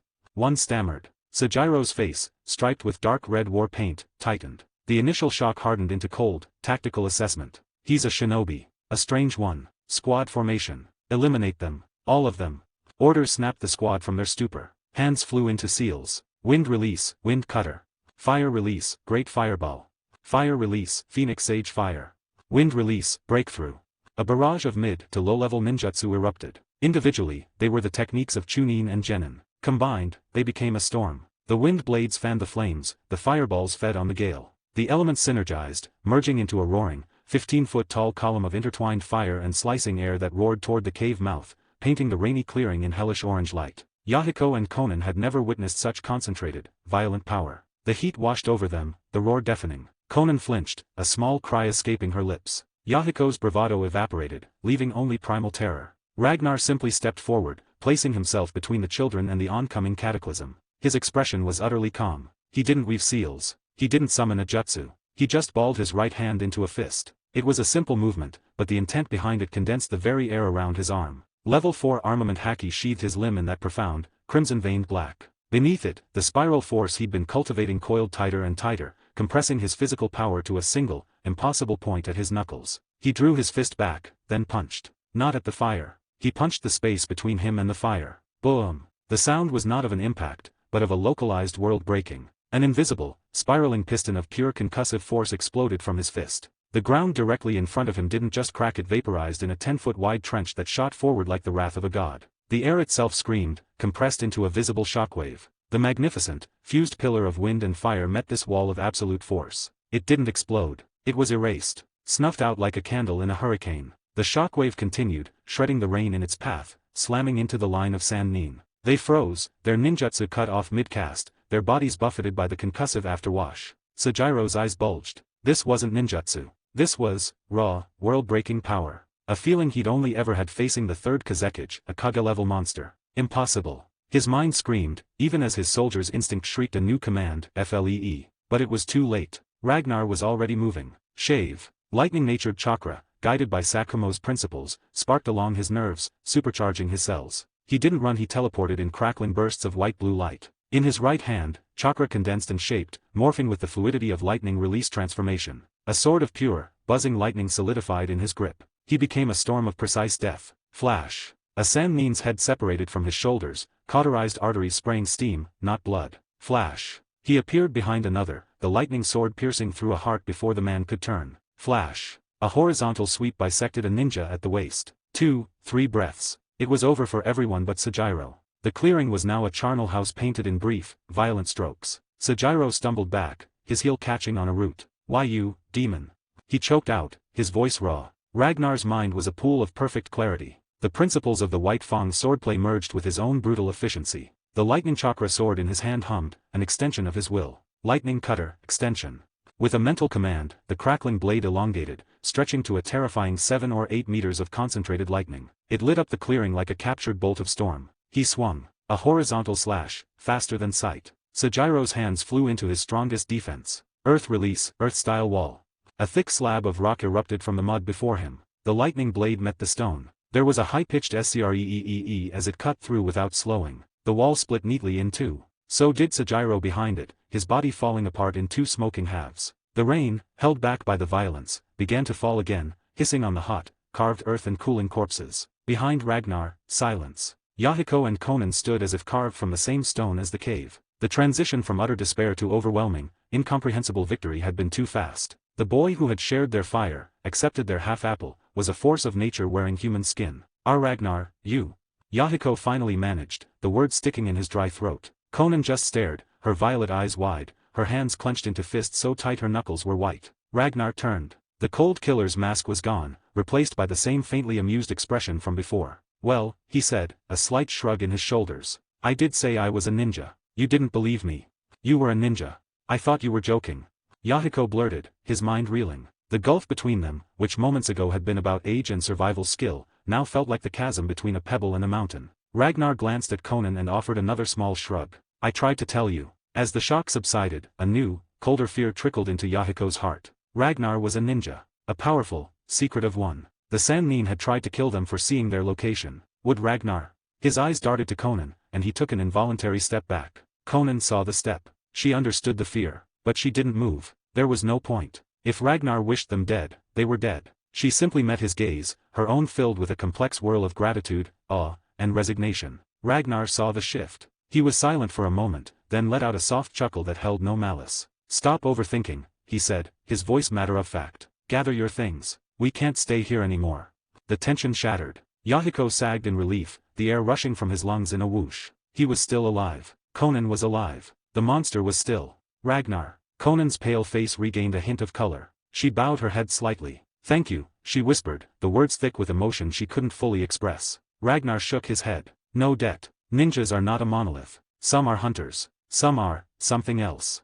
They moved quickly. Yahiko, with a grim determination that surprised even himself, helped Ragnar drag the Sannin bodies into a pile. A stray fire release tag from a pouch provided a quick, cleansing pyre. The cave, their home, was now a tomb and a crime scene. Guided by Ragnar's preternatural senses, they found a new spot deeper in the forest, a small clearing by a swollen stream. With Ragnar's strength and Yahiko's scrappy ingenuity, they had a crude but serviceable log cabin erected before true night fell. Ragnar found himself briefly, absurdly, missing the convenience of wood release. A 3-bedroom bungalow jutsu would be handy right now, he mused. No sign of Nagato. Ragnar wasn't surprised. The Rinnegan bearer was undoubtedly under layers of observation, by Zetsu if no one else. His path would cross theirs when fate, or a certain orange-haired idealist, dictated. Inside the new shelter, the dynamic had irrevocably shifted. Conan, moving with a new, respectful care, brought Ragnar a cup of water she'd collected from the stream. Ragnar, she said softly, offering it. He took it with a nod. Sit, Conan. She did, folding herself neatly onto a pile of blankets, watching him with attentive eyes. The easy camaraderie was gone, replaced by the deference given to power. It was uncomfortable, but it was the way of their world. Yahiko sat across the small fire pit they'd built, fidgeting, his earlier bravado replaced by a nervous energy. He looked at Ragnar, then at the floor, then at Conan, his thoughts practically visible above his head. Ragnar waited, sipping the water. He knew what was coming. Finally, Yahiko couldn't hold it in. He leaned forward, his orange hair almost catching the firelight, his eyes blazing with a desperate, sincere hope. Ragnar, he said, his voice earnest, pleading. Please, teach us. Teach Conan and me, ninjutsu. The cabin fell silent. The crackle of the fire was loud. Conan held her breath, her hands tightening in her lap, her own hidden longing laid bare in her wide, hopeful eyes. The request hung in the air between them, heavier than any sword. End of chapter. If you're enjoying this story, consider supporting me on Patreon. Patreon members get early access to chapters, bonus content, and voting power on future ideas. Every bit of support helps me write more and faster. Thank you so much for reading. Let's hit the goal of 150 Patreon members now for 5 extra chapters. We are at 123 members right now. Donate me stonus. Let's hit 400 power stones. 77, Chapter 77, The Paper Crane and the Summons. Chapter 77, The Paper Crane and the Summons. In the tapestry of the future Ragnar remembered, Yahiko, Conan, and Nagato's path was altered by the 3 Sannin, specifically, by Jiraiya's year of mentorship. That intervention had birthed the Akatsuki's idealistic core, which later warped into something else entirely. Now, that thread was being pulled by a different hand. His hand. Nagato was absent from their little trio. The request Yahiko had just made was a direct divergence. Teaching them ninjutsu now would undoubtedly change their destinies, potentially causing a cascade of alterations to the future he knew. For a moment, he weighed the implications. Then, he dismissed them. I am the anomaly. The moment he awoke in this world with a system from another, the so-called plot became a suggestion, not a script. His own survival and goals came first. Whatever butterfly effects flapped their wings, he would adapt. He looked at Yahiko, then at Conan, seeing the raw, desperate hope in their eyes. The desire for power to claw their way out of helplessness. He understood it better than anyone. Wanting to become a ninja, Ragnar began, his voice measured, to stand on your own and defy fate. It's not a path of ease or joy. The process is grueling. Power is never free. In this world, everything exacts a price. No price could be harder than what we've already paid, Yahiko shot back, his voice iron-strong. Conan nodded silently beside him, her small jaw set. The struggle to survive as orphans in a war zone had already been their tutelage in hardship. Ragnar gave a slow, final nod. All right. Yahiko's entire body slumped in relief, a bright, genuine smile breaking through like sun after a storm. Conan's eyes shimmered with profound gratitude, a silent "thank you" conveyed in her gaze. Then we start with the foundation, Ragnar said, setting his cup aside. First question, what is chakra? Two blank, curious stares. They'd heard the word, a thing of legends and terror, but knew nothing concrete. Chakra is energy, Ragnar explained, falling into the simple, clear tones of a Konoha Academy instructor. It is born from the perfect blend of spiritual energy, the power of your mind and will, and physical energy, drawn from every cell in your body. Through training and discipline, you learn to draw it out, refine it, and wield it. The first, non-negotiable step to becoming a ninja is to successfully extract chakra. Fail at this, and the path is closed to you. Yahiko's face tightened with sudden anxiety. What if I can't? Ragnar ignored the unspoken fear and guided them through the basic meditation techniques, the same ones taught to every Konoha child. He explained focusing the mind, feeling the internal flow of energy, merging the two sources. He repeated the steps, simplified the concepts, until they nodded with a glimmer of understanding. Meditation is your starting line. Focus. Feel your body, your breath, every sensation. Find the energy within. Then, he left them to it. The process was a test of innate talent. Some grasped it in hours, some in days. A month of failure usually meant a life as a civilian. But Ragnar harbored no doubt. These two were future pillars of an organization that would shake the world. They would succeed. While they sat cross-legged in intense concentration, Ragnar didn't idle. He continued his own refinement, pushing Sakumo's lightning chakra cell activation method further, integrating it more seamlessly with his shave. Peace was a resource, and he mined it for every ounce of progress. He also didn't seal himself away. He made regular trips to nearby settlements, a shadow procuring supplies. He bought nutritious food, meat, vegetables, things Yahiko and Conan's starved bodies desperately needed, and paid for it with coins taken from the pouches of the ninja he hunted on these excursions. Information and sustenance, gathered in the same grim harvest. Over half a month slipped by. The outside world was not so peaceful. The Second Shinobi World War was escalating from a simmer to a rolling boil. Ragnar felt it in the increased frequency of patrols, the tension in the air of towns, the sheer volume of bodies, ninja and civilian, left to rot in the rain. A megacorps, under Hanzo's cold leadership, had begun to push back in earnest against the three great villages using its land as a battleground. The legend of the salamander's poison spread new terror. The war had entered its bloody, decisive phase. Yet, in their secluded clearing, a different story unfolded. As Ragnar predicted, neither Yahiko nor Conan struggled with chakra extraction. Conan was faster, achieving it in just under 3 days, a testament to her sharp mental control. Yahiko followed half a day later, his chakra nature revealing itself as a dual affinity for water and fire, a volatile but potent combination. Conan's chakra was unique. It didn't resonate strongly with any of the 5 basic natures. Ragnar suspected a yin affiliation, a potential for the kind of unique, bloodline-like techniques that defined clans. It made sense. Her future mastery over paper wasn't a standard elemental release, it was a specialized art, likely born from this peculiar chakra and her own innate affinity, perhaps nurtured by her childhood habit of folding paper cranes. He had a limited repertoire of conventional ninjutsu to teach, scavenged from the scrolls and memories of his kills.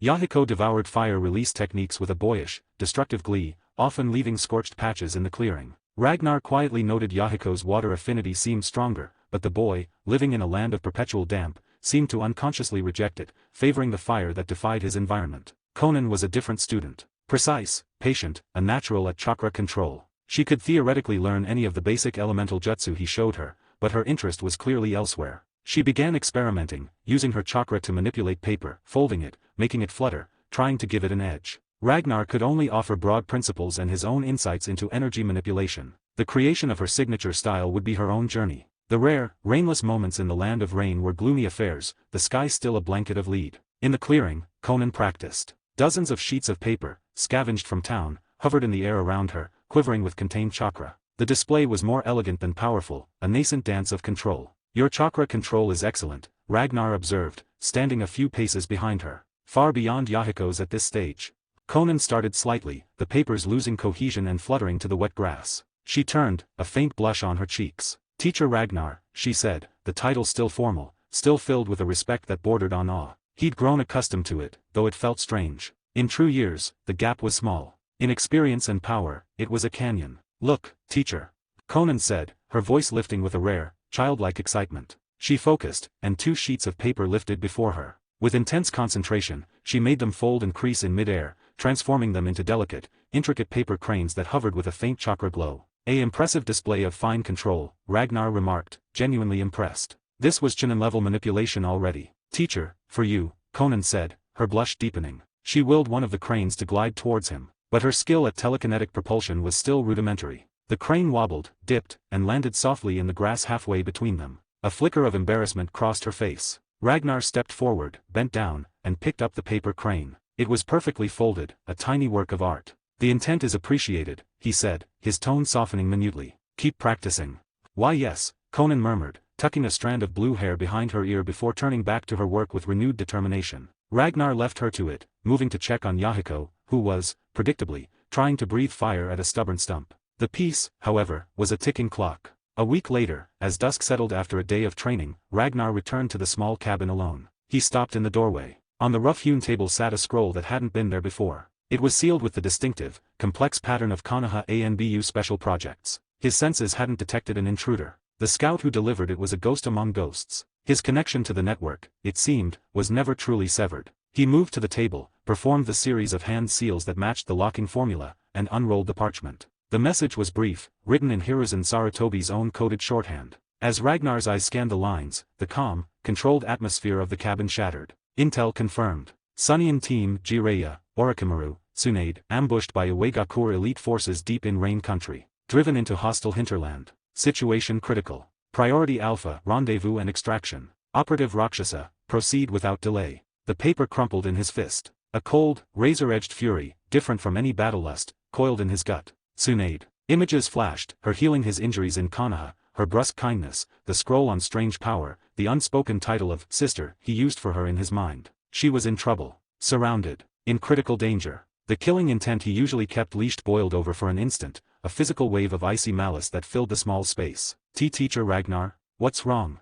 2 small, frightened voices from the doorway. Yahiko and Conan stood there, having followed him back, their faces bone-white, trembling as if plunged into an icy lake. The aura of a killer who had ended over 100 lives was not something their young, barely tapped chakra systems could withstand. Ragnar forcibly reined the emotion back, sealing it away. The cabin warmed a degree. He looked at their terrified, concerned faces. Yahiko. Conan, he said, his voice steady but carrying a finality that made their hearts sink. I have to go.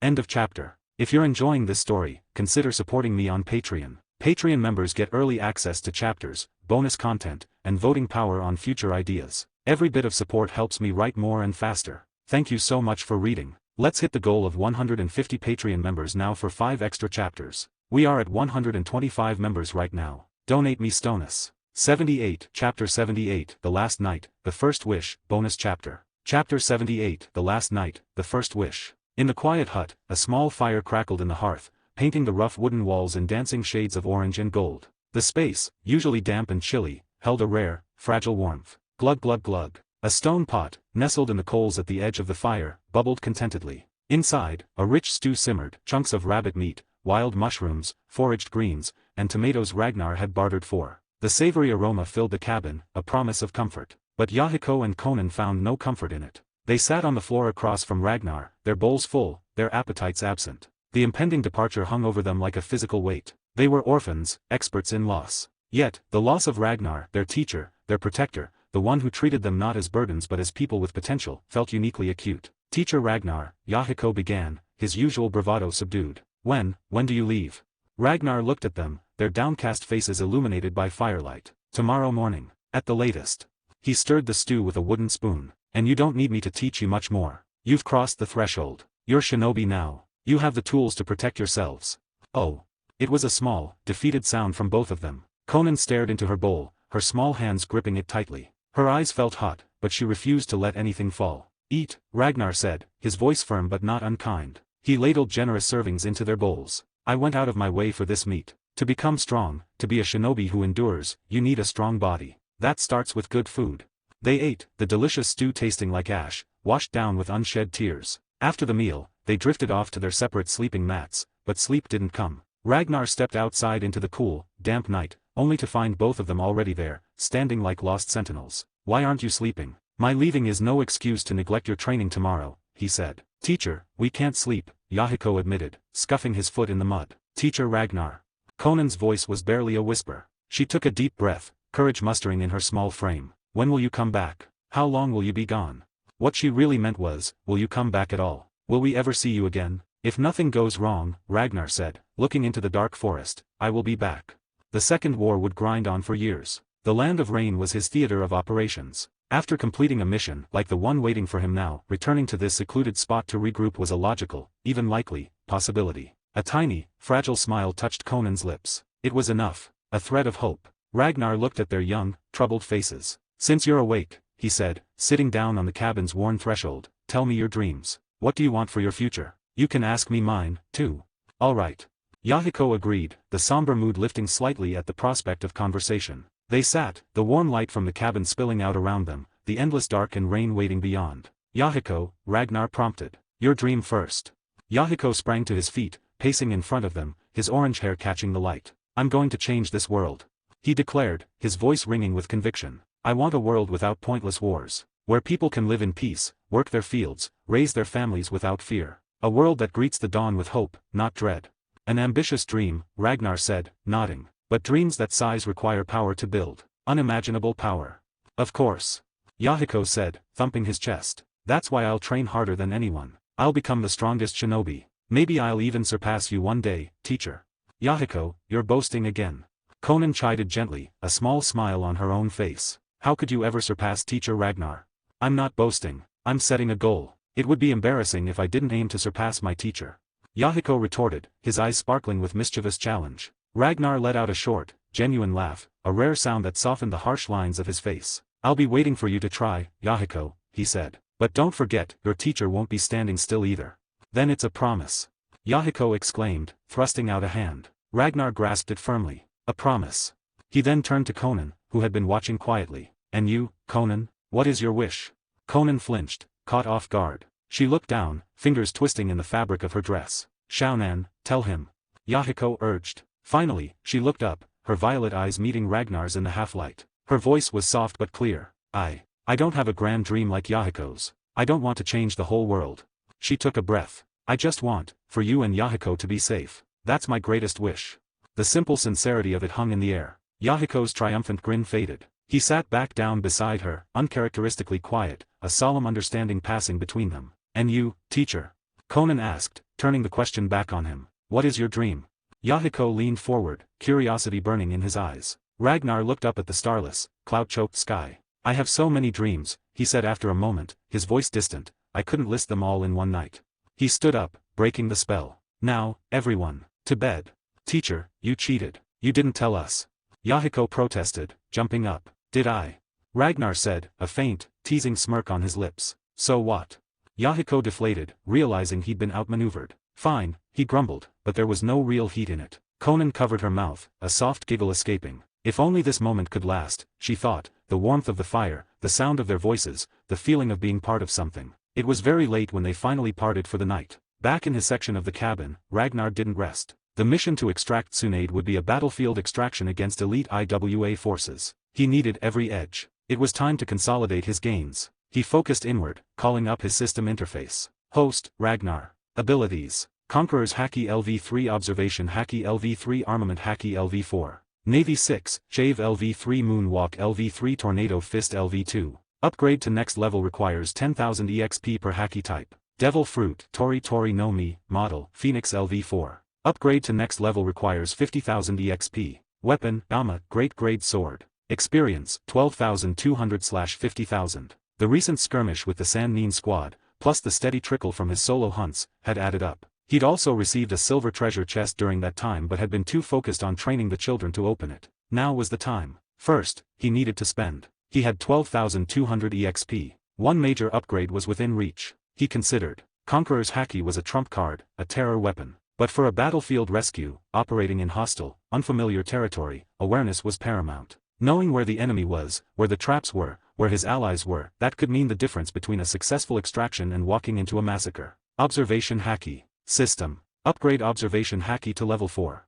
Ding. Expending 10,000 EXP. Observation Haki, level 3 level 4. Remaining EXP 2,200/50,000. The change was immediate and profound. It wasn't a surge of power, but an expansion of perception. A shudder ran through his body, not of pain, but of revelation. The world opened. The gentle crackle of the dying fire wasn't just a sound, he could feel the heat differential in each ember. The rustle of a mouse in the thatched 3 houses away was a clear, distinct event in the tapestry of the night. He could sense the slow, deep breaths of Yahiko and Conan in the next room, the slight worry that still creased their dreams. Further out, the chakra of insects, of the trees drinking the rain, of the very earth itself, hummed at the edge of his awareness. And the natural energy, the senjutsu chakra, he could sense but not yet safely use. It was no longer a faint background hum. It was a roaring, vibrant river flowing through everything. He could feel its currents, its ebbs and flows around the hills, the streams, the living things. The connection was no longer nascent, it was a clear, undeniable channel. He closed his eyes, not to block out the world, but to immerse himself in this new, vast sensory ocean. For a long time, he simply sat,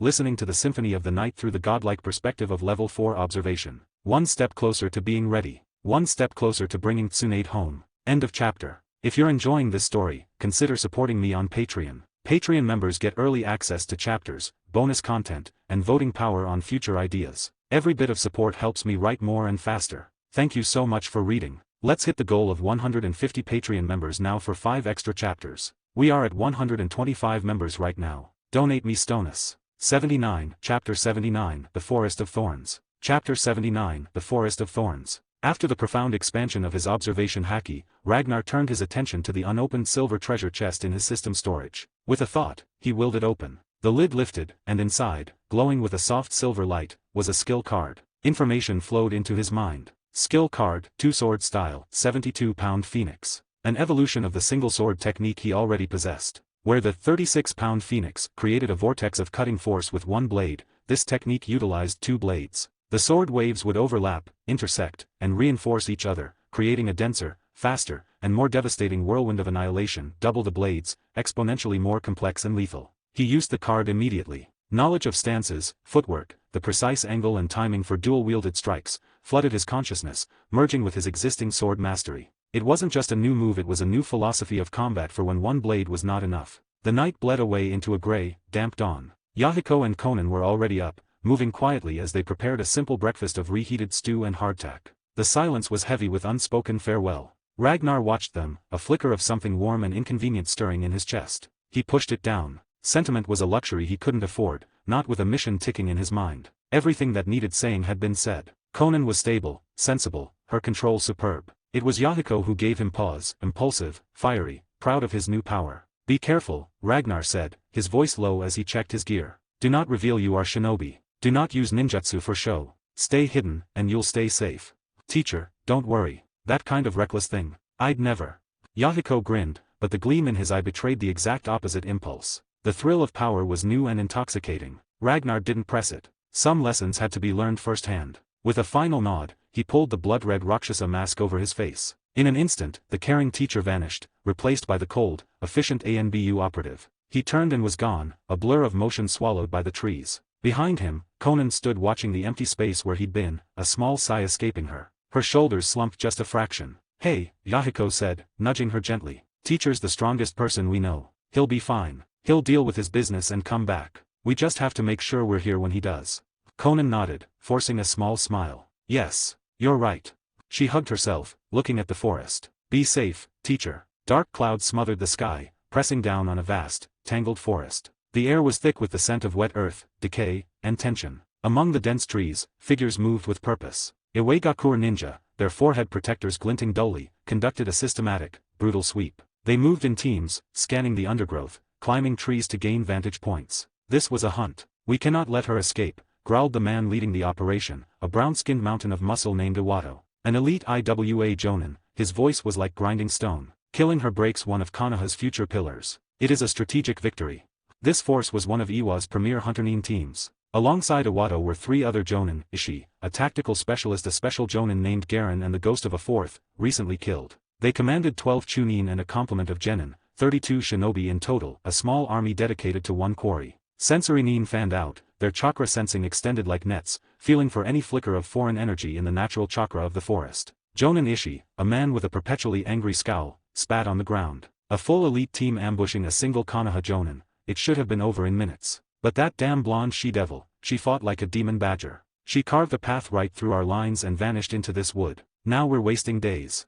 Their target was Tsunade. The ambush, a joint operation with Suna forces, had targeted the legendary Sunin in training. The intervention of Hanzo and his salamander's poison had crippled Jiraiya, scattering the trio. To buy time for Orochimaru to stabilize their teammate and to seek an antidote, Tsunade had become the diversion, leading the most aggressive pursuers, the IWA team, on a desperate chase. Now she was cornered, her back against the territory of Omegakure itself. Iwato's face was grim. She cannot get past us to Rain's borders. Hanzo would kill her for sport. She's in here. We find her. We avenge Tetsu.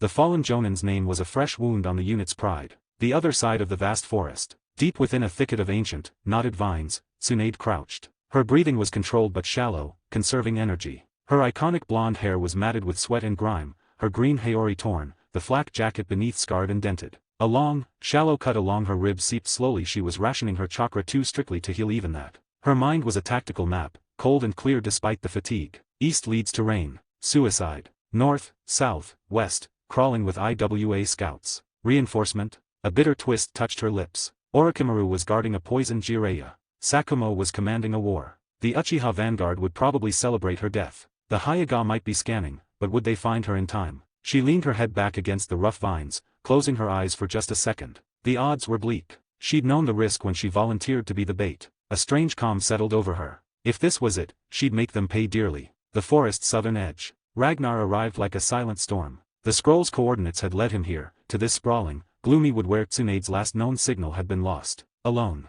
No Hyaga scouts with their all-seeing eyes to pinpoint the needle in this green haystack. But he didn't need their eyes. He stopped at the tree line, the Roxasa mask turning slowly as he scanned the oppressive wall of vegetation. He took a deep breath and let his consciousness expand. Observation Haki, Level 4. Full release. The world didn't just become clear, it became a transparent blueprint. His perception didn't flow out in a wave, it simply was, a dome of absolute awareness with a radius of 1,500 meters. 1.5 kilometers in every direction, instantly mapped in his mind. He felt the chakra of every insect, every rodent, every root drinking water. He sensed the faint, sickly pulse of poisoned plants from some long ago skirmish. And he felt the sharper, disciplined clusters of chakra signatures moving through the forest, hunting patterns, search grids. IWA Nin. Dozens of them. And then, further in, north by northwest, a single, potent, familiar chakra signature. It was flickering, weary, but burning with a stubborn, defiant will. It was coiled tight, hidden, like a wounded lioness in a thicket. Tsunade. The Byakugan saw. His Haki knew. It was a radar painting the entire battlefield in his mind.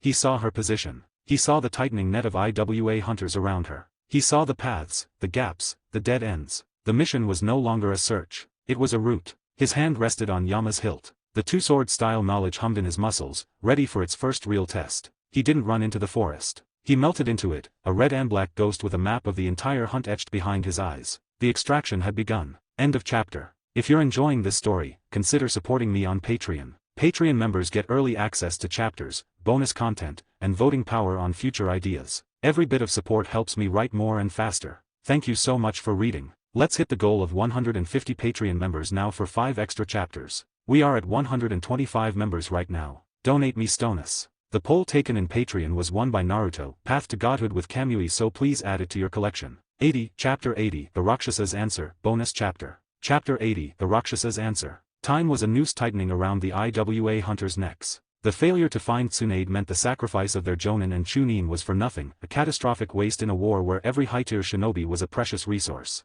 The IWA forces had bled heavily in this war's opening stages. A full assassination squad wiped out with no culprit identified. Multiple Jonin confirmed dead. The body count among lower ranks was a demoralizing secret. If they returned empty-handed after this massive investment, the wrath of the third Tsuchikage, Oniki, would be a thing of legend. Punishment would be severe, a stain on their records forever. Captain. Blood traces, fresh. Sensory confirms it's the Konoha Jonin, Tsunade. A Chunin panted as he reported to Iwato. Iwato's eyes gleamed with fierce triumph. She's close. She has to be. Expand the search. Comb every bush, every hollow. She's ours.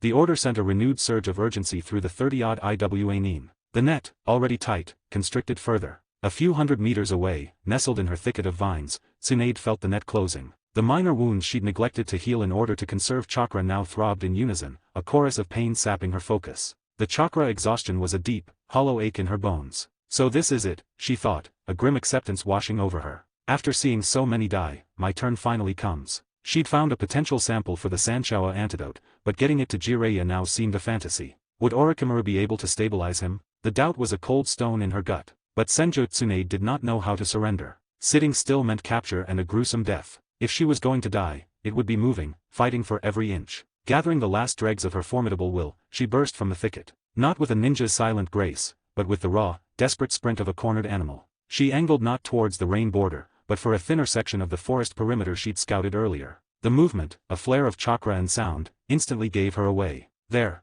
After her. Don't let the bitch escape.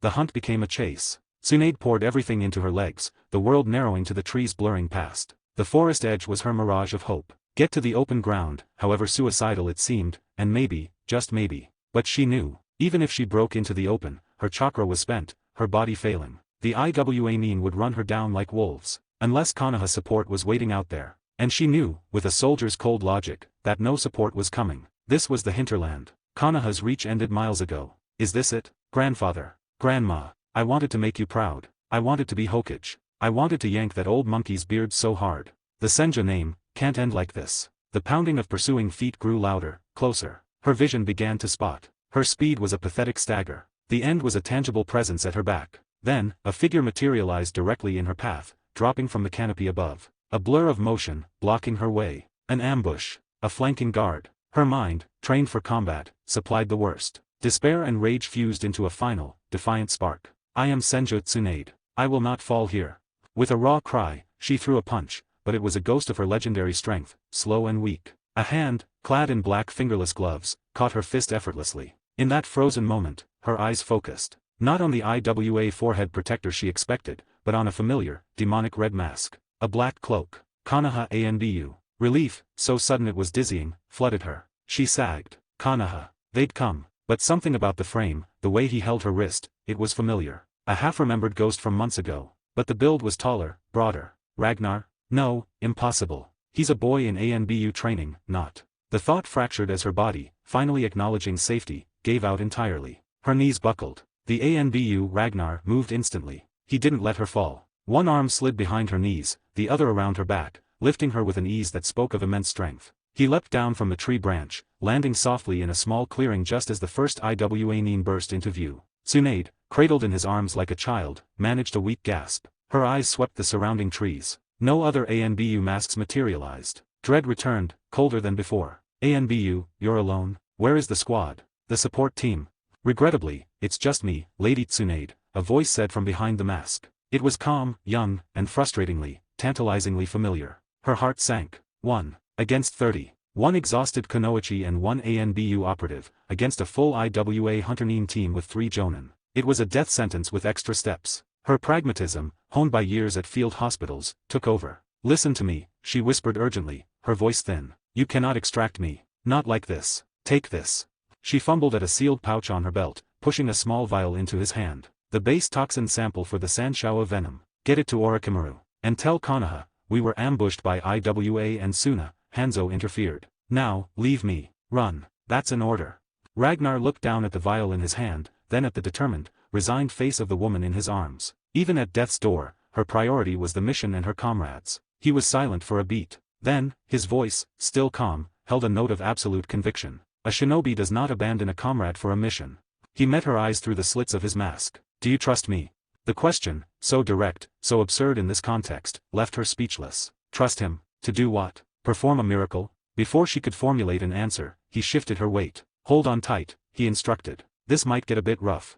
He set her down gently, her back against the trunk of a large tree. Then, he turned to face the closing circle of Iwa. He didn't adopt a defensive stance. He simply reached up and unfastened his cloak, letting the heavy, rain-sodden garment fall to the mud. He stood revealed in his standard ANBU blacks, the blood-red Roxasa mask the only splash of color. The demonic visage seemed to drink in the gloomy light. The Iwa halted, forming a wide, cautious ring. They saw one ANBU and a barely conscious Tsunade. Their confidence returned, tinged with bloodlust. Kill them. Iwato roared from the rear. The air erupted. A storm of ninjutsu and steel. Earth spears shot from the ground. Fireballs roared through the damp air. A cloud of shuriken and kunao, too many to count, filled the space between the trees. A metallic blizzard aimed at the 2 figures against the tree. Tsunade, her eyes wide, could only watch the annihilation come. She closed her eyes, bracing for the impact. Ragnar took 1 step forward, placing himself squarely between her and the onslaught. He didn't weave signs. He didn't shout a technique name. His hands went to his hips, where 2 scrolls were sealed. In twin puffs of smoke, Yama appeared in his right hand, its purple miasma coiling eagerly. In his left, a second, slightly shorter katana materialized, a well-made chakra blade he'd taken from a previous foe. It wasn't a great-grade sword, but it would serve. The knowledge of the two-sword style, 72-pound phoenix ignited in his mind, merging with his observation Haki's perfect map of every incoming projectile, every chakra flare, every attacker's position. To the Iwanin, he was a statue. To Tsunade, he was a fool sacrificing himself. To Ragnar, the world had slowed to a crawl, painted in the clear, precise colors of imminent violence. He moved. End of chapter. If you're enjoying this story, consider supporting me on Patreon. Patreon members get early access to chapters, bonus content, and voting power on future ideas. Every bit of support helps me write more and faster. Thank you so much for reading. Let's hit the goal of 150 Patreon members now for 5 extra chapters. We are at 125 members right now. Donate me Stonus. The poll taken in Patreon was won by Naruto, Path to Godhood with Kamui, so please add it to your collection. 81, Chapter 81, 2 Blades Against the Storm. Chapter 81, 2 Blades Against the Storm. The world narrowed to the cascade of steel and earth screaming toward them. Ragnar's mind, honed by observation Haki level 4, didn't see individual attackers. He saw a flowing, lethal tapestry. 32 distinct chakra signatures, a web of murderous intent. 18 shuriken and kunao, spinning from 3 different angles. 4 earth release, rock shower jutsus condensing above, about to rain house-sized boulders.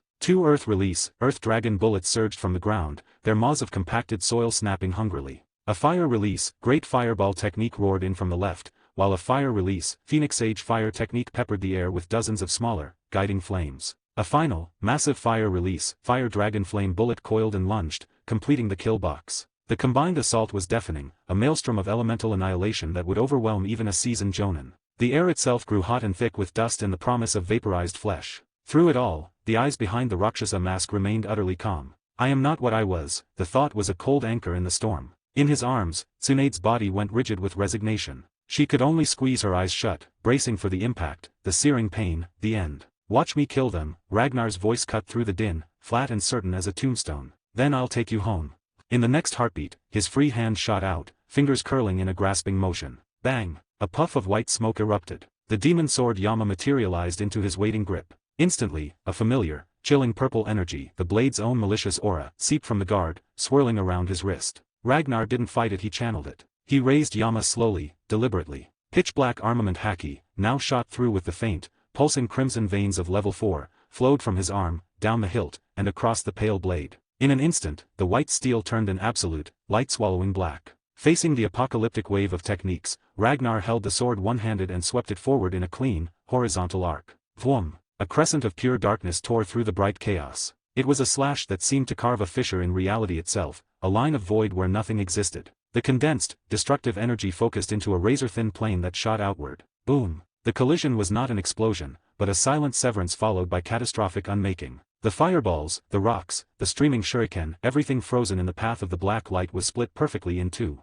The halves trembled for a microsecond, their structural integrity annihilated, then collapsed into harmless chakra motes and falling debris. One sword stroke had erased the incoming doom, cutting a swath of clean air through the heart of the bombardment. The shockwave of the slash's passage didn't stop there. It continued, a devastating horizontal gale that sheared through the towering trees flanking the battlefield. Dozens of ancient trunks groaned and splintered, toppling away to the sides with earth-shaking crashes. In a single move, Ragnar had flattened the forest into a sudden, brutal killing field nearly 1,000 meters long. Silence, thick and disbelieving, fell over the Iwanin. Their hands dropped from their seals. Their eyes, wide with primal terror, were fixed on the masked figure standing amid the settling dust and wreckage. What kind of technique was that? No hand seals, just a sword swing. The thought echoed through every mind. Elite Jonin Iwagakur Tsuchino, the mission commander, felt a cold sweat trace his spine. But it was far from over. In Ragnar's arms, Tsunade's eyes snapped open. Her mind, moments ago clouded with fatalistic acceptance, was now a whirlwind of stunned confusion.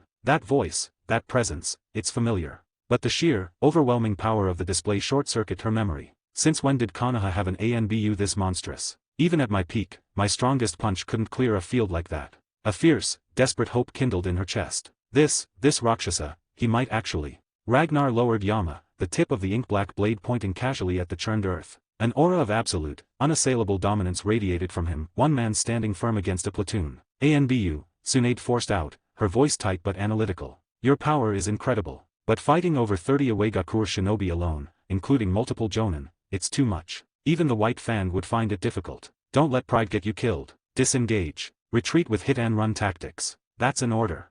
Ragnar gave a slight nod, acknowledging her advice. But his gaze never left the staggered enemy line. He raised Yama again, settling into a loose, ready stance. Sometimes, he murmured, his voice barely audible over the wind whistling through the newly cleared space, there's no difference between one enemy and 30. It's just a matter of one swing. He paused, the chill in his tone deepening, fueled by a cold fury at these men who had hunted his comrade, his sister Tsunade, to exhaustion. If one swing isn't enough, you just take another. What? Don't you dare do anything, Rek. Tsunade's warning was cut off. Hold on, Ragnar commanded. Tsunade's arms instinctively tightened around his neck. Shave. In a burst of speed that blurred the air, Ragnar vanished from his spot. He didn't retreat. He shot forward, a crimson and black streak that placed him squarely in the center of the scattered Iwanine formation. He was a wolf who had leapt into the sheepfold. His voice, cold and devoid of all mercy, rang out like a death knell. Itoryu's secret technique, 36-pound phoenix.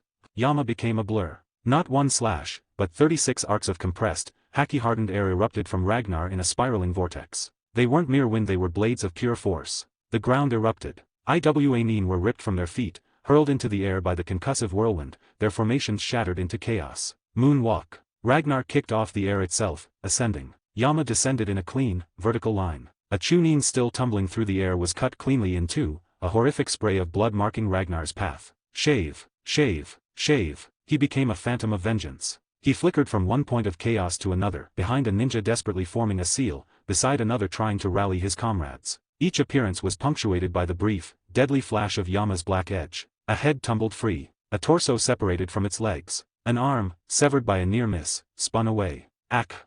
He's too fast. Don't cluster. Spread, irk. Screams of pain and shouts of panic melded into a horrific chorus. Bodies fell, one after another, painting the scarred earth crimson. The most unnerving fact for the surviving Iwanine wasn't just the speed or the terrifying sword. It was that he was doing all of this while holding a woman. The sheer, inhuman strength and balance it implied froze the blood in their veins. Pressed against his chest, Tsunade could only watch. The world became a dizzying rush of motion, the coppery scent of blood, and the solid, unyielding strength of the man carrying her. Behind the fearsome Roxasa mask, a killer moved with brutal, elegant efficiency, a reaper harvesting lives in a blossoming field of scarlet. Despite the horror, despite the gore, a traitorous, powerful flutter beat against her ribs. Her breath hitched. Who in the world are you? End of chapter. If you're enjoying this story, consider supporting me on Patreon. Patreon members get early access to chapters, bonus content, and voting power on future ideas. Every bit of support helps me write more and faster. Thank you so much for reading. Let's hit the goal of 150 Patreon members now for 5 extra chapters. We are at 140 members right now. Donate me Stonus. The poll taken in Patreon was won by Naruto, Path to Godhood with Kamui, so please add it to your collection. 82, Chapter 82, The Rakshas's Dance. Chapter 82, The Rakshas's Dance. Killing was an ugly business. There was no artistry in it, only the crude, violent subtraction of life, a mess of blood, shattered bone, and final silence. No one of sound mind could truly love it. Yet, as Ragnar moved, there was a terrible, sorrowful grace to the carnage. The sorrow was all for the men of Iwa. For him, in this moment, there was only the cold clarity of purpose. The blood-red Rakshasa mask. The slender, ink-black sword that never seemed to stain. The beautiful, exhausted woman held securely against his chest. He walked, no, he flowed, through the battlefield as if traversing an empty plain. To move with such lethal purpose while cradling another, it was a dissonant image that chipped away at the Iwane's morale. If a man could be born to this, to wield death so effortlessly, how terrifyingly free he must be. In the wake of his initial assault, half the Iwa force lay broken on the ground. Most were Chunin and Genin, the future backbone of their village, now cut down in a foreign forest due to a fatal miscalculation. They had been sent to hunt a medic, not to face a demon. The disparity in intelligence, combined with Ragnar's shock and awe opening, had cost them dearly. By the time the lead Jonin, Iwa Tsuchino, shook off his stupor and assessed the slaughter, it was almost too late. Almost. Earth release, dark swamp technique. Iwa Tsuchino roared, his hands flashing through 5 seals in a second before slamming them onto the churned earth. The ground beneath Ragnar's feet lost all solidity, instantly transforming into a vast, clinging mire of black mud. It sucked greedily at his boots, pulling him downward with surprising strength. It's a binding technique, Tsunade gasped, her analytical mind cutting through her fatigue. Very sticky. Once you're caught, it's hard to break free through brute force alone. Ragnar gave a slight nod. He knew this jutsu. The Iwa Jonin Akazuchi had used a similar one in their last battle. He'd broken free then with Moon Step's aerial mobility. But Sachino's swamp was wider, its pull more insidious. Even if he leapt free, landing elsewhere risked another patch of devouring earth. Fire release, wave of fury. The second Jonin, Iwa Shimu, didn't hesitate. His seals were a blur, ending with a deep inhalation. He didn't aim at Ragnar. He aimed at the swamp. A torrent of searing orange flames vomited from his mouth, washing over the black mire. The effect was immediate and terrifying. The swamp didn't extinguish, it ignited. Flames mixed with the thick, tarry mud, creating a rolling inferno that spread across a 100-meter radius. Thick, choking black smoke, a toxic mix of burning soil and chemical residue, billowed upward. A combined ninjutsu, Tsunade coughed, her face flushing from the intense heat rolling over them. Earth and fire. An Iwagakur specialty. The flames catalyze something in the swamp. It's not just fire, it's like burning pitch. The air grew toxic and blisteringly hot. The swamp itself was now a weapon, a lake of fire and grasping tar. Troublesome, Ragnar thought, his mind cool amidst the heat. I wasn't planning on revealing this yet. But against two elite Jonin with coordinated tactics, playing with fire, are you? Compared to the three Haki, this power is also quite illuminating. A change began within him. A scorching temperature bloomed from his core, radiating outward. Tsunade, pressed against him, felt it instantly, a volcanic heat simmering just beneath his skin, a contained sun that promised apocalyptic release. Yet, paradoxically, the heat radiating toward her was not harmful, it was a warm, protective blanket against the hostile flames around them. Yakugura no Kagami, Ragnar murmured, the name of the power fitting his lips. He held Yama aloft. Golden yellow flames, pure and intense, flickered to life along the demon blade's black edge, dancing in harmony with the armament Haki. With a casual sweep of the sword, a ring of these golden flames erupted from the ground around them, forming a perfect, rotating firewall. The mirror of charred bones not only held back the encroaching swamp fire,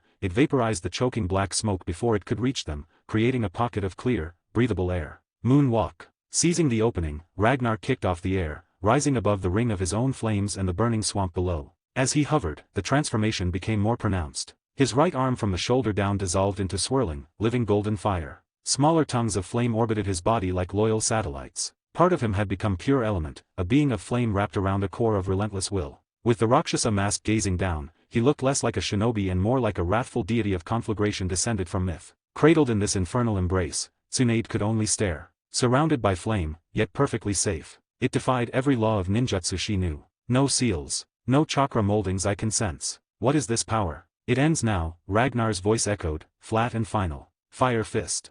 His elementalized right arm drew back, then plunged downward. A colossal pillar of concentrated golden fire roared from his fist, spearheading toward the burning swamp. Within the pillar, the unmistakable silhouette of a giant, clenched fist made of molten fury took shape. Boom! The fire fist struck the center of the dark swamp. Instead of feeding the flames, the golden fire consumed them. It was a purifying burn, a heat of a higher order. The tarry mud didn't burn, it was instantly, completely vaporized. A shockwave of superheated air radiated outwards, flattening the remaining flames and leaving behind only bare, scorched bedrock and wavering heat haze. The swamp was gone, erased as if it had never been. The surviving Iwa stared, their minds blank with disbelief. That jutsu just erased a combined elemental technique? Jonin Tsuchino's tactical mind stuttered. Who is this? Heitake Sakumo uses a white chakra blade, not fire. This is someone else. Someone worse. Earth release, earth-style wall. Tsuchino reacted on instinct, slapping the ground to raise a thick barrier against the residual heatwave. Even so, the scorching wind that washed over them was punishing. The ground was clear. Ragnar landed softly, the flames receding from his arm back into his skin, though the air around him still shimmered with waste heat. He leveled his left palm, held open toward the clustered, shaken Iwa Nin. Hiderama, firefly. His palm glowed with a soft, phosphorescent green light. From it, dozens of beautiful, harmless-looking fireflies of green light lazily drifted out, bobbing through the air toward the enemy. The Iwa Nin watched, confused. The lights were pretty, almost peaceful, a stark contrast to the hellfire that had just rained down. A young Chunin, nerves frayed, reached a hesitant hand toward one. What are th? Don't touch them. Get back. Tsuchino's shout was a raw scream of intuition. It was too late. 5 or 6 of the glowing fireflies had already alighted on uniforms, skin, and hair. From behind the Roxasa mask, Ragnar's lips formed a single, silent word. Burst. The fireflies detonated. Not with a roar, but with a series of sharp, concussive cracks. Where each had landed, a sphere of devastating green-yellow fire erupted, swallowing the unfortunate shinobi whole. The combined force of multiple explosions was catastrophic, easily rivaling a high B-rank fire release technique. Earth release, earth wall.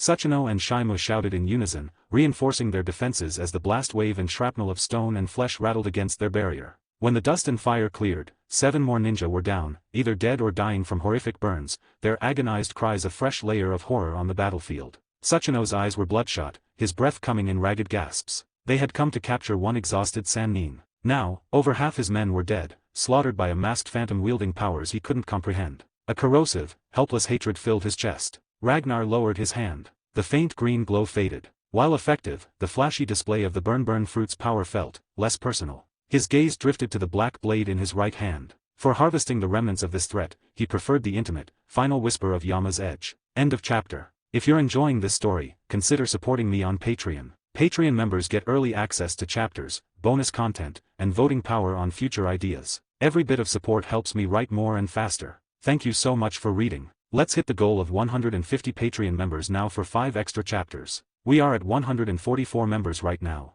Donate me Stonus. 83, Chapter 83, Thunder and Magma. Thanks for the power Stonus bonus chapter will be uploaded. Let's hit 200 next. Chapter 83, Thunder and Magma. Silence, thick and acrid with the smell of ozone and burnt flesh, settled over the scorched clearing. The fire boat Hidorma had done its work, leaving behind smoldering ash and charred remnants where shinobi had once stood. The flames born of the burn fruit were not of this world. Their temperature was purer, more absolute, than any fire-natured chakra. Behind the hastily erected earth-style walls, Iwa Tsuchino's face was a mask of stormy fury. The desire to tear the masked Anbu apart warred with a cold, tactical dread. His abilities, they make no sense. Is it a Kekii Genkai? But which of the 5 great villages has a flame-based bloodline limit like this? The ninja world had fire-wielders, but none who could turn their body to living flame. The calmest person present was, ironically, Tsunade. Cradled in the epicenter of the violence, she could analyze with a clinical detachment born of shock. She had felt his arm dissolve into fire, not a chakra construct, but a genuine elemental transformation.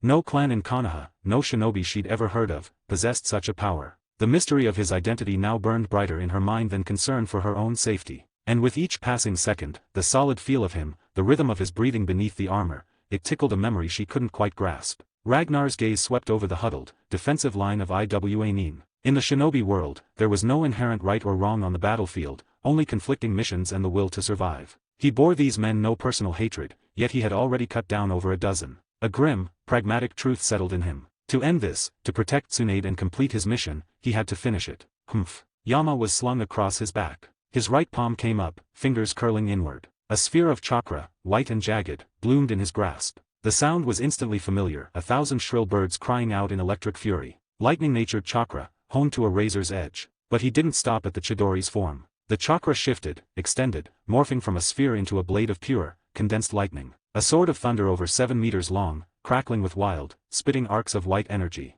The secret principles of the White Fang's swordsmanship, gleaned from Sakumo's scroll, merged with his own lightning affinity. The cells in his body buzzed with galvanic energy. In one fluid motion, he drew the lightning sword back and thrust it forward, not with the blade itself, but with the energy it projected. Lightning cutter, severing flash.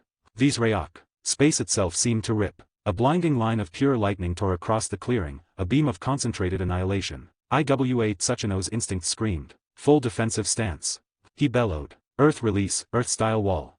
Earth release, earth-style wall. Earth release, earth-style wall. A frantic chorus of shouts rose as the remaining Iwa Nin slapped the ground. Multiple layered earth walls erupted before them, forming a thick, rocky bulwark. It was futile. The severing flash was not a sword to be blocked, it was a line of force that disregarded matter. Where the beam of lightning passed, the dense earth walls offered no more resistance than paper. They were sheared through with a clean, sizzling hiss, the cut surfaces glassy and smoking. Sachino, Shimu, and the survivors threw themselves aside in desperate retreat. The beam continued, its lethal length finally expended. In its wake, a perfect, terrifying line was etched across the landscape. Trees 100 meters behind the earth walls toppled with groaning crashes, their trunks sliced on a perfect diagonal. And within that line, 7 more Iwa Nin who hadn't moved fast enough simply came apart. Severed cleanly at the waist or chest, they fell in 2 pieces, the cauterized wounds offering only a brief, horrific spectacle before the blood began to pool. One sword strike. The roar of falling timber and the wet thuds of bisected bodies were the only sounds. Iwa Tsuchino stared, his mind refusing to process the sheer, dismissive power. Indestructible. Unblockable. You can't even get close. The tactical part of his brain shut down, overridden by primal shock. The other Jonin, Shimu, found his voice, hoarse with disbelief. You're the commander of Konoha's Anbu.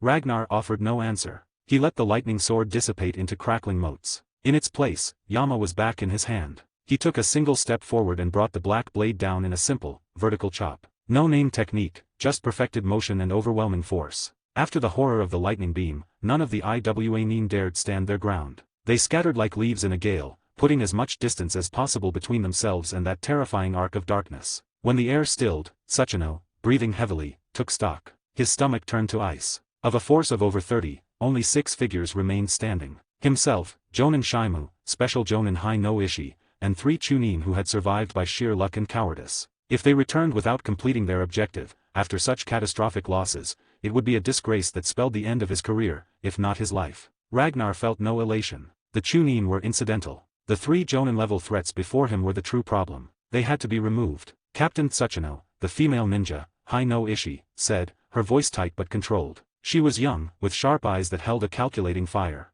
The 3 of us must attack together. 3 Jonin, coordinated. No single ANBU, no matter how strange his tricks, can withstand that. Sachino gritted his teeth, the last of his hesitation burning away in the furnace of desperation. Agreed. Full power. We kill him, then secure Tsunade. 3 Jonin coordinating, it will be difficult. Find an opening to retreat, Tsunade murmured, her strength fading, making her voice thin. Don't worry, Ragnar said, the 2 words flat and absolute. Hai no Ishi moved first. Her hands flashed through seals with practiced speed, ending at her lips. Lava release, Molnik rock technique.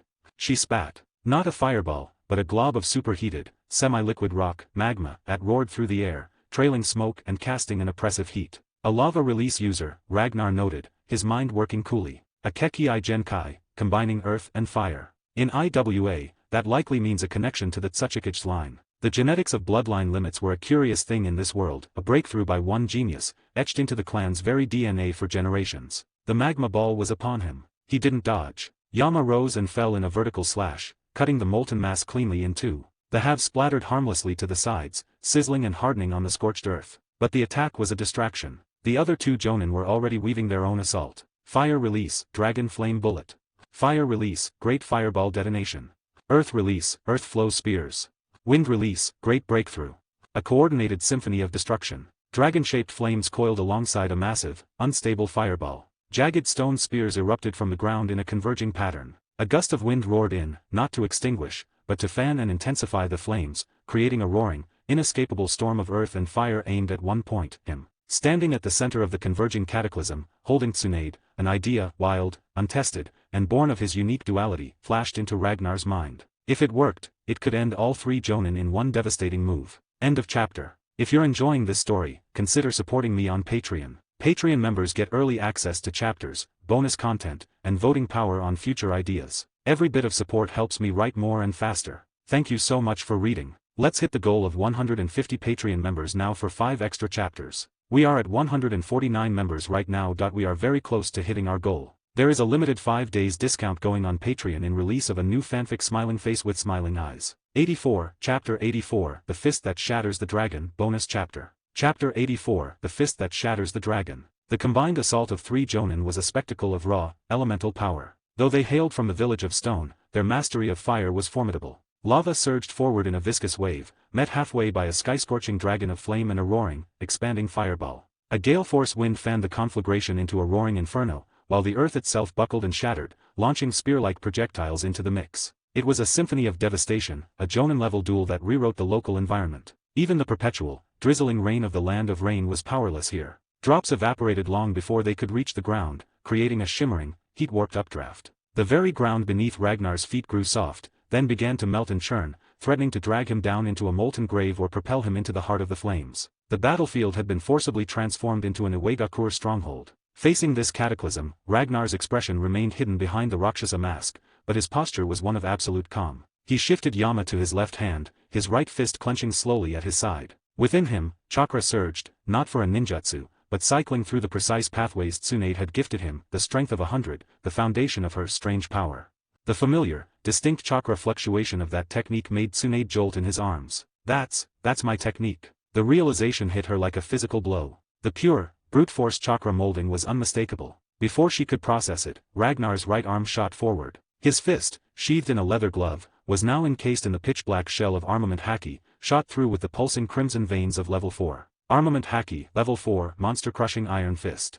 He didn't strike the earth dragon or the wave of magma. He punched the air directly in front of him. Whump. The world seemed to hiccup. The space before his fist stiffened, as if reality had turned to glass. The leaping earth dragon, wreathed in magma and flame, froze mid-lunge, suspended in the pressurized air. Crack. A sound like a mountain splitting echoed, originating from Ragnar's fist. Dark red energy ripples, visible distortions of pure force, exploded outward in a perfect sphere. The world within that sphere turned monochrome, shades of violent gray and rippling crimson. Black lightning, the visual manifestation of supreme armament Haki, arced and raged within the domain of the punch, tearing apart the earth below and shredding the superheated air above. It was as if he had punched a giant, invisible pane of glass that separated worlds. And then, that pane shattered. The space in front of him didn't fracture physically, but the force inhabiting it did. The converging cataclysm of ninjutsu, the wind, the flames, the stone, the magma, all met that expanding sphere of absolute, concussive negation. The gale was snuffed out. The flames were punched into dissipating embers. The stone spears powdered. And the mighty earth dragon.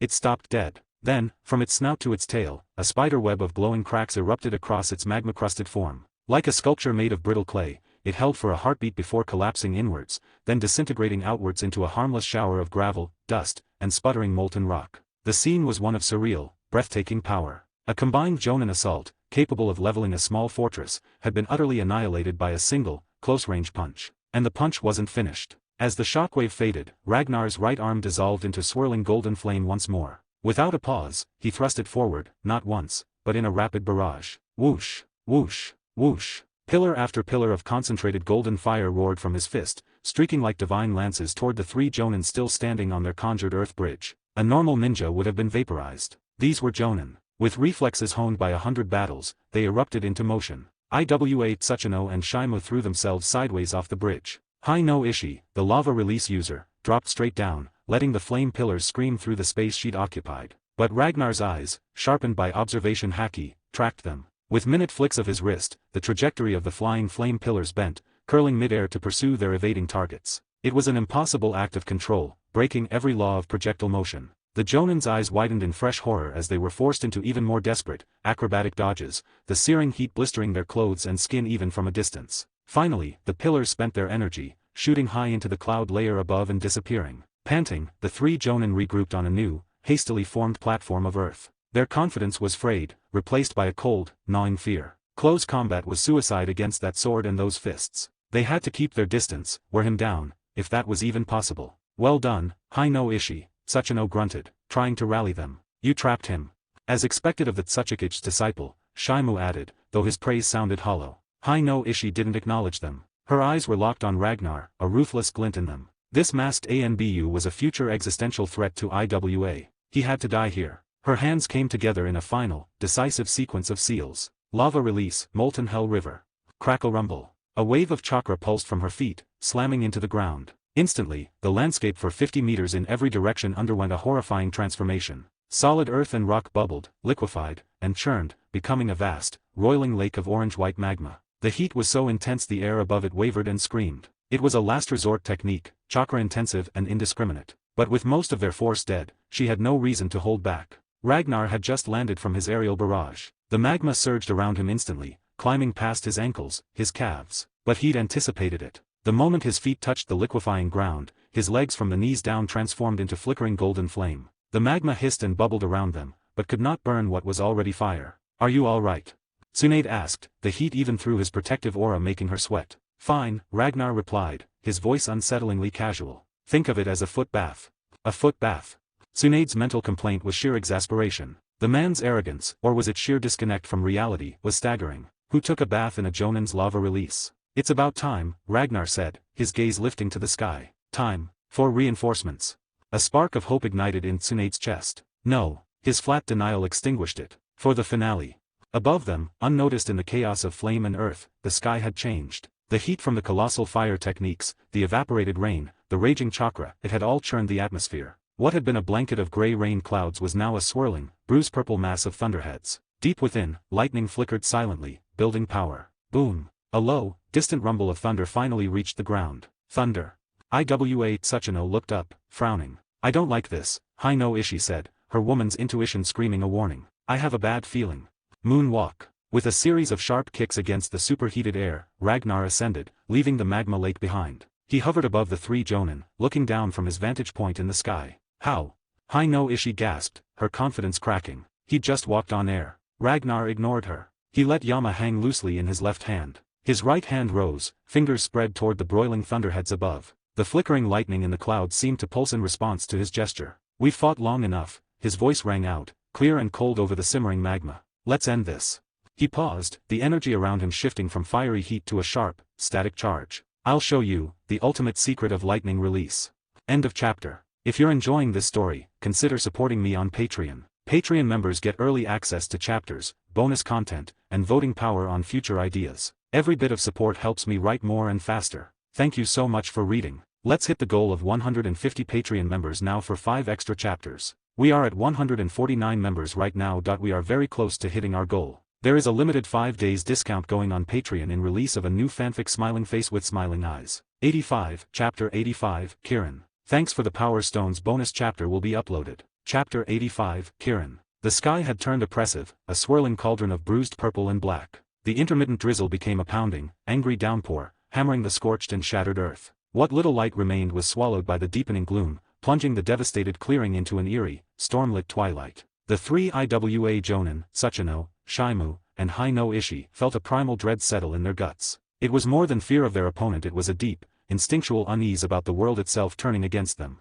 High above, Ragnar stood upon the air itself, defying gravity with moon step. The blood-red Roxasa mask gazed down, an implacable icon of judgment. In this moment, a subtle shift was complete within him. The survivalist's caution was tempered by a burgeoning, unshakable confidence. He had relived his life, clawed his way from nothing, and seized powers beyond this world's understanding. Why should he bow to anyone's rules? He would carve his own path, break every chain, and cut down any injustice that crossed him. The seed of true dominance had taken root. Boom! Thunder cracked directly overhead, so loud it vibrated in their bones. The rain intensified. What is he planning? Hi-no Ishi yelled over the storm, her voice tight. "I don't know."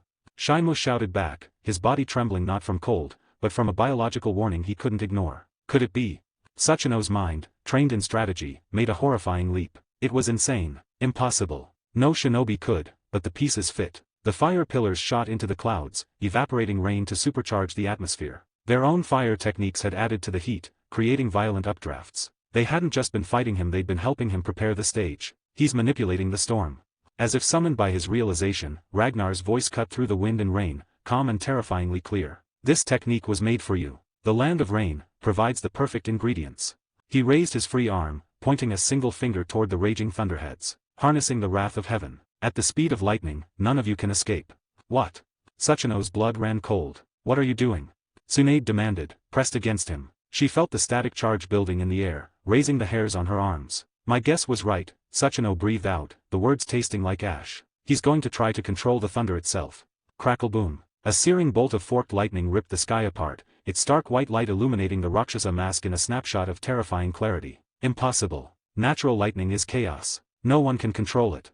Hi-no Ishi screamed, denial warring with the evidence of her own senses. "It's the only explanation. Look at the clouds. We helped him make them. If he unleashes that power." Sachino's voice broke. "Run. Now." He didn't wait for debate. Survival instinct overrode every other command. He turned and fled, chakra pumping into his legs. "Captain." Shimu hesitated, torn between orders and disbelief. "Run, you fools. He's a madman. It'll erase everything."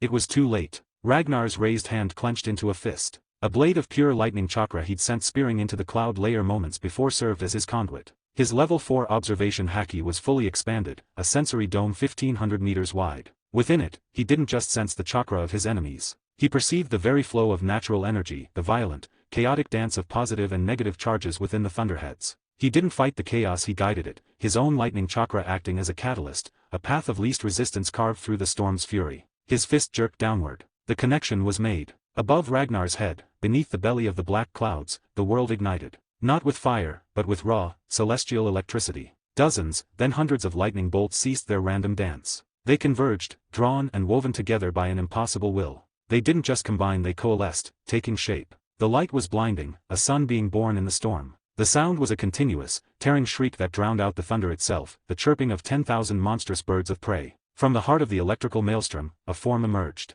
Vast, majestic, and utterly terrifying. A beast of living lightning, with a streamlined body, 4 crackling limbs, and a single, spiraling horn of concentrated voltage on its head. It hung in the sky for a suspended moment, a divine predator eyeing its prey below. "Kirin." The word left Ragnar's lips, not a shout, but a declaration. A name for the apocalypse. Gods above. Tsunade whispered, all strength leaving her legs. She clung to Ragnar's waist, not for support, but because the sight before her stripped away every notion of shinobi power she'd ever held. This wasn't ninjutsu. This was a force of nature given conscious form. Even her grandfather's mighty would release would be splinters and ash before this. Sachino, fleeing madly, chanced to look back. His soul shriveled. The lightning beast filled his vision, a monument to his own doom. His face went slack, all color draining away. Ruoiar. The sound was the sky ripping in two. In the next fraction of a second, a unit of time too small for thought, let alone reaction, the Kirin descended. It didn't fall. It manifested upon the earth. A pillar of annihilating white light connected heaven and ground. The world vanished in a silent, blinding nova. Then the sound and fury hit. KKKRRABOMM. The lake of magma didn't just evaporate, it was unmade. The earth didn't just shatter, it was pulverized into glass and dust. The shockwave radiated outwards for kilometers, flattening every remaining tree, shattering stone, and scouring the land clean. The very air ionized, smelling sharply of ozone and scorched emptiness.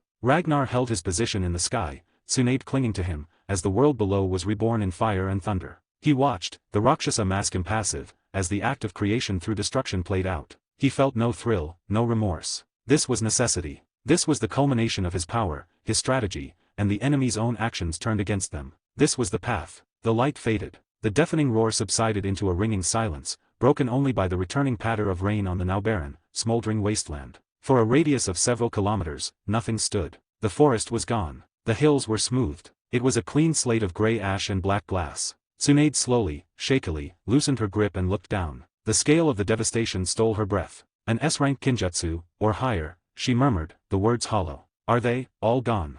Most likely, Ragnar stated, his voice devoid of emotion. He had walked this road of blood and lightning from the beginning. Sentiment was a luxury he could seldom afford. Clatter. A sound, small and incongruous in the vast silence. A chunk of blackened, vitrified rock shifted. From beneath it, a single, charred, spasming hand twitched, fingers clawing at the air. A faint, dying arc of electricity skittered across its surface. End of chapter. If you're enjoying this story, consider supporting me on Patreon. Patreon members get early access to chapters, bonus content, and voting power on future ideas. Every bit of support helps me write more and faster. Thank you so much for reading. Let's hit the goal of 150 Patreon members now for 5 extra chapters. We are at 152 members. Party Popper bonus chapter will be uploaded tomorrow. There is a limited discount going on Patreon in release of a new fanfic now. 4 days left. Smiling face with smiling eyes. 86, Chapter 86, The Last Hand, bonus chapter. Chapter 86, The Last Hand. Under the power of the Kirin, a survivor. Ragnar's eyes narrowed fractionally behind the mask.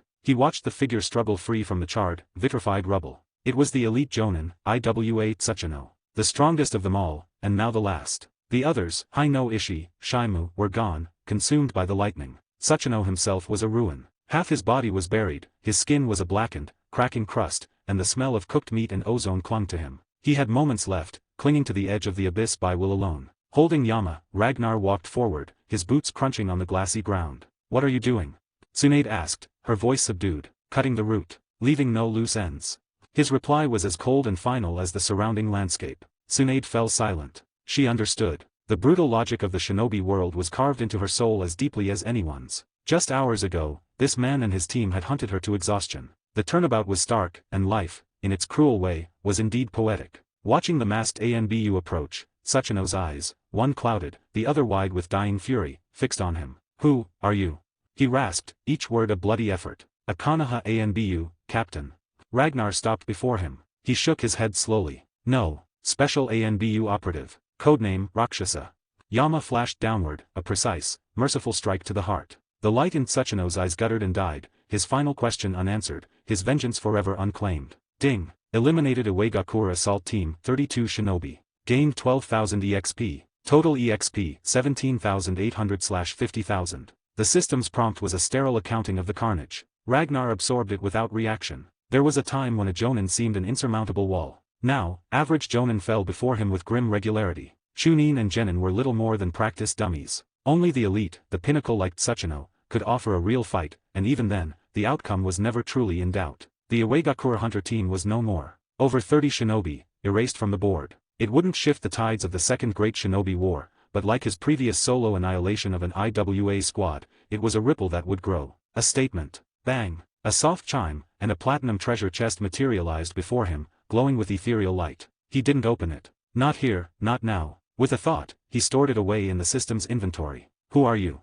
Tsunade's voice pulled him back. She was staring at him, her expression a mix of awe, exhaustion, and intense curiosity. Lady Tsunade, Ragnar replied, his tone deliberately neutral. The identities of Konoha ANBU are classified. Access is restricted to the Hokage and the commander. You know this. With power like yours, you'd be at commander level, she pressed, wincing as she shifted her weight. But I know of no one who combines such mastery of fire and lightning release. And your fire, it's not normal ninjutsu. It's like a Kekii Genkai. A codename like Roxasa, a shinobi like you shouldn't be a ghost.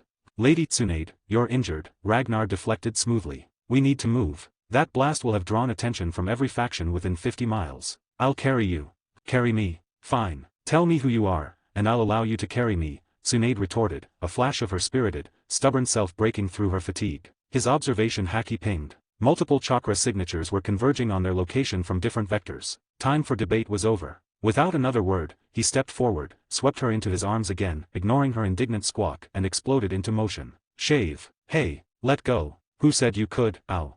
Her protest turned into a sharp gasp as the jostling aggravated her injuries. She glared at him but ceased struggling, settling into a grudging silence. Yet, held against his armored chest, a strange sense of security enveloped her. In his arms, amidst the lingering scent of ozone and smoke, she felt an odd, profound safety. Her medical ninja instincts, her sensitivity to life force, kicked in. He's young, she realized with a start. His life energy, it's incredibly vibrant. I've only felt something like this in grandfather. It was the vitality of a body constantly pushed to and beyond its limits, tempered by the subtle, transformative wash of natural energy he unknowingly drew upon through his observation Haki, and the unique forging of his will through Haki itself. They were long gone when the first scouts arrived. A team of a dozen shinobi stared at the apocalyptic scene, the glassed earth, the sporadic arcs of dying lightning, the few horrific remains. Lady Cho, one reported, kneeling by the mostly intact corpse of Tsuchino. Identity confirmed. Iwagakur Jonin, IWA Tsuchino. The woman he addressed, Cho of Tsunagakur, was in her late 30s, her eyes sharp and calculating behind lines of experience. A master puppeteer and medical ninja, a legend in her own right, currently making Hanzo of the Salamander's life difficult on the rain front. Tsuchino. I've heard of him. Oniki's favorite blunt instrument. To die here, the Tsuchikage will be livid. Her gaze swept the miles of devastation. What lightning release user could do this? Heitake Sakumo. She shook her head. No matter. This is a nest of scorpions now. We leave. Let the other fools fight over the carcass. She led her Sunanin away, a tactical retreat. The battlefield would soon be crowded. Konoha forward camp, land of rain. Heitake Sakumo sat in the command tent, his face etched with concern. The distant, world-shaking thunderclap still echoed in his mind. It had come from Tsunade's last known location. He could only hope. The tent flap swished open with a puff of white smoke. Captain Heitake. Orochimaru's voice was a dry, sibilant whisper. Orochimaru, Sakumo stood. Report. How is Jiraiya? Orochimaru's serpentine eyes were flat. Critical. The Sanshao poison is advancing. Without the antidote, his time is measured in hours. Tsunade is our only hope. Has there been word? Sakumo sighed, running a hand through his silver hair. An ANBU extraction team was dispatched. A team. Orochimaru's voice dipped, a dangerous chill entering it. Against a force that could corner Tsunade? You've sent them to die. And in doing so, you've condemned Jiraiya. A sinister, cold aura began to leak from the Sannin. The pragmatic, often cynical ninja was revealing a core of loyalty to his teammates that ran deep. Sakumo held up a placating hand. Not a team. One operative. Orochimaru's eyes narrowed to slits. A cruel, disbelieving smile touched his lips. One. Captain, are you sacrificing them for political expediency? I thought you were different. He is different, Sakumo said firmly, meeting Orochimaru's gaze. This operative recently eliminated over 20 IWA single-handedly, including 2 Jonin. Roxasa. Orochimaru mused, the name unfamiliar. As an ANBU captain himself, he knew the roster. This codename was new. I know of no such operative. You do, actually, Sakumo said, a faint, almost rueful smile touching his own lips. He turned to look out at the grim rain country landscape. You just don't know it yet. Orochimaru was silent, processing. Who is he?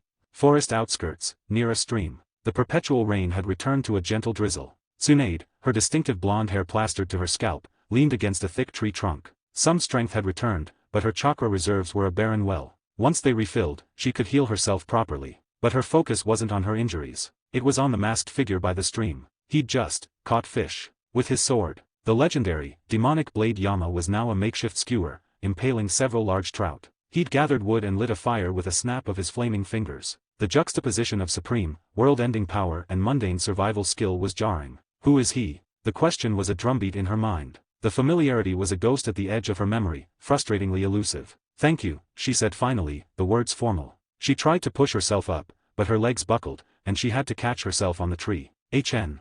Ragnar acknowledged her thanks with a grunt. He focused on rotating the fish over the flames, the scene almost peaceful if not for the blood drying on his armor and the distant memory of thunder. Poor Yama, one of the 21 great-grade swords, a blade of legend and demonic aura, had been reduced to a campfire rotisserie. How the mighty had fallen. End of chapter. If you're enjoying this story, consider supporting me on Patreon. Patreon members get early access to chapters, bonus content, and voting power on future ideas. Every bit of support helps me write more and faster. Thank you so much for reading. Let's hit the goal of 150 Patreon members now for 5 extra chapters. We are at 152 members. Party Popper bonus chapter will be uploaded tomorrow. There is a limited discount going on Patreon in release of a new fanfic now. 4 days left. Smiling face with smiling eyes. 87, Chapter 87, Behind the Mask, bonus chapter. Chapter 87, Behind the Mask. Evening in the land of rain wasn't a gradual dimming, it was a shutter slamming shut. The already gloomy sky plunged into a darkness so deep it felt like midnight. The only light came from their small campfire, its flames dancing and casting long, shifting shadows.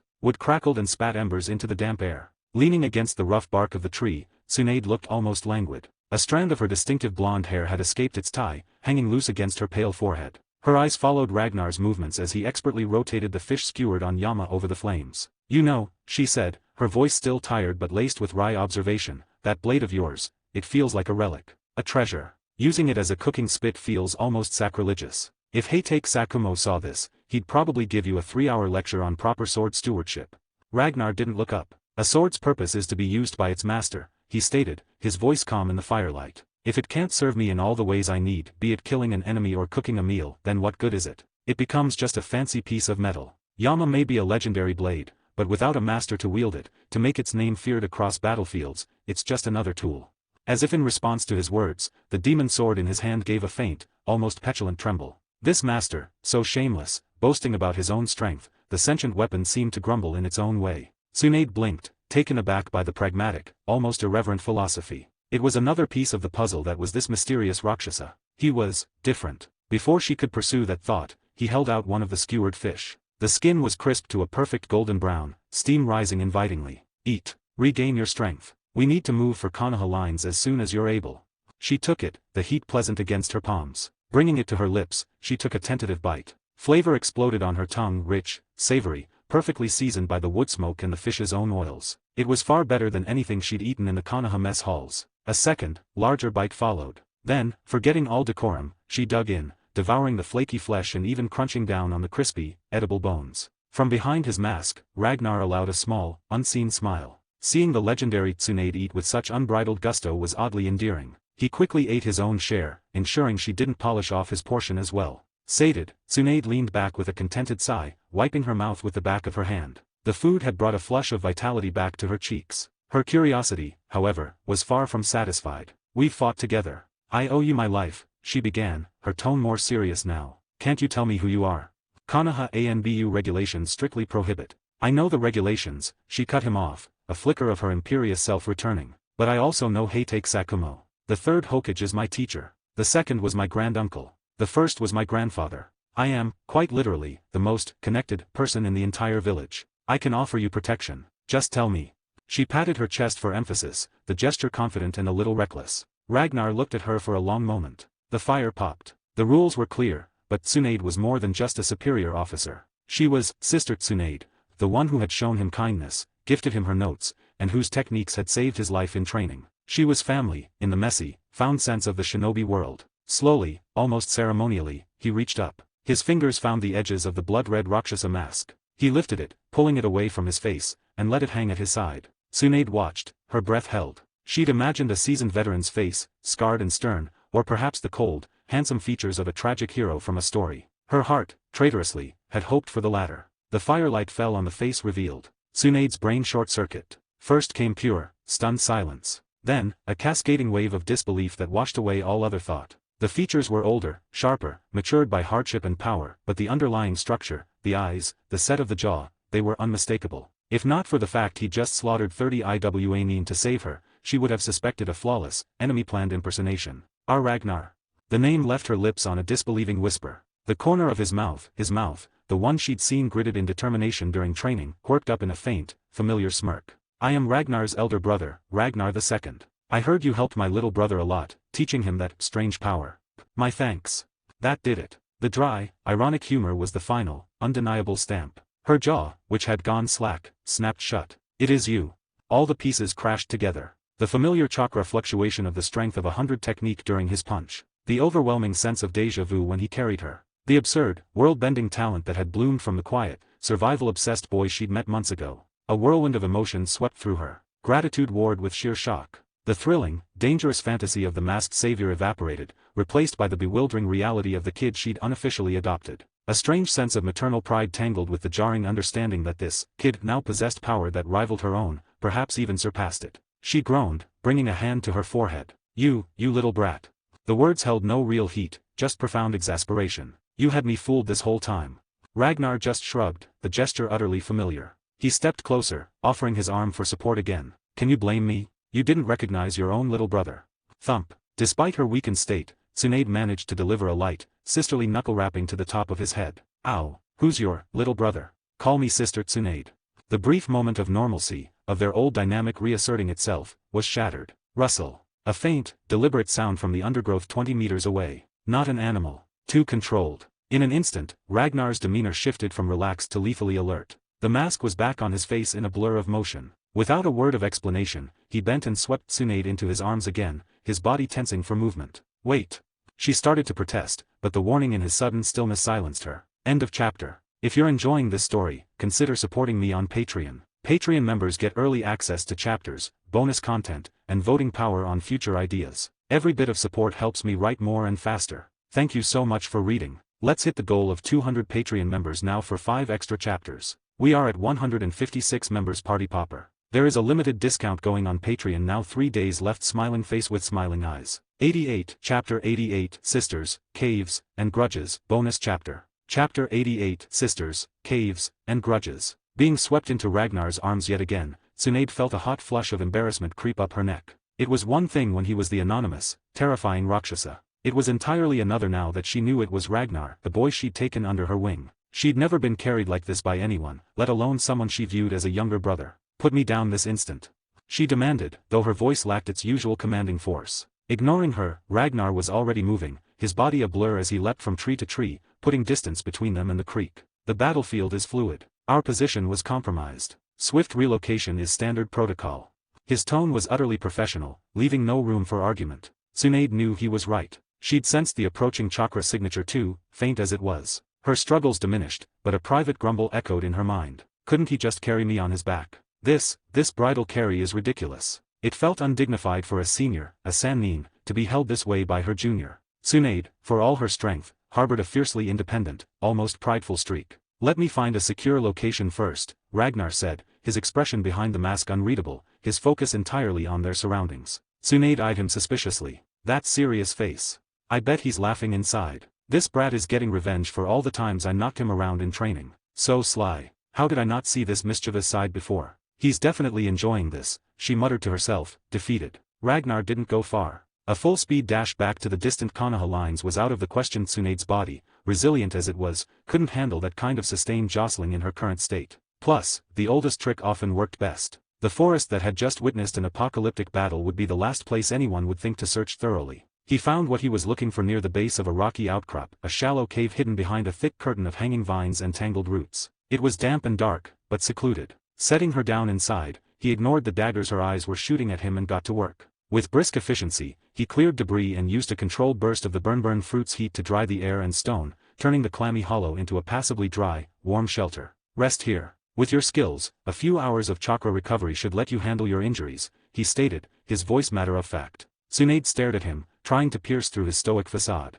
She saw nothing but calm practicality. With a final, frustrated huff, she turned and walked deeper into the now warm cave. Her injuries still ached, and her chakra reserves were a mere trickle, but her physical stamina, thanks to her monstrous senju vitality, had rebounded remarkably. Ragnar noted it with silent respect. Her natural recovery was, at this stage, even more formidable than his own haki-tempered body. Iwaigakur village, Tsuchikage's office. Far from the damp caves of rain, rage simmered in a room of stone and polished rock. The third Tsuchikage, Onaki, still young but with the weight of a village on his shoulders, slammed a mission report onto his heavy desk. Incompetent fools. His voice echoed in the austere chamber. The failure of the initial ambush on the Konoha team had been bad enough. Letting them escape into the heart of the Land of Rain was worse. He'd personally greenlit the deployment of an Umbu-assisted hunter squad to finish the job, especially after confirming the target's identity, Tsunade Senju. Capturing or killing the first Hokage's granddaughter, the third student, would be a devastating blow to Konoha's morale. Now, the report stated the entire hunter force had been wiped out, annihilated. Combined with the earlier squad Ragnar had erased, it meant Iwagakure had lost 2 full teams in quick succession, 5 Jonin and dozens of Chunin and Genin. The losses were a stomach-churning setback this early in the war. Onaki paced, his short stature belying the immense pressure he radiated. This was not yet the weathered, cynical Kage who would later face Madara. This was a younger, more aggressive leader, fiercely committed to his village's expansion and security. In war, there were no true villains, only conflicting wills. His will was for the land of earth to thrive, just as Hiruzen's was for the land of fire. But his methods, at this stage, were hardening into something ruthless. He snatched the report up again, his sharp eyes scanning the sparse details. Something nagged at him. In the heart of Rain Country, where did Konoha muster an elite force capable of this? Hanzo's scouts aren't blind. They would have reported a large troop movement. This doesn't add up, he muttered. He called for the reconnaissance detail. A nervous Chunin entered and provided a more granular description of the battlefield site, widespread earth disturbance, signs of intense fire or lava, and a massive, circular zone of total annihilation where the ground was glassed and scarred by lightning. The scale, it's not a squad battle. It's the aftermath of a kinjutsu, or a Kekkai Genkai of tremendous power. Onaki's frown deepened. A single shinobi, or a very small team, wielding such force. A new, unknown variable on the board. Who? The loss stung personally. Hai no Ishii, his promising lava-release disciple, a potential future Tsuchikage, was among the dead. The cold calculus of war warred with a flicker of genuine grief, which was swiftly buried under a colder, harder resolve. Hatred bred in such soil. He returned to his stone seat, the weight of command settling heavily. After a long silence, he began issuing new, terse orders. It was time to remind Konoha that the village hidden in the stones could hit back twice as hard. They would pay a price for this. End of chapter. If you're enjoying this story, consider supporting me on Patreon. Patreon members get early access to chapters, bonus content, and voting power on future ideas. Every bit of support helps me write more and faster. Thank you so much for reading. Let's hit the goal of 200 Patreon members now for 5 extra chapters. We are at 156 members. Party popper. There is a limited discount going on Patreon now. 3 days left. Smiling face with smiling eyes. 89, Chapter 89, Sound of Rain, Shadow of Sword, Bonus Chapter. Chapter 89, Sound of Rain, Shadow of Sword. The heart of the Rain Country. Rain fell in a constant, mournful sigh. Even under the dense canopy, it found a way through, a persistent drip drip drip onto the sodden forest floor. But inside the cave, behind the curtain of vines, it was an island of dry warmth. Tsunade sat cross-legged, eyes closed, cycling her chakra through meditation. The wounds on her body were crudely bandaged, not yet healed, a risk for infection. After a long while, she let out a slow breath and opened her eyes. She glanced at Ragnar, who was leaning against the stone wall nearby, seemingly lost in his own thoughts. My chakra reserves are nearly restored, she announced. Ragnar grunted, not looking up. Next, I need to treat my injuries, she said, her tone implying the obvious. Another noncommittal sound. A visible tick mark throbbed on Tsunade's temple. Her fist clenched. The urge to smack this suddenly infuriating little brother was overwhelming. Then get out. Ragnar's head snapped up, genuine confusion in his eyes. What? A moment later, understanding dawned. Her injuries were extensive, crusted with blood and grime from days of pursuit. The smell was less than fresh. He subtly crinkled his nose. That tiny gesture was the final straw. Tsunade saw red. Out. Now. She pointed a trembling finger at the cave entrance. Sister Tsunade, it's pouring outside, Ragnar said, his voice flat. You, a ninja who carves through IWA Jonin like they're practice dummies, are scared of a little rain. She shot back, rolling her eyes so hard it hurt. TCH. No one loves an orphan, he sighed with exaggerated melancholy, shoulders slumping as he turned and trudged out of the cave. Tsunade watched him go, a wave of exasperated fondness washing over her. That brat. She shook her head, then brought her hands together. A soft, green glow, the mystical palm technique, illuminated her palm as she gently pressed it against a deep gash on her side. Outside, Ragnar had no intention of peeking. He remembered the stories, the legendary pervert Jiraiya's near-death experience after a similar attempt. Some lines weren't worth crossing, even in curiosity. Besides, at his core, he was still a 9-year-old in a body and mind pushed far beyond its years. Tsunade's trust, treating him as an adult, was a privilege he wouldn't violate. He leapt onto a sturdy branch overlooking the cave mouth. The rain was a constant patter on leaves, a rhythm that filled the world. He closed his eyes, not to sleep, but to listen. He let his observation Haki, level 4, unfurl like an invisible net. He didn't just sense chakra or malice. He listened to the rain. Each drop's journey, its impact, the way it pooled and trickled. His perception expanded, blending with the natural symphony. For a moment, he felt a profound connection, as if the 1,500-meter sphere of his awareness was an extension of his own body. The efficiency with which he passively drew in wisps of natural energy, converting them to nascent senjutsu chakra, seemed to double. Here, in the heart of the storm he'd helped create, he found a strange, powerful peace. Absolute awareness. A discordant note. A familiar chakra signature, flickering and weak, blipped into the edge of his perception. It was moving erratically, pursued by another, sharper, more aggressive signature. Why is he here? And in trouble? Ragnar's mind calculated swiftly. Tsunade was vulnerable, mid-healing. He couldn't leave her unguarded. His hands formed the familiar seal. Shadow Clone Jutsu.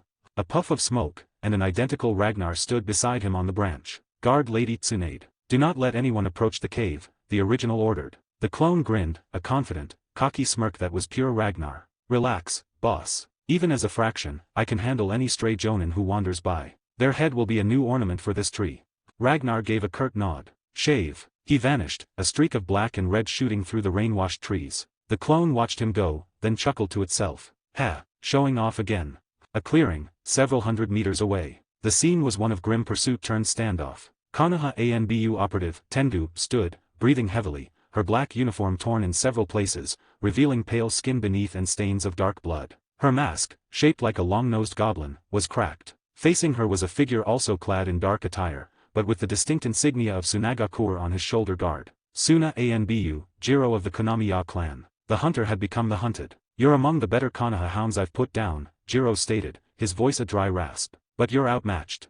In his hands, he held a sword. It was a straight, double-edged blade of simple, deadly elegance. Along its length, faint, glowing seals pulsed, the mark of the Kuzenagi clan's legendary craftsmanship. A Kuzenagi sword. How it came to be in Suna's possession was a mystery, but its power was not. It elevated Jiro, a special jonin, to the lethality of a full-fledged combat jonin. Tengu knew she was in trouble. The difference in rank was bad enough. The sword made it a death sentence. She'd only survived this long through agility and desperate luck. Jiro didn't waste time. He raised the Kuzenagi sword, chakra flaring along the seals. Secret technique, shadow-killing dance.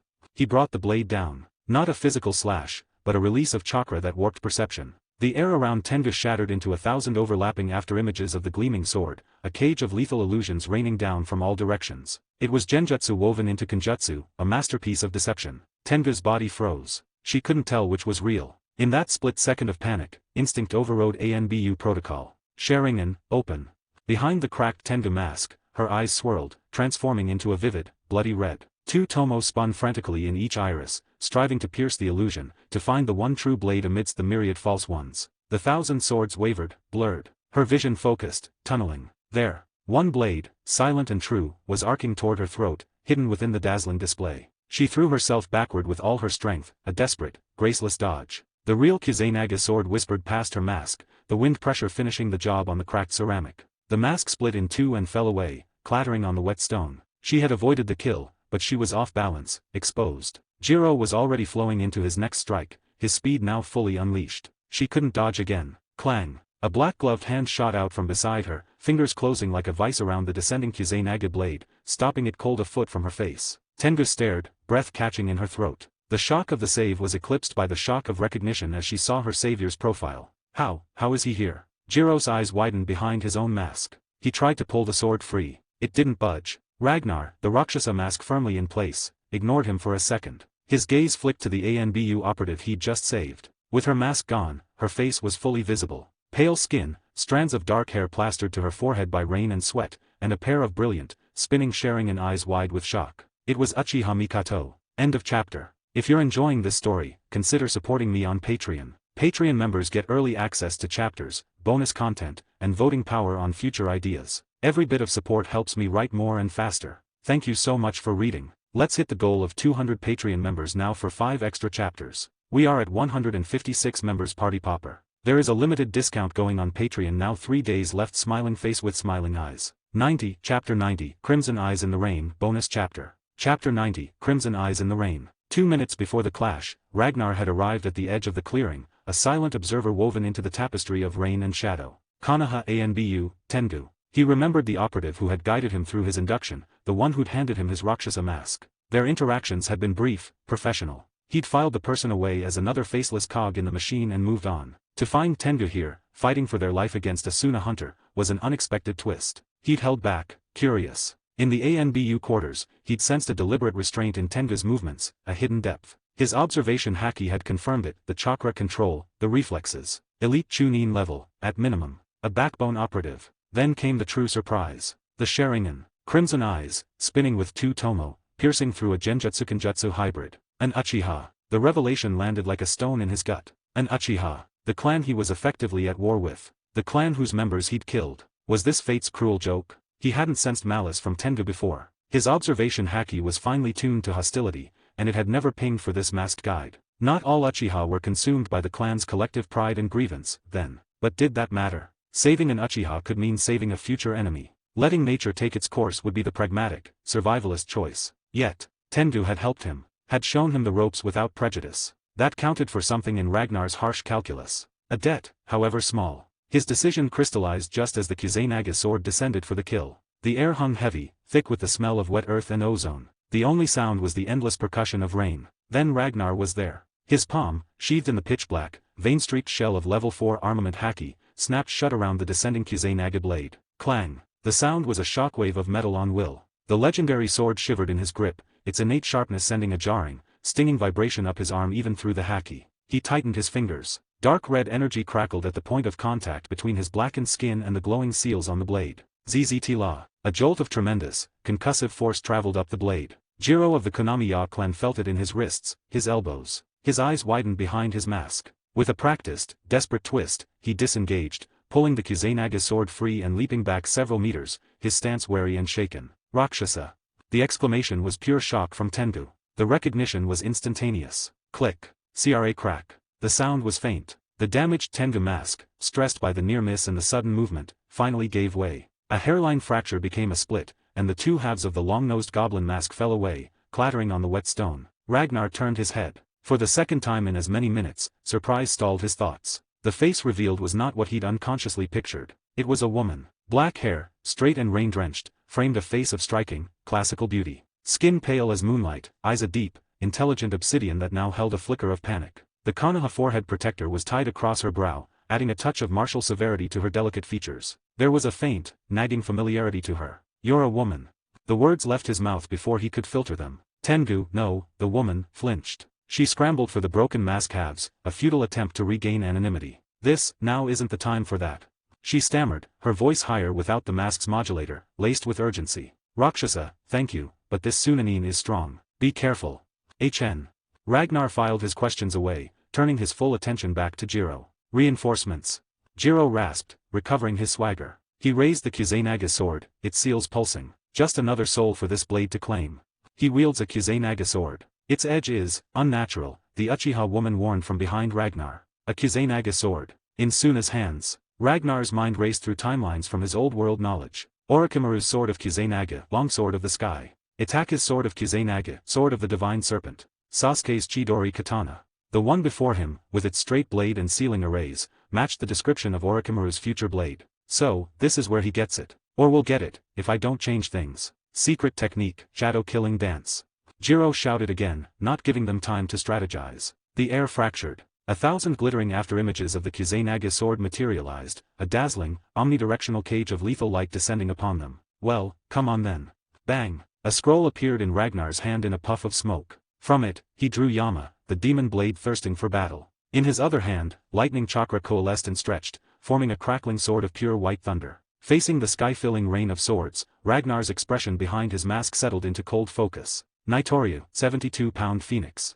He didn't dodge. He attacked. Both swords, Yama in his right, the lightning blade in his left, swept outward in a simultaneous, devastating cross-slash. VWOM boom. Twin spirals of compressed, hurricane-force sword energy, one dark and edged with Haki, one brilliant white and crackling with lightning, erupted from his position. They weren't slashes aimed at the illusions, they were area of effect annihilation. The spirals whirled upward, meeting the descending sword rain head-on. The collision was cataclysmic. The air itself seemed to shred. The 1,000 false blades shattered like glass under a hammer, disintegrating into harmless chakra sparks against the overwhelming power of the double-pound phoenix. The shockwave flattened the grass in a wide circle and sent sheets of water flying off the trees. Incredible.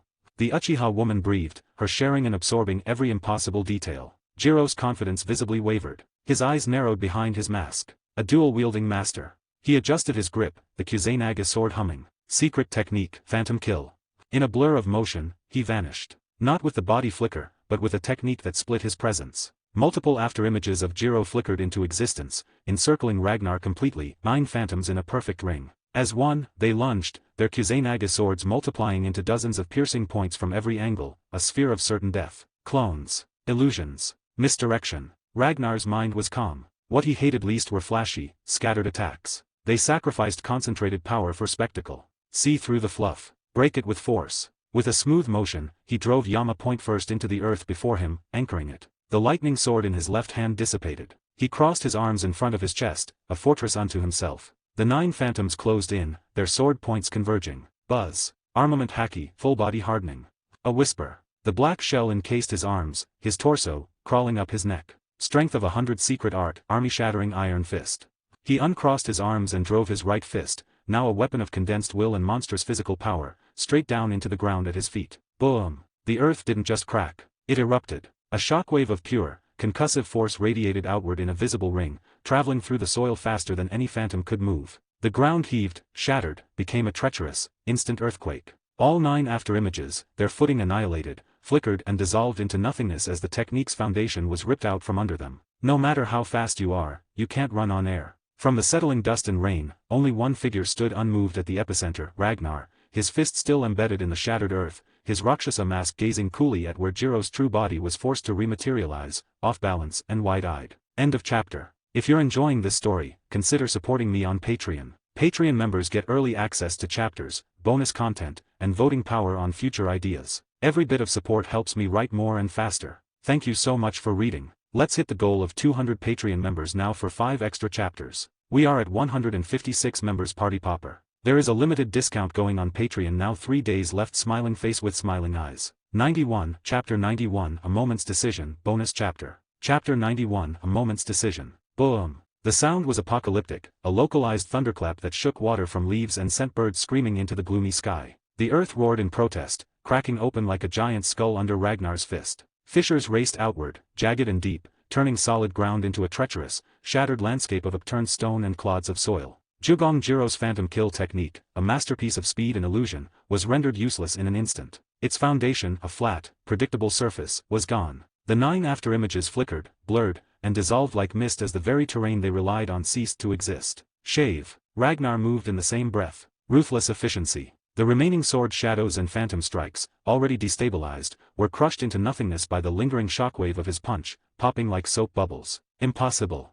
The real Jugong Jiro, forced out of his hiding place within the technique, stumbled on the uneven ground, his eyes wide with shock behind his mask. He hadn't anticipated an attack that didn't target him, but the very stage of the battle. It was a brutal, simplistic counter that spoke of overwhelming confidence in raw power. Instinct took over. He channeled chakra into the Kuzenaga sword, its seals blazing, and used a sweeping slash not to attack, but to propel himself backward, putting distance between himself and the crater's epicenter. He was a tactical fighter facing an unknown, brute force power head-on was folly. In that brief exchange, Ragnar had already measured his opponent. With the Kuzenaga sword in hand, this Suna special Jonin operated at the level of a full Jonin, bordering on elite. The blade itself was a force multiplier. It wasn't just sharp, its material was otherworldly, capable of channeling and amplifying chakra in ways that made even Heitake Sakumo's White Fang seem mundane. This was one of the legendary artifacts, with its own lore and secret techniques, the sword rain, the extending blade, the manifestations Orochimaru would later master. It was a treasure. And in the shinobi world, treasures belonged to the strong.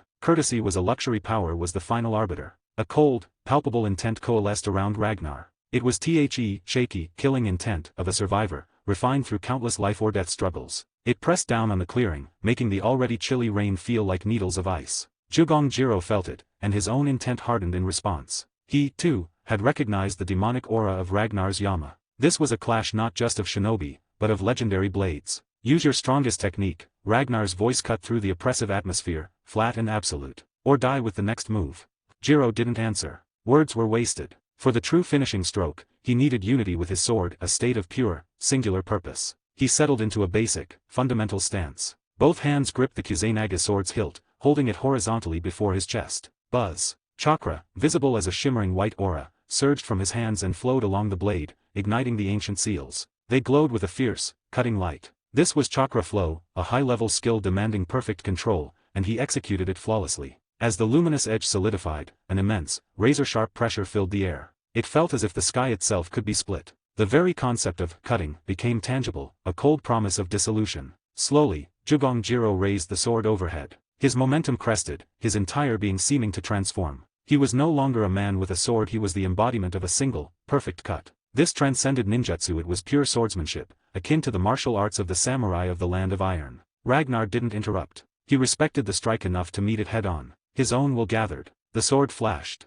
Jiro's eyes, visible through his mask slits, gleamed with finality. He became an afterimage, a streak of light too fast for normal sight, a genuine, short-range teleportation powered by pure intent and chakra. Ragnar's own blade rose. Yama, in his grip, underwent a transformation. The pitch-black armament Haki swirled with the innate, malevolent purple energy of the demonic sword. They merged, creating a blade that was black as void, shot through with pulsing violet veins, a weapon of absolute destruction and ancient malice. Observation Haki, Level 4, Future Sight. His mind expanded, then focused to a needlepoint. The world became a series of flickering possibilities, branching paths of the next half-second. He saw the angle of the Kuzenaga's descent, the micro-adjustments in Jiro's wrist, the trajectories of splashing rain. He saw the one true path to victory amidst 1,000 paths to mutual ruin. 0.5 seconds of foresight. It was an immense drain, sapping his mental energy, making his vision swim at the edges. But he saw it. The intersection. Shave. He didn't move, he appeared somewhere else. A black and violet aurora tore through the space between them.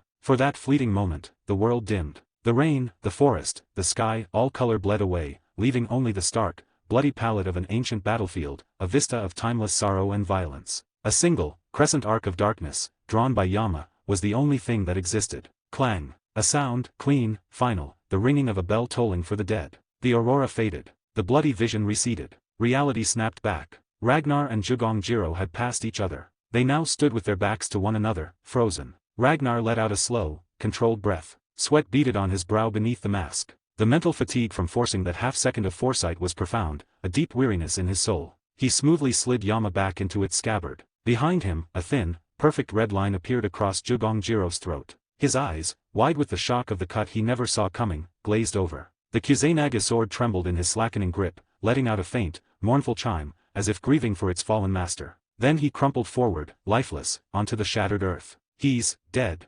The Uchiha woman's voice was hushed, awed. The battle had ended not with a prolonged clash, but with a single, definitive moment of supreme skill and power. He is, Ragnar confirmed, his voice slightly strained. He walked over, pried the Kuzenaga's sword from Jiro's fingers. The blade felt warm, humming with latent power. He turned, the legendary sword in one hand, his gaze settling on the woman who had been Tengu. Now, Tengu, your true identity. She met his eyes, the Shattering now deactivated, leaving them a deep, honest black. After a moment of silent conflict, she spoke, her voice clear in the falling rain. I am Uchiha Mikato. End of chapter. If you're enjoying this story, consider supporting me on Patreon. Patreon members get early access to chapters, bonus content, and voting power on future ideas. Every bit of support helps me write more and faster. Thank you so much for reading. Let's hit the goal of 200 Patreon members now for 5 extra chapters. We are at 156 members. Party popper. There is a limited discount going on Patreon now. 3 days left. Smiling face with smiling eyes. 92, Chapter 92, The Cave and the Kuzenaga. Chapter 92, The Cave and the Kuzenaga. Uchiha Mikato. The name echoed in Ragnar's mind, clashing with the image of the fierce, masked ANBU operative, Tengu, he'd known. It was unexpected. In his old world memories, the name Mikato was associated with a gentle, maternal figure, Itachi and Sasuke's mother, a victim of the clan's tragic end. To see it attached to this capable, sharing and wielding warrior was a dissonant twist of fate. What's wrong? Mikato asked, her sharp Uchiha eyes, even without the active Sharingan, catching the subtle shift in his posture, the fleeting emotional spike he couldn't completely suppress. You seem like you have something to say. To her, Roxasa was an enigma, cold, brutally efficient, and emotionally closed off. That brief flicker of recognition, surprise, was noteworthy. Nothing, Ragnar replied, his voice flattening back to its usual neutrality. He offered no explanation, simply giving her one more assessing look before turning his attention to the spoils. He unsealed a storage scroll from his pouch, efficiently sealing both the newly acquired Kuzenaga sword and Yama within it before stowing it away. The pragmatic action spoke louder than words. I thought you'd ask, Mikato continued, her tone measured. Ask how an Uchiha could be in ANBU, and why I haven't tried to kill you for what you did to members of my clan. Ragnar shrugged, the gesture barely visible under his cloak. It's irrelevant. In this world, if you raise a blade with intent to kill, you must be equally prepared to be killed by it. As cold as ever, Mikato murmured, a hint of something like resignation in her voice. And younger than me, too. But I saved you, Ragnar pointed out, the Roxasa mask turning to face her directly. Mikato was silent for a beat. The two tomo in her eyes had faded completely. You did, she acknowledged. Not all Uchiha are like clan head Tadayama's faction. My grandfather, Uchiha Kagami, was a disciple of the second Hokage. He always stood with the Hokage's will, working to maintain the bond between the clan and the village. It's because of his legacy that I joined ANBU, not Root. Uchiha Kagami. The name fit the timeline, a contemporary of Hiruzen and Danzo. A moderate voice. The ones you've clashed with are Tadayama's people, Mikato pressed on, perhaps feeling a need to explain her clan, to separate herself from the vendetta. Many of us just want peace. But our history, our emotional nature, it's complicated things. You don't need to justify anything to me, Ragnar cut her off, his tone dismissive. It changes nothing. He finished securing his gear, his posture indicating he was ready to move. Seeing him prepare to leave, Mikato hesitated, then spoke quickly. Can I accompany you, Roxasa?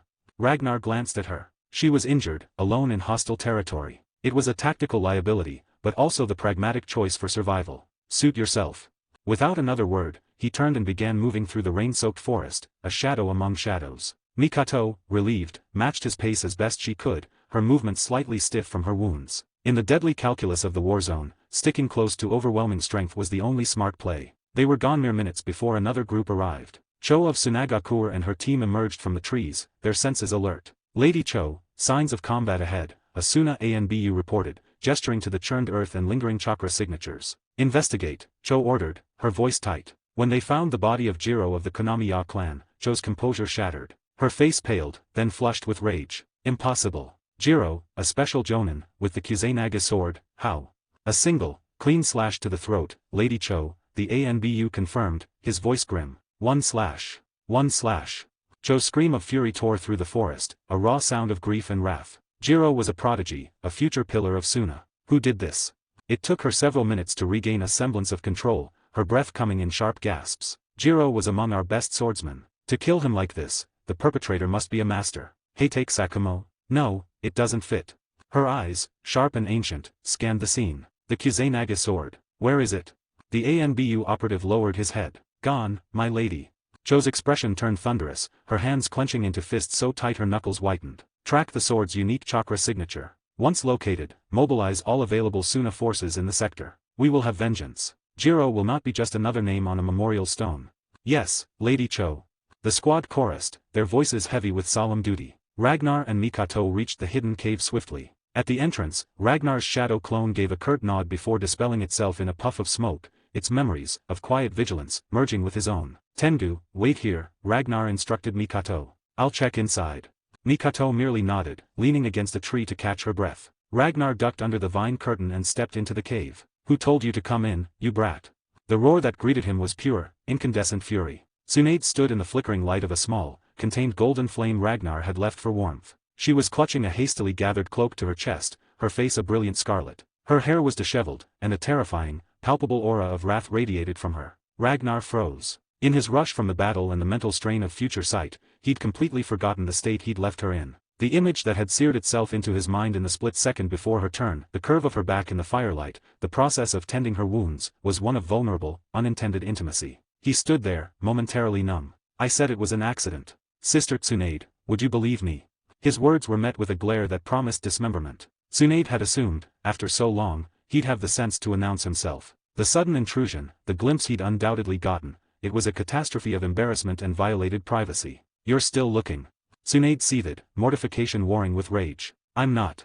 Ragnar retorted on instinct, his survival reflexes kicking in. He swiftly unclasped his own dark ANBU cloak and threw it toward her without looking. Tsunade snatched it from the air, wrapping it tightly around herself, cocooning her form. As she did, he could see the telltale green glow of chakra gathering around her other fist, the prelude to a punch that could rearrange mountains. Sister, don't exert yourself. Your wounds will reopen.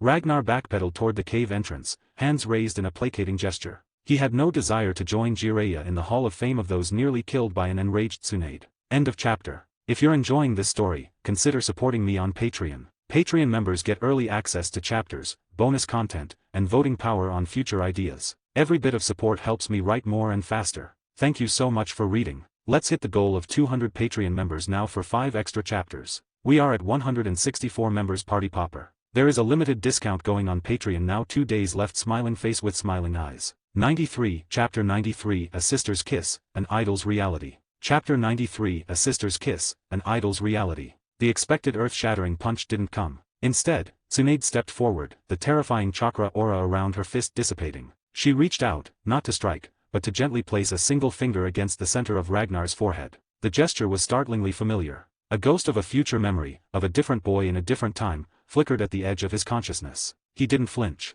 Tsunade's anger seemed to have evaporated, replaced by a complex look of exasperation and curiosity. "Why didn't you dodge?" she asked, her voice much quieter now. "With your speed, it would have been easy." Ragnar met her gaze through the eyeholes of his mask. "In Konoha, you are one of the few who has ever been kind to me," he said simply. "I won't hide from you." It was the truth. For anyone else, the accidental intrusion would have been a minor tactical blunder, forgotten. But Tsunade was different. She'd pulled him from the rubble as a child, gifted him her knowledge, called him little brother.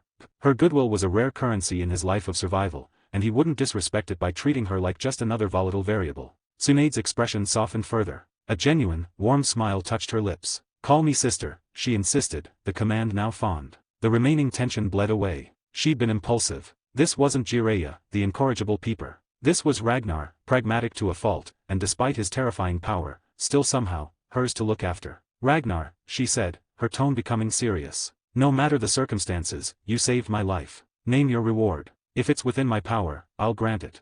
Ragnar was taken aback by the offer. The Tsunade before him seemed softer, more vulnerable. He studied her. Wrapped in his oversized black cloak, her form was still elegant, a testament to her strength and vitality. A different kind of awareness, one not tied to battle, flickered within him. "Anything?"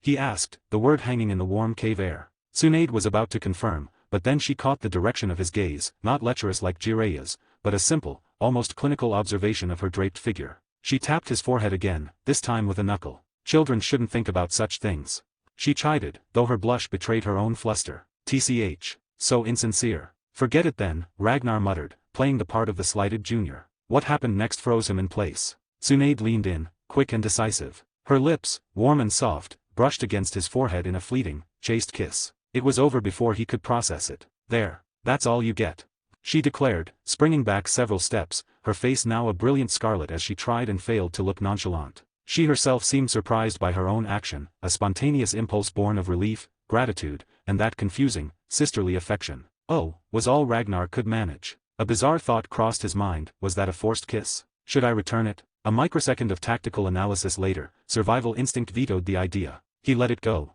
Tsunade took a few deep breaths, mastering her embarrassment. "So, what was so important you barged in earlier?" "Right. While you were recovering, I encountered a Konoha ANBU operative outside. An Uchiha." Tsunade's medical ninja sharpness returned. "A descendant of Uchiha Kagami." "Yes. Should I allow her to enter?" Tsunade looked at him, surprised. "Ragnar, you're asking me. Given your history with the Uchiha, you saved one. If I said no, wouldn't I be the petty one here?" She smiled, a real one. "You're more considerate than you let on." A faint, almost imperceptible smile touched Ragnar's lips beneath the mask. Tsunade saw it and clapped her hands lightly. "See, you look good when you smile. Much more, Sonny. You should do it more often. Life isn't all rain and battlefields." Ragnar was momentarily speechless. He recovered, his tone dry. "Sister Tsunade, you are truly, magnanimous. A truly broad and great person." "Of course. Don't forget who Tsunade's proud retort died as she replayed his words. "Broad and great." Her face flushed anew with a mix of indignation and utter humiliation. "You little." But Ragnar was already gone, having used shave to vanish from the cave before the volcanic eruption could reach him. Outside, Uchiha Mikato stood with perfect ANBU decorum, her gaze fixed on the middle distance, giving no indication she'd heard anything. A good operative knew what to see and what to ignore. Inside is Konoha's elite jonin, Lady Tsunade. "She's recovering from injuries," Ragnar stated without preamble. "The one you rescued?" Mikato asked, the question slipping out before she could stop it. Mikato fell silent, her mind recalibrating once more. He rescued Tsunade-sama too. The Sannin, the Hokage's disciple. Her estimation of Roxasa's capabilities, already sky-high, ascended into the realm of pure legend. The boy was a force of nature wrapped in human skin. "Is Lady Tsunade really in there?" she finally asked, needing confirmation. Ragnar turned and ducked back into the cave. Taking a steadying breath, Mikato followed. She had an image of Tsunade in her mind, heroic, clad in a jonin vest, indomitable even in hardship. She was an idol to many Konoha kunoichi, a symbol that a woman could stand among the very strongest. The reality inside the cave was different. The woman wrapped in a large black cloak, hair slightly disheveled, leaning against the wall with a tired but sharp expression. This was Tsunade? Lady Tsunade. Mikato's voice was hesitant. Tsunade, utterly unconcerned with appearances, pushed off the wall, adopting a casual, almost big sisterly posture. So, you're Kagami's granddaughter? Yes, Lady Tsunade. My grandfather was Uchiha Kagami. I remember the old man, the third, mentioning him. Kagami was a student of my granduncle Tobirama, just like him. Tsunade cocked her head, a mischievous glint in her eye. The third is on the student generation. With you, we're already at the grandchild generation. Your clan multiplies fast. I beg your pardon. Uchiha Mikato was utterly lost, the conversation having taken a hard turn off the track of dignified hero worship. End of chapter. If you're enjoying this story, consider supporting me on Patreon. Patreon members get early access to chapters, bonus content, and voting power on future ideas. Every bit of support helps me write more and faster. Thank you so much for reading. Let's hit the goal of 200 Patreon members now for 5 extra chapters. We are at 164 members. Party popper. There is a limited discount going on Patreon now. 2 days left. Smiling face with smiling eyes. 94, Chapter 94, The Sound of Shaving, Bonus Chapter. Chapter 94, The Sound of Shaving. So young, and already an elite chunin. Impressive. And quite pretty too. By the way, how many tomo does your Shattering have? Tsunade's rapid-fire, off-the-wall questions overwhelmed Uchiha Mikato. The dignified, heroic image of the Sannin was crumbling fast. Mikato could only offer a strained, polite smile, utterly at a loss. I should go scout the perimeter, she stammered, executing a swift but flustered retreat from the cave. This is not the Lady Tsunade from the stories, she thought, bewildered. Once Mikato was gone, Ragnar spoke, his voice dry. You did that on purpose. Call me sister, Tsunade countered, glaring at him, clearly dissatisfied with his formal address. Ragnar simply shrugged, an unspoken "you can't make me" in the gesture. Tsunade sighed, the playful act dropping away. Even though she's Kagami's descendant, there are things I don't want her privy to just yet. Hence, the distraction. Ragnar acknowledged her point. Ragnar, Tsunade's tone turned serious again. That fire ability. Is it a Kekii Genkai? He'd been expecting this. You're still on that. He deflected. Is it? She pressed. Yes, Sister Tsunade. You'll keep it secret from me. It wasn't a question. You really are a little monster, Tsunade groaned, massaging her temples. Where do you even get these powers? Can't help it. I'm just talented, Ragnar replied, a hint of his old smirk returning. I will keep your secret, Tsunade promised, her gaze steady. I understand your caution. Ragnar nodded. In truth, with his current power, secrecy was becoming less of a life-or-death necessity and more of a tactical preference. If Konoha ever turned on him, he had options. The worst-case scenario was a clean, dramatic exit. Get some rest, Tsunade, he said, ending the conversation. Later, Uchiha Mikato returned. Tsunade remained approachable, but the eccentric interrogation didn't resume. Mikato, sharp as she was, understood the unspoken message and didn't pry. The night passed quietly in the hidden cave, an odd pocket of calm in the war-torn land. Over the next day, a tentative camaraderie formed. Tsunade found herself liking the quiet, intelligent Uchiha girl. Ragnar, for his part, sought solitude to train. Time was limited, so he focused on refining what he had. He chose the Navy's 6 powers: shave, boom. His leg pistoned into the ground, which erupted under the force. His body became a blur, crossing 50 meters in an eye blink to slam a fist into a thick tree trunk, pulverizing it. Fast. But not perfect. He wasn't satisfied. In the shinobi world, speed was everything. The future Yellow Flash, Namikaze Minato, had proven that. While the system-granted shave skill could be upgraded with EXP, Ragnar had discovered its fundamentals could be honed through pure, grueling practice. His lightning chakra-enhanced physique provided a base, but there was always a higher ceiling. The principle of shave was simple: dozens of ultra-rapid kicks against the ground to generate explosive reaction force, enabling near-instantaneous movement. Reaction force, strength. An idea crystallized. What if I combine it with the strength of 100? Use strange power in the kicks themselves? The potential was exhilarating. Strange power, shave. This time, the result was cataclysmic. The ground didn't just crack, it detonated in a localized earthquake. There was no blur, no afterimage. Ragnar simply ceased to exist at one point and reappeared over 100 meters away, as if space had folded. It was akin to short-range teleportation. The speed had more than doubled. He nearly overshot his intended stopping point, slamming into a rock face before he could arrest his momentum. He stared at his own hands, then at the devastation his takeoff had caused. A fierce grin spread beneath his mask. This is it, the pinnacle of pure speed for this technique. After the shock wore off, he practiced relentlessly, learning to control the monstrous, sudden acceleration. The improved shave was breathtaking, but it came with significant costs. It was hell on his legs and absolutely destroyed his footwear. The mutual force of the reaction was tremendous, placing immense sheer stress on his calves and ankles. Without his haki-tempered body and senjutsu-enhanced resilience, his legs would have shattered. This version of shave was a technique that scaled directly with the user's physical durability. The stronger the body, the greater the force it could withstand, and thus, the greater the speed. His shoes, however, were not so blessed. After a few uses, they were reduced to shredded leather and rubber. He'd need to find sturdier gear. With this new level of speed, a restless hunger ignited in him. He yearned to test it, to clash with a true apex predator of this world, a Kage-level opponent. He needed to know where he stood. Finding such an opponent wasn't easy, of course. But his growth was so explosively fast it defied all conventional shinobi progression.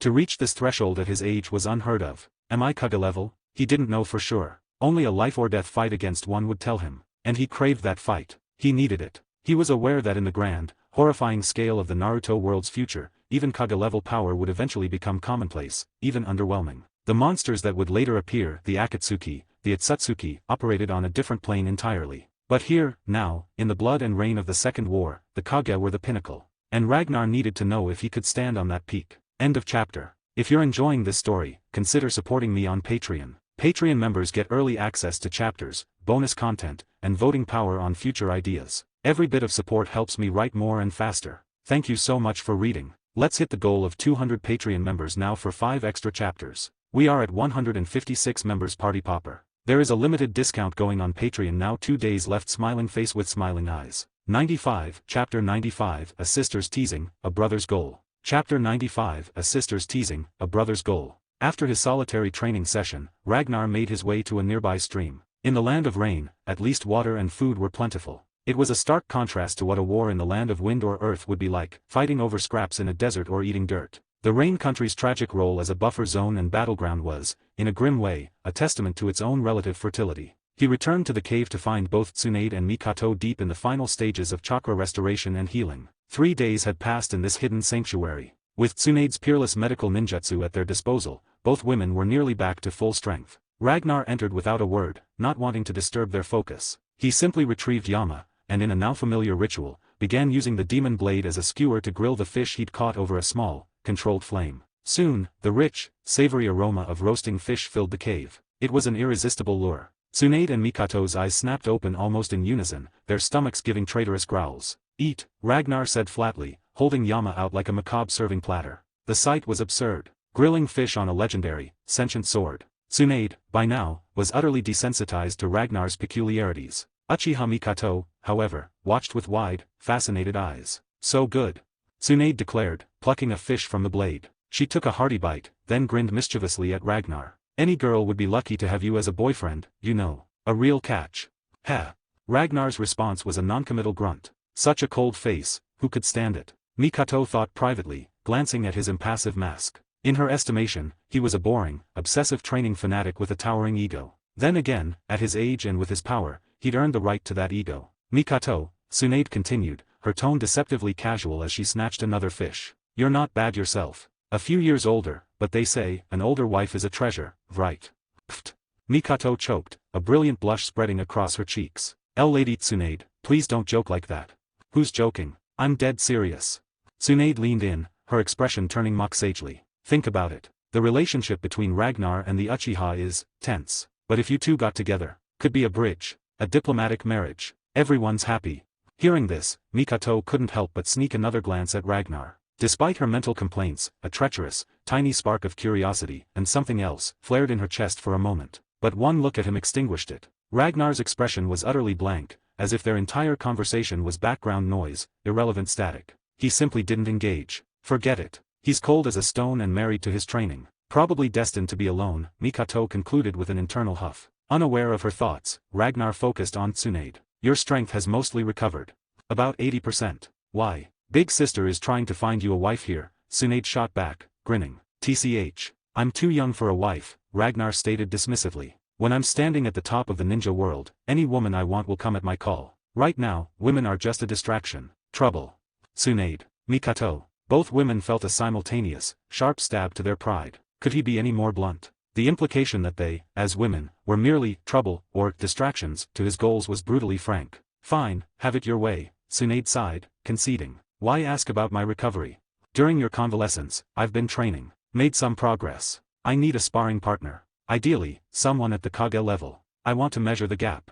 Kage level. Tsunade sputtered. Do you think they grow on trees? You can't just go out and find one for a playdate. Uchiha Mikato was stunned into deeper silence. While her peers were striving to become Chunin, Ragnar's benchmark was already the absolute pinnacle of shinobi power, the leaders of nations, the final arbiters of war. Beings like the Uchiha clan head, the third Hokage, or Commander Heitake Sakumo. These were figures who had honed their power over decades, reaching their peak in middle age. Ragnar was just beginning his life, yet he was already operating on their level. The comparison was frankly disheartening. I don't have a Kage on hand, Tsunade admitted, crossing her arms. But your big sister is one of Konoha's top jonin. I can handle anyone below Kage level. You could call me, Quasi-Kage. I suppose I could humor you with a spar. Her tone was light, but a competitive fire burned in her eyes. She was a genius in her own right, and being so thoroughly outpaced by her little brother stung her pride. She wanted to see the full extent of his power, to understand just how far he'd leaped ahead. Then I'll ask for Sister Tsunade's guidance, Ragnar said, accepting the offer. Lady Tsunade is going to spar with him. Mikato's heart raced. This was a showdown she couldn't miss. In a cleared area of the forest, two figures faced each other across 20 meters of rain-dampened earth. Tsunade, shall we begin? Ragnar called out. Bring it on. Tsunade's demeanor shifted instantly. All teasing vanished, replaced by the focused intensity of a veteran combatant. She exploded forward, her speed belying her usual brawler style, closing the distance in a heartbeat. Her fist, wrapped not in the green glow of the strength of 100 but in pure, dense chakra enhancement, shot toward him. Ragnar met it head-on. He didn't use armament Haki, relying only on his own physical power and basic chakra reinforcement. Bang! A shockwave of air rippled out from the collision. Ragnar, holding back his true defenses, was forced back a step, his arm vibrating from the impact. Truly strong, he commented, shaking out his wrist. The innate physical power of the Senju lineage, combined with Tsunade's perfected technique, was formidable. Ragnar.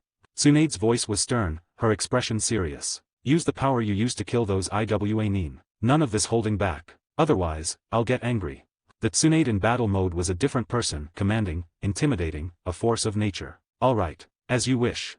His posture shifted subtly. An aura, thick and palpable, began to emanate from him. The very atmosphere in the clearing grew heavy, stagnant. The gray sky seemed to darken further, as if acknowledging the coming clash. A light drizzle began to fall. In the distance, under the cover of the trees, Uchiha Mikato watched, barely daring to breathe, her sharing and unconsciously activating to capture every detail of the impending duel. End of chapter. If you're enjoying this story, consider supporting me on Patreon. Patreon members get early access to chapters, bonus content, and voting power on future ideas. Every bit of support helps me write more and faster. Thank you so much for reading. Let's hit the goal of 200 Patreon members now for 5 extra chapters. We are at 166 members. Party popper. There is a limited discount going on Patreon now. Just hours left. Smiling face with smiling eyes. 96, Chapter 96, The Sound of Thunderous Steps, Bonus Chapter. Chapter 96, The Sound of Thunderous Steps. Armament Haki, Hardening. Ragnar's right arm, from the shoulder down, was instantly encased in the familiar pitch-black shell, its surface laced with faint, pulsing crimson. It was like obsidian given life. So, this is that, Kekii Genkai, of yours? Tsunade asked, her eyes sharp. She didn't understand the principle of Haki, but she recognized the immense boost in defensive and offensive power it provided. In her mind, it was simply another form of a bloodline limit, a strange power enhancer. Tsunade, here I come. Ragnar didn't wait. He threw a punch from where he stood. The air itself compressed and screamed, forming a cannonball of pure concussive force that ripped across the clearing toward her. Tsunade recognized the fundamentals. This was the first stage of the strength of 100, concentrating chakra and physical power to launch a shockwave capable of shattering stone. But the scale was different. Ragnar's punch wasn't just shattering stone, it felt capable of leveling a small hill. I invented this technique. You think you can outdo me with it?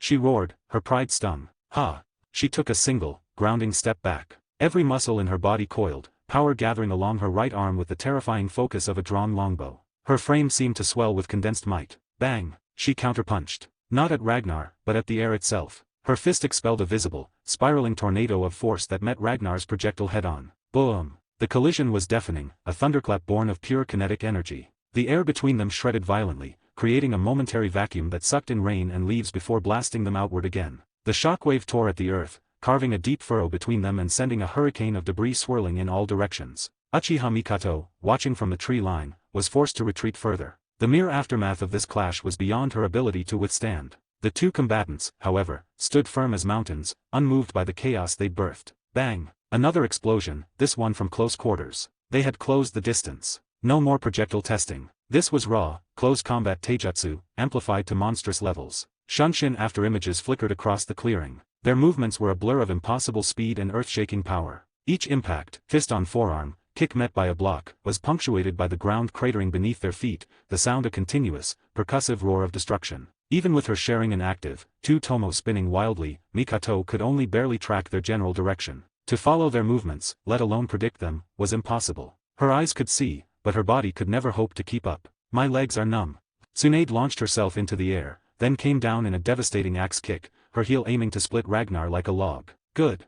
Ragnar didn't dodge. He shifted his weight, turning his punch into an open palm catch, his haki-hardened fingers closing around her descending ankle. Thump crack. Another shockwave radiated out, pulverizing the ground in a fresh circle. Tsunade's eyes widened. The feeling was wrong. It wasn't like hitting flesh or bone, it was like kicking a block of solid, unyielding adamantine. With a powerful twist, she wrenched her foot free and flipped back, landing gracefully. Ragnar analyzed coolly. Tsunade's raw strength, her strange power, currently surpassed his own. She hadn't yet developed the strength of 100 seal, so her chakra had limits, but in pure physical output, she was a titan. No ordinary jonin could survive a direct hit. Of course, neither of them was going all out. This was just a contest of taijutsu and brute force. Tsunade, let me show you the results of my recent training. Be ready. Ragnar's stance shifted, centering his weight. Bring it. Tsunade grinned, the thrill of the pure strength duel still buzzing in her veins. Ragnar took a deep, calming breath, focusing his mind to a razor's edge. Strange power, shave. The words were a whisper, but the action was cataclysm. His legs, empowered by the concentrated, explosive force of the strength of 100, pistoned into the earth. Kaeboom. It sounded like a direct artillery hit. The ground didn't just tremble, it heaved. And Ragnar vanished. Not in a blur, not as an afterimage. He simply ceased to exist in that spot. What? Tsunade's confidence evaporated. Her eyes, her chakra sense, nothing could lock onto him. Behind you. His voice was calm, right at her ear. She whirled, fist already lashing out, but she struck empty air. He was gone again, the only evidence a thunderclap of displaced air that shoved her back a step. The sound was inside her skull, disorienting, terrifying. This speed. It wasn't movement, it was teleportation fueled by pure, destructive force. She couldn't track it, couldn't predict it. Her only defense was decades of battle-honed instinct. Whoosh. He reappeared 3 meters to her left. Tsunade jumped, a hand flying to her chest. All right. Enough. How am I supposed to fight that? It's cheating. Heh. Ragnar allowed himself a small, satisfied smirk. If this speed could fluster Tsunade, it was a potent weapon indeed. His legs, however, throbbed in protest. The strain of the strange power shave was immense, attacks his body was still adapting to pay. But how? Tsunade pressed, catching her breath. That speed, it's Kage level. Not all Kage are that fast. Want to learn? Ragnar offered, surprising himself. You'd teach me. Tsunade's eyes widened, genuine shock breaking through her competitive frustration. You taught me the strange power when I had nothing, Ragnar stated simply. This speed, it's built upon that foundation. Others couldn't learn it even if they tried.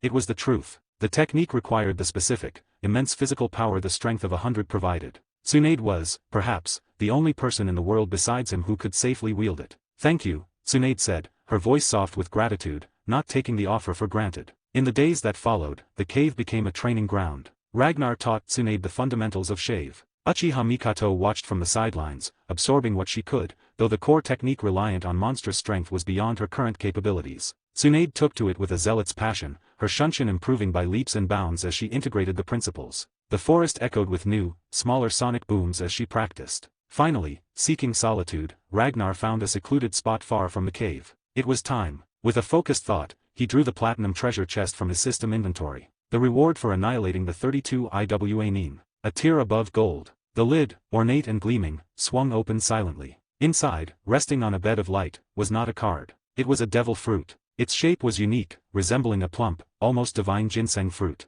But its skin was a lustrous, radiant gold, traced with intricate, glowing patterns that pulsed with an inner light. It exuded an aura of majesty and immense, untapped potential. Another devil fruit.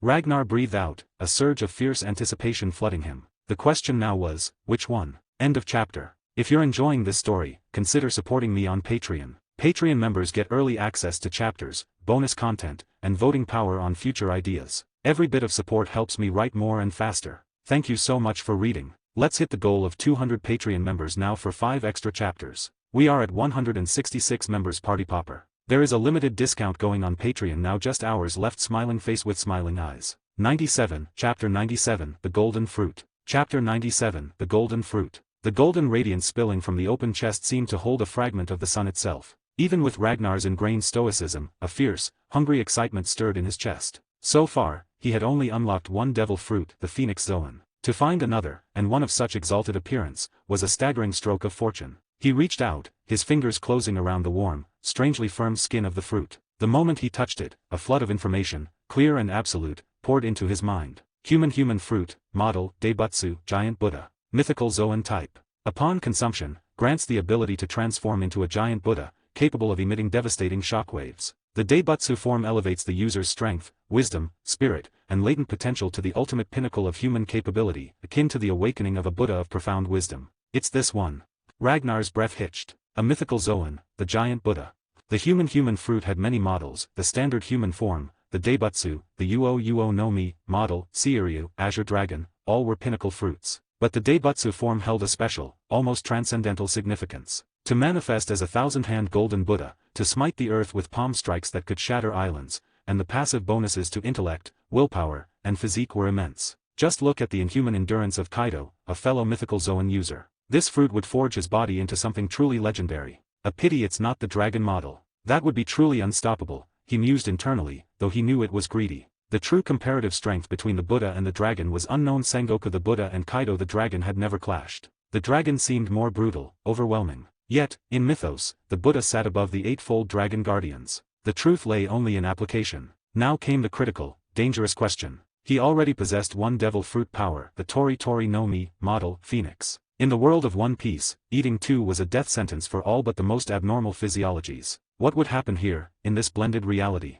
To eat, or not to eat? The golden fruit seemed to pulse in his hand, a siren's call to ultimate power. A dark, whispering voice seemed to coil up from the depths of his own ambition. Do you hunger for strength? Do you crave dominion? Consume it. Become more. Ragnar shook his head sharply, dispelling the phantom urge. Was it the fruit's influence, or merely his own desire-given sound? It didn't matter. His path was chosen the moment he awakened the system. With a resolve hardened by countless battles, he brought the fruit to his lips and took a large, decisive bite. Gag. The taste was, predictably, like chewing on putrid sewage filtered through rotten leather. The glorious appearance was the universe's cruelest joke. He forced it down, fighting the overwhelming urge to vomit. After a moment, the nausea subsided. He waited, bracing for a cataclysmic reaction within his body, a clash of energies, an explosion of pain. Nothing happened. He felt normal. No surge of power, no internal conflict. He opened his status panel. Host, Ragnar. Abilities, Conqueror's Haki LV.3, Observation Haki LV.4, Armament Haki LV.4,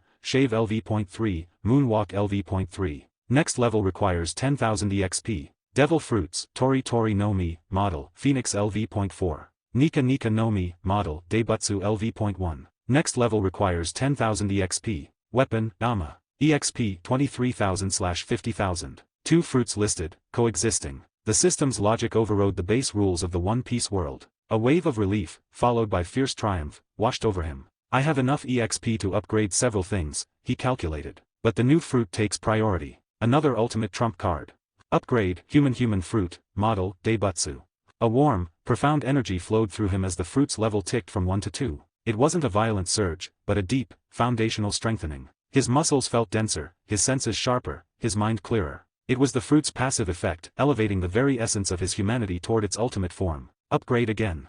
From LV.2 to LV.3. This time, the sensation was more intense. A feeling of spiritual ascension, as if his soul were being gently but firmly lifted, striving to break free from mortal confines and achieve a state of enlightened detachment. It was seductive, this promise of transcendent wisdom and peace. Dangerous. Ragnar's will, forged in the fires of survival and honed by Conqueror's Haki, clamped down like a vice. He anchored his spirit firmly within his physical self. Power without control was a path to becoming a puppet of the ability itself. He would master it would not master him. LV.3 was enough for now. He needed to acclimate, to temper his body and will to bear this new, profound weight before reaching for higher levels. The Phoenix Fruit's upgrade to LV.4 hadn't felt like this. Was this the latent cost of wielding two mythical Zoan powers? A subtle alteration of his very being? He couldn't pinpoint it, only sense a new, profound depth within himself. Shaking off the metaphysical unease, he focused on the practical. He needed to test the Daibutsu's power. He focused, activating the new ability. Instantly, his body was sheathed in a gentle, radiant golden light.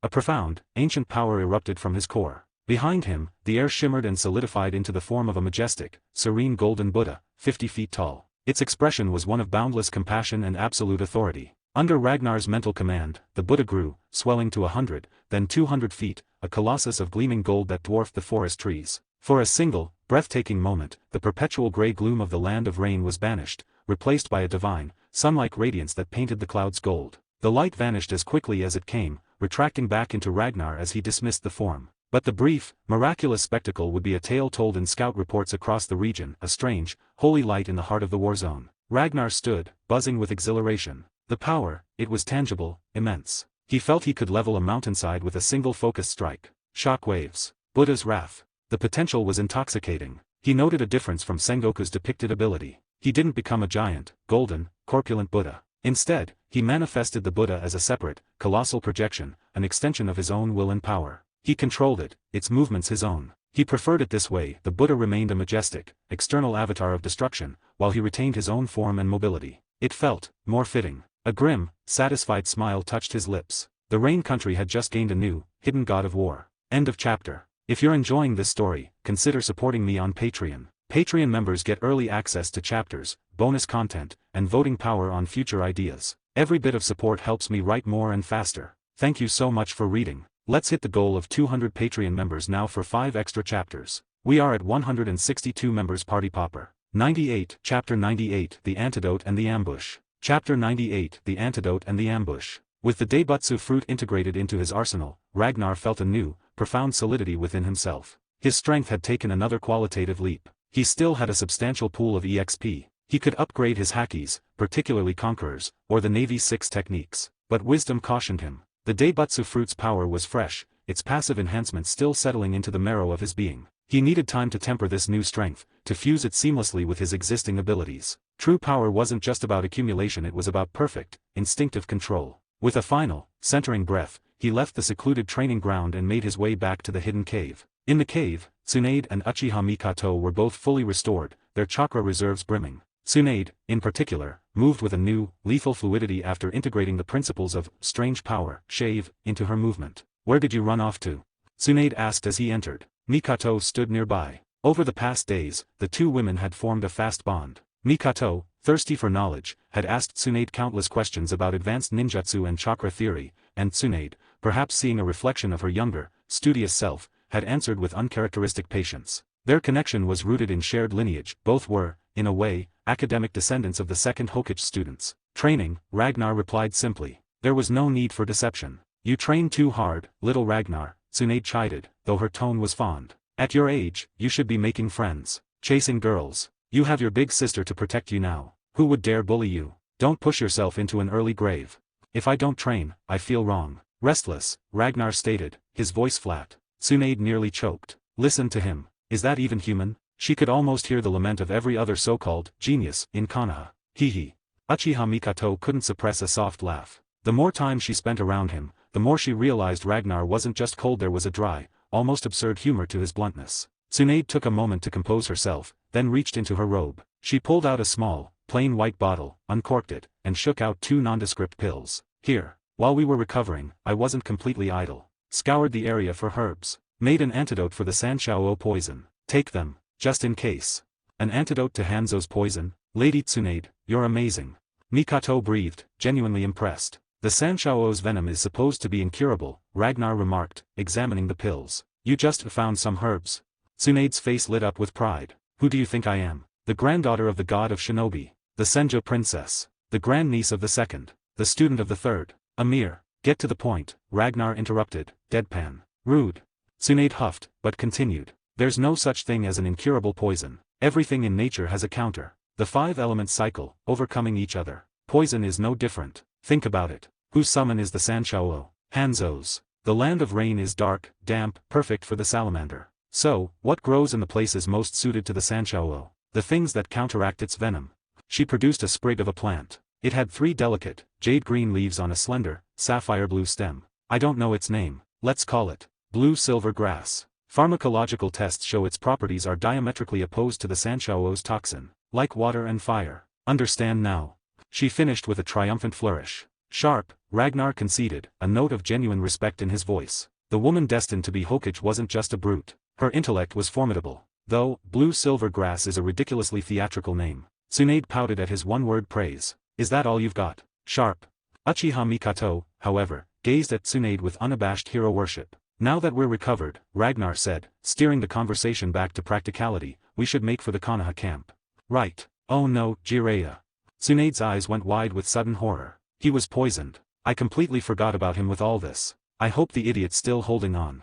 She face-bound. Ragnar offered a moment of silent sympathy for the future super-pervert. Don't die yet, Jiraiya. The world needs your literature. The trio set out immediately, moving with purpose through the war-torn landscape. The Second Shinobi World War was escalating, skirmishes becoming more frequent and ferocious. Even trying to avoid conflict, they encountered scattered patrols of Suna and IWA ninja. They showed no mercy. Tsunade, empowered by her new Shunshin variant, was a blur of devastating force. Ragnar was a one-man annihilation event. Enemy squads that crossed their path were erased with brutal efficiency. They were about two-thirds of the way to the estimated Konoha forward position when they ran into something more substantial. An elite Tsunagakure force, moving with clear intent. Over 20 strong, chakra signatures sharp and disciplined. 2 jonin, and the leader, her presence was dense, experienced, and cold. More than 20. 2 jonin. The leader is stronger, Tsunade assessed, her voice low. Ragnar had already sensed them. The older woman at the front, in her white robes and black hood, was familiar from intelligence briefings.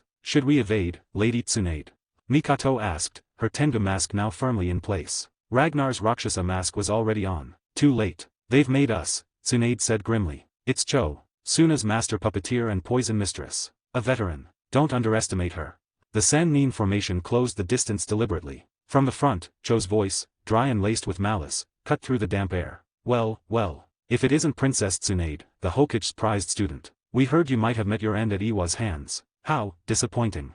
End of chapter. If you're enjoying this story, consider supporting me on Patreon. Patreon members get early access to chapters, bonus content, and voting power on future ideas. Every bit of support helps me write more and faster. Thank you so much for reading. Let's hit the goal of 200 Patreon members now for 5 extra chapters. 99, Chapter 99, The Puppeteer and the Princess. Chapter 99, The Puppeteer and the Princess. Cho, grandmother of the future Sasori of the Red Sand, was at the zenith of her power. A master puppeteer, a poison mistress whose arts gave even Hanzo headaches. It was she who had cracked the Sanshouo's venom on the Second War's battlefields. In many ways, she and Tsunade were natural opposites, Cho's expertise in toxins countered by Tsunade's genius in antidotes and healing. Their conflict was one of fundamental philosophies, fought through proxies of poison and cure on a grand scale. In her prime, both in mind and body, Cho was a force that could, with her Shikamatsu 10 puppets, challenge a small army alone. You're still alive after all. It seems the fools of Iwagakure failed to finish the job. Cho's voice was like dry leaves scraping stone, her expression icy as she regarded Tsunade. Her intelligence had suggested Tsunade might have survived the IWA ambush, and the subsequent loss of 2 IWA squads pointed to a powerful protector. Seeing her now confirmed it. Tsunade's eyes flicked over the more than 20 Sunanin flanking Cho. A fierce battle was inevitable. But then she felt the solid, silent presence of Ragnar beside her, and her tension eased. Uchiha Mikato, though solemn, knew her role was support. The main weight would be carried by the other 2. You're not dead either, you old crone, Tsunade shot back, her voice dripping with defiance. Cho, only in her late 30s or early 40s, was far from a crone, but the moniker had stuck thanks to Hanzo's insults. In the shinobi world, perception was everything. Humph. Sharp tongue. Cho's sneer was a command. The Sunanin fanned out, forming a wide, tightening circle around the 3 Konoha operatives. Cho was a strategist. A scout ninja approached, whispering a report. Cho's eyebrows rose fractionally. No other Konoha forces in the vicinity. Just these 2 ANBU with her. A cold, calculating gleam entered her eyes. This wasn't just an encounter, it was an opportunity fallen from the sky. The IWA Nin's failure was Suna's gain. But Cho wasn't driven by the same blunt bloodlust as IWA. She was competitive, ruthless, but pragmatic. Killing Tsunade, the Senja princess, the Hokage's disciple, would invite a firestorm of vengeance from Konoha. While Suna wasn't afraid, with the mighty 3rd Kazekage at its helm, a full-scale war of attrition would only benefit the other great villages watching like vultures. A live Tsunade, however, a hostage of such immense value, could be leveraged for territory, for concessions. The living were always worth more than the dead. It was the same calculus Hanzo had almost made. Tsunade, Cho said, a thin, predatory smile touching her lips. Is it my good fortune, or your profound misfortune? You slipped from Iwa's grasp, only to deliver yourself to mine. She paused, letting the implied threat hang in the damp air. We are not the brutes of IWA. You, Konoha's premier medic, would be far more valuable taken alive. Surrender. Spare yourself the pain. Oh, you won't kill me. Tsunade's tone was almost bored. The living offer greater, negotiating power, Cho confirmed. Then you'll have to prove you can keep us.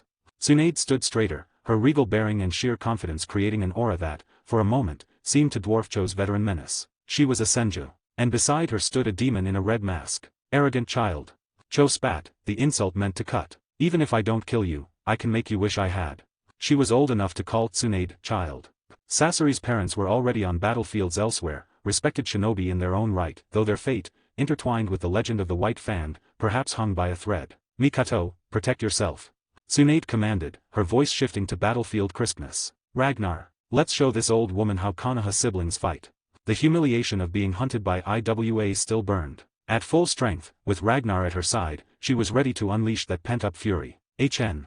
Ragnar's single grunt was agreement. Cho saw their defiance and made a sharp, slashing gesture with her hand. Take them, alive if possible. The Sunanin moved as one. This wasn't a disorganized charge, it was a coordinated assault. Fire release, fire dragon technique. Wind release, tornado breakthrough. Fire release, great fireball. More than a dozen ninja unleashed their techniques in a devastating symphony. The wind fanned the flames rode the gale, creating a roaring, expanding inferno that scoured the earth dry and turned the falling rain to hissing steam. A colossal dragon of fire, fed by the tempest, surged toward the three Konoha shinobi, its maw wide enough to swallow them whole. Supporting kunao and shuriken glittered within the firestorm, seeking gaps. Ragnar and Tsunade didn't need to confer. They moved in perfect, instinctive sync. They stepped forward in unison, their bodies coiling like twin springs. Uchiha Mikato fell back a step, sharing an already active, analyzing the storm of attacks. Strange power fist. Armament Haki, hardening. Their right arms drew back, muscles bunching with impossible density. Then, as if sharing a single mind, they punched. Not at the fire dragon. They punched the air directly in front of them. Boom whump. The sound was not of an explosion, but of reality being punched. Twin shockwaves of pure, concussive force erupted from their fists, merging into a single, titanic wall of pressurized air. It hit the oncoming cataclysm head-on. The roaring fire dragon met the invisible, immovable wall. For a second, it flattened, distorted, its form straining against the absolute negation of force. Then, with a sound like a dying beast, it shattered, the flames dispersing into 1,000 harmless embers whipped away by the very wind that had birthed them. The supporting weapons were swatted from the sky like gnats. The aftermath of the twin punches rolled outward, a visible ripple in the air that tore up the sodden ground and forced the advancing Sunanin to stagger back, their formation broken. In the sudden, ringing silence, Tsunade and Ragnar stood side by side, fists still extended, the air around them crackling with spent power. The message was clear. You'll have to do better than that. End of chapter. If you're enjoying this story, consider supporting me on Patreon. Patreon members get early access to chapters, bonus content, and voting power on future ideas. Every bit of support helps me write more and faster. Thank you so much for reading. Let's hit the goal of 200 Patreon members now for 5 extra chapters. 100, Chapter 100, Shattering the Inferno, Bonus Chapter. Chapter 100, Shattering the Inferno. The force was absolute, a violence so pure it seemed to strain the fabric of reality itself. Tsunade and Ragnar, both practitioners of the strength of 100, operated on a scale of power that dwarfed conventional shinobi strength. Tsunade, with years of refinement, likely had no equal in raw physical power in the entire world. A full-strength strike from her was a cataclysm, a dragon's roar, a mountain's fury. Ragnar, though a later student of the art with his compression ratio only around 20%, compensated with otherworldly enhancements. The hardening of armament Haki and the profound, foundational evolution granted by the Daibutsu fruit brought his output terrifyingly close to hers. Now, their powers combined. The twin shockwaves didn't clash with the fire dragon, they unmade it. The air screamed as it was compressed and blasted apart. The ground, except for the patch under their feet, erupted in concentric waves of shattered earth, heaving like a storm-tossed sea. The visual was apocalyptic, a localized earthquake meeting a hurricane born from two fists. The roaring fire dragon disintegrated, snuffed out like a candle in a gale. The supporting wind was torn to shreds. The hail of kunao was swatted into the mud. The concussive aftermath, visible as shimmering rings of distorted air, slammed into the advancing Sunanin. Men were lifted off their feet and hurled backward like ragdolls, others stumbled, their formation shattered before it could truly engage. In the sudden, ringing silence, Tsunade straightened, a fierce, proud glint in her eyes as she stared down Cho from across the devastated field. The message was wordless, but clear. Is that all you have? What monstrous force? Cho muttered, her veteran composure cracking for a moment. Her gaze lingered on the masked ANBU in red, the Roxasa. That level of power marked him as a jonin at minimum, possibly a squad captain. It made sense, a Senja princess would have elite protection. Tsunade, stand down, Ragnar's voice cut through the tension, flat and certain. I can handle this alone. Tsunade shot him a look of surprise, then a stubborn set to her jaw. No, I want to teach this old hag a lesson myself. Pfft, Cho felt a vain throb at her temple. The indignity. First the old crone, now old hag. And the arrogance of this masked whelp, claiming he could take them all single-handedly. Did he think he was the Hokage, the White Fang? The arrogance of Konoha's dogs knows no bounds. Very well, Cho spat, her voice dripping venom. Let me educate you on the cost of overconfidence.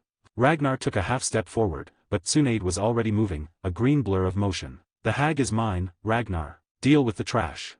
Fine. Ragnar relented, recognizing the fire in her eyes. This was personal for her. Cho, now in her prime, was a high-tier opponent. Her mastery of puppetry alone placed her in the realm between elite Jonin and low Kage level. Tsunade, strong as she was, would not have an easy time against such a seasoned, versatile veteran. Ha ha ha. Cho's laugh was brittle with anger. Is this what Sarutobi heroism teaches? Disrespect for your elders? I shall correct that deficiency. Elder, hag, Tsunade retorted, already in motion. Haven't you heard? The new generation always surpasses the old. And since we're enemies, why should I show you courtesy? She closed the distance with her newly honed, explosive speed, a product of strange power, shave, and launched a fist that compressed the air into a sledgehammer of force. Cho, for all her age, was no slouch. She sidestepped with surprising agility, though her eyes widened at Tsunade's velocity. You're fast, girl. Faster than you, hag. Tsunade taunted, pressing the psychological advantage. A furious puppeteer was a careless puppeteer. You insolent. Cho's composure shattered. The repeated insults ignited a cold, furious fire in her chest. Today, I will discipline that old fool Sarutobi's pupil. Her hands flew into a series of seals. A scroll unfurled before her with a snap. White secret technique, Shikamatsu collection of 10 puppets. Bang bang bang bang. Puffs of white smoke erupted. From them emerged 10 distinct, eerie puppets, each clad in long, ornate robes, their wooden faces carved into silent, ominous grimaces. The Shikamatsu 10, a masterpiece of the puppeteerman's Zaman. In the hands of a master, 10 puppets could be an army. And Cho was a master. In this era, before Sasori of the Red Sand etched his name in horror, she was the pinnacle. As the puppet settled, 10 nearly invisible chakra threads shot from Cho's fingers, connecting her to her wooden soldiers. The moment she did, her chakra, previously restrained, flared openly. It was immense. Greater than Ragnar's current reserves, greater than Tsunade's before she developed the strength of 100 seal. It dwarfed that of an elite Jonin, brushing against the lower echelons of Kage-level potency. Puppet masters didn't rely on ninjutsu or taijutsu, their strength was their puppets. And Cho's puppets were extensions of a formidable will and a vast, honed chakra pool. Tsunade's teasing expression vanished, replaced by focused seriousness. Her provocations had worked. Cho was angry, less precise. But the raw power she now faced was daunting. 10 puppets, each a potential Jonin-level threat in the right circumstances. Controlled by a master whose chakra and skill were at their zenith. But Tsunade feared no puppet. Her philosophy was simple, no matter the trick, the trap, or the technique, they all broke before overwhelming force. The 10 puppets lurched into motion, a blur of whirling blades, hidden needles, and snapping jaws, descending upon Tsunade from all angles. Cho's hands danced, 5 chakra threads sprouting from each to guide the deadly ballet. Puppet technique, heart-mind gymnastics. From the other side of the clearing, a different kind of dance began. Itoryu, 36-pound phoenix. Ragnar's voice was a cold declaration. He had already shaved into the heart of the scattered Sunanin formation. Yama, black and thirsting, flashed in a wide, horizontal arc. Vwum. A spiraling tornado of compressed, haki-edged sword energy erupted from the slash, a whirlwind of annihilation that engulfed the stunned Sunanin. They were lifted, tossed, and shredded within the vortex of cutting force. Ah! My arm! Fire release, Phoenix Sage fire technique. Uchiha Mikato, seizing the opening, completed her seals. Dozens of small, guiding fireballs streaked from her lips, homing in on the disoriented, wounded Sunanin caught in Ragnar's whirlwind, turning the maelstrom into a cyclone of fire and steel. The battle had split in two, a primal brawl of titanic force against intricate, deadly art, and a swift, merciless harvest on the periphery. End of chapter. If you're enjoying this story, consider supporting me on Patreon. Patreon members get early access to chapters, bonus content, and voting power on future ideas. Every bit of support helps me write more and faster. Thank you so much for reading. Let's hit the goal of 200 Patreon members now for 5 extra chapters. Due to copyright restrictions on YouTube, I have decided to create a collection of fanfiction novels in audiobook format. If you would like to access the collection, you can purchase it through one of the following platforms. Patreon or Ko-Fi. You will find both links in the description. After completing your payment, you will automatically receive a link to a private Telegram channel that has a great collection of fanfiction audiobooks in audio format. This is a one-time payment that grants lifetime access to the existing collection. Please note that the collection is continuously expanding. I regularly add new audiobooks over time, so the library keeps growing. If you would like to update a novel or add a new one, you must subscribe to my Patreon. Depending on the tier you select, you will be able to request a specific number of chapters weekly, which I will then produce in audiobook format.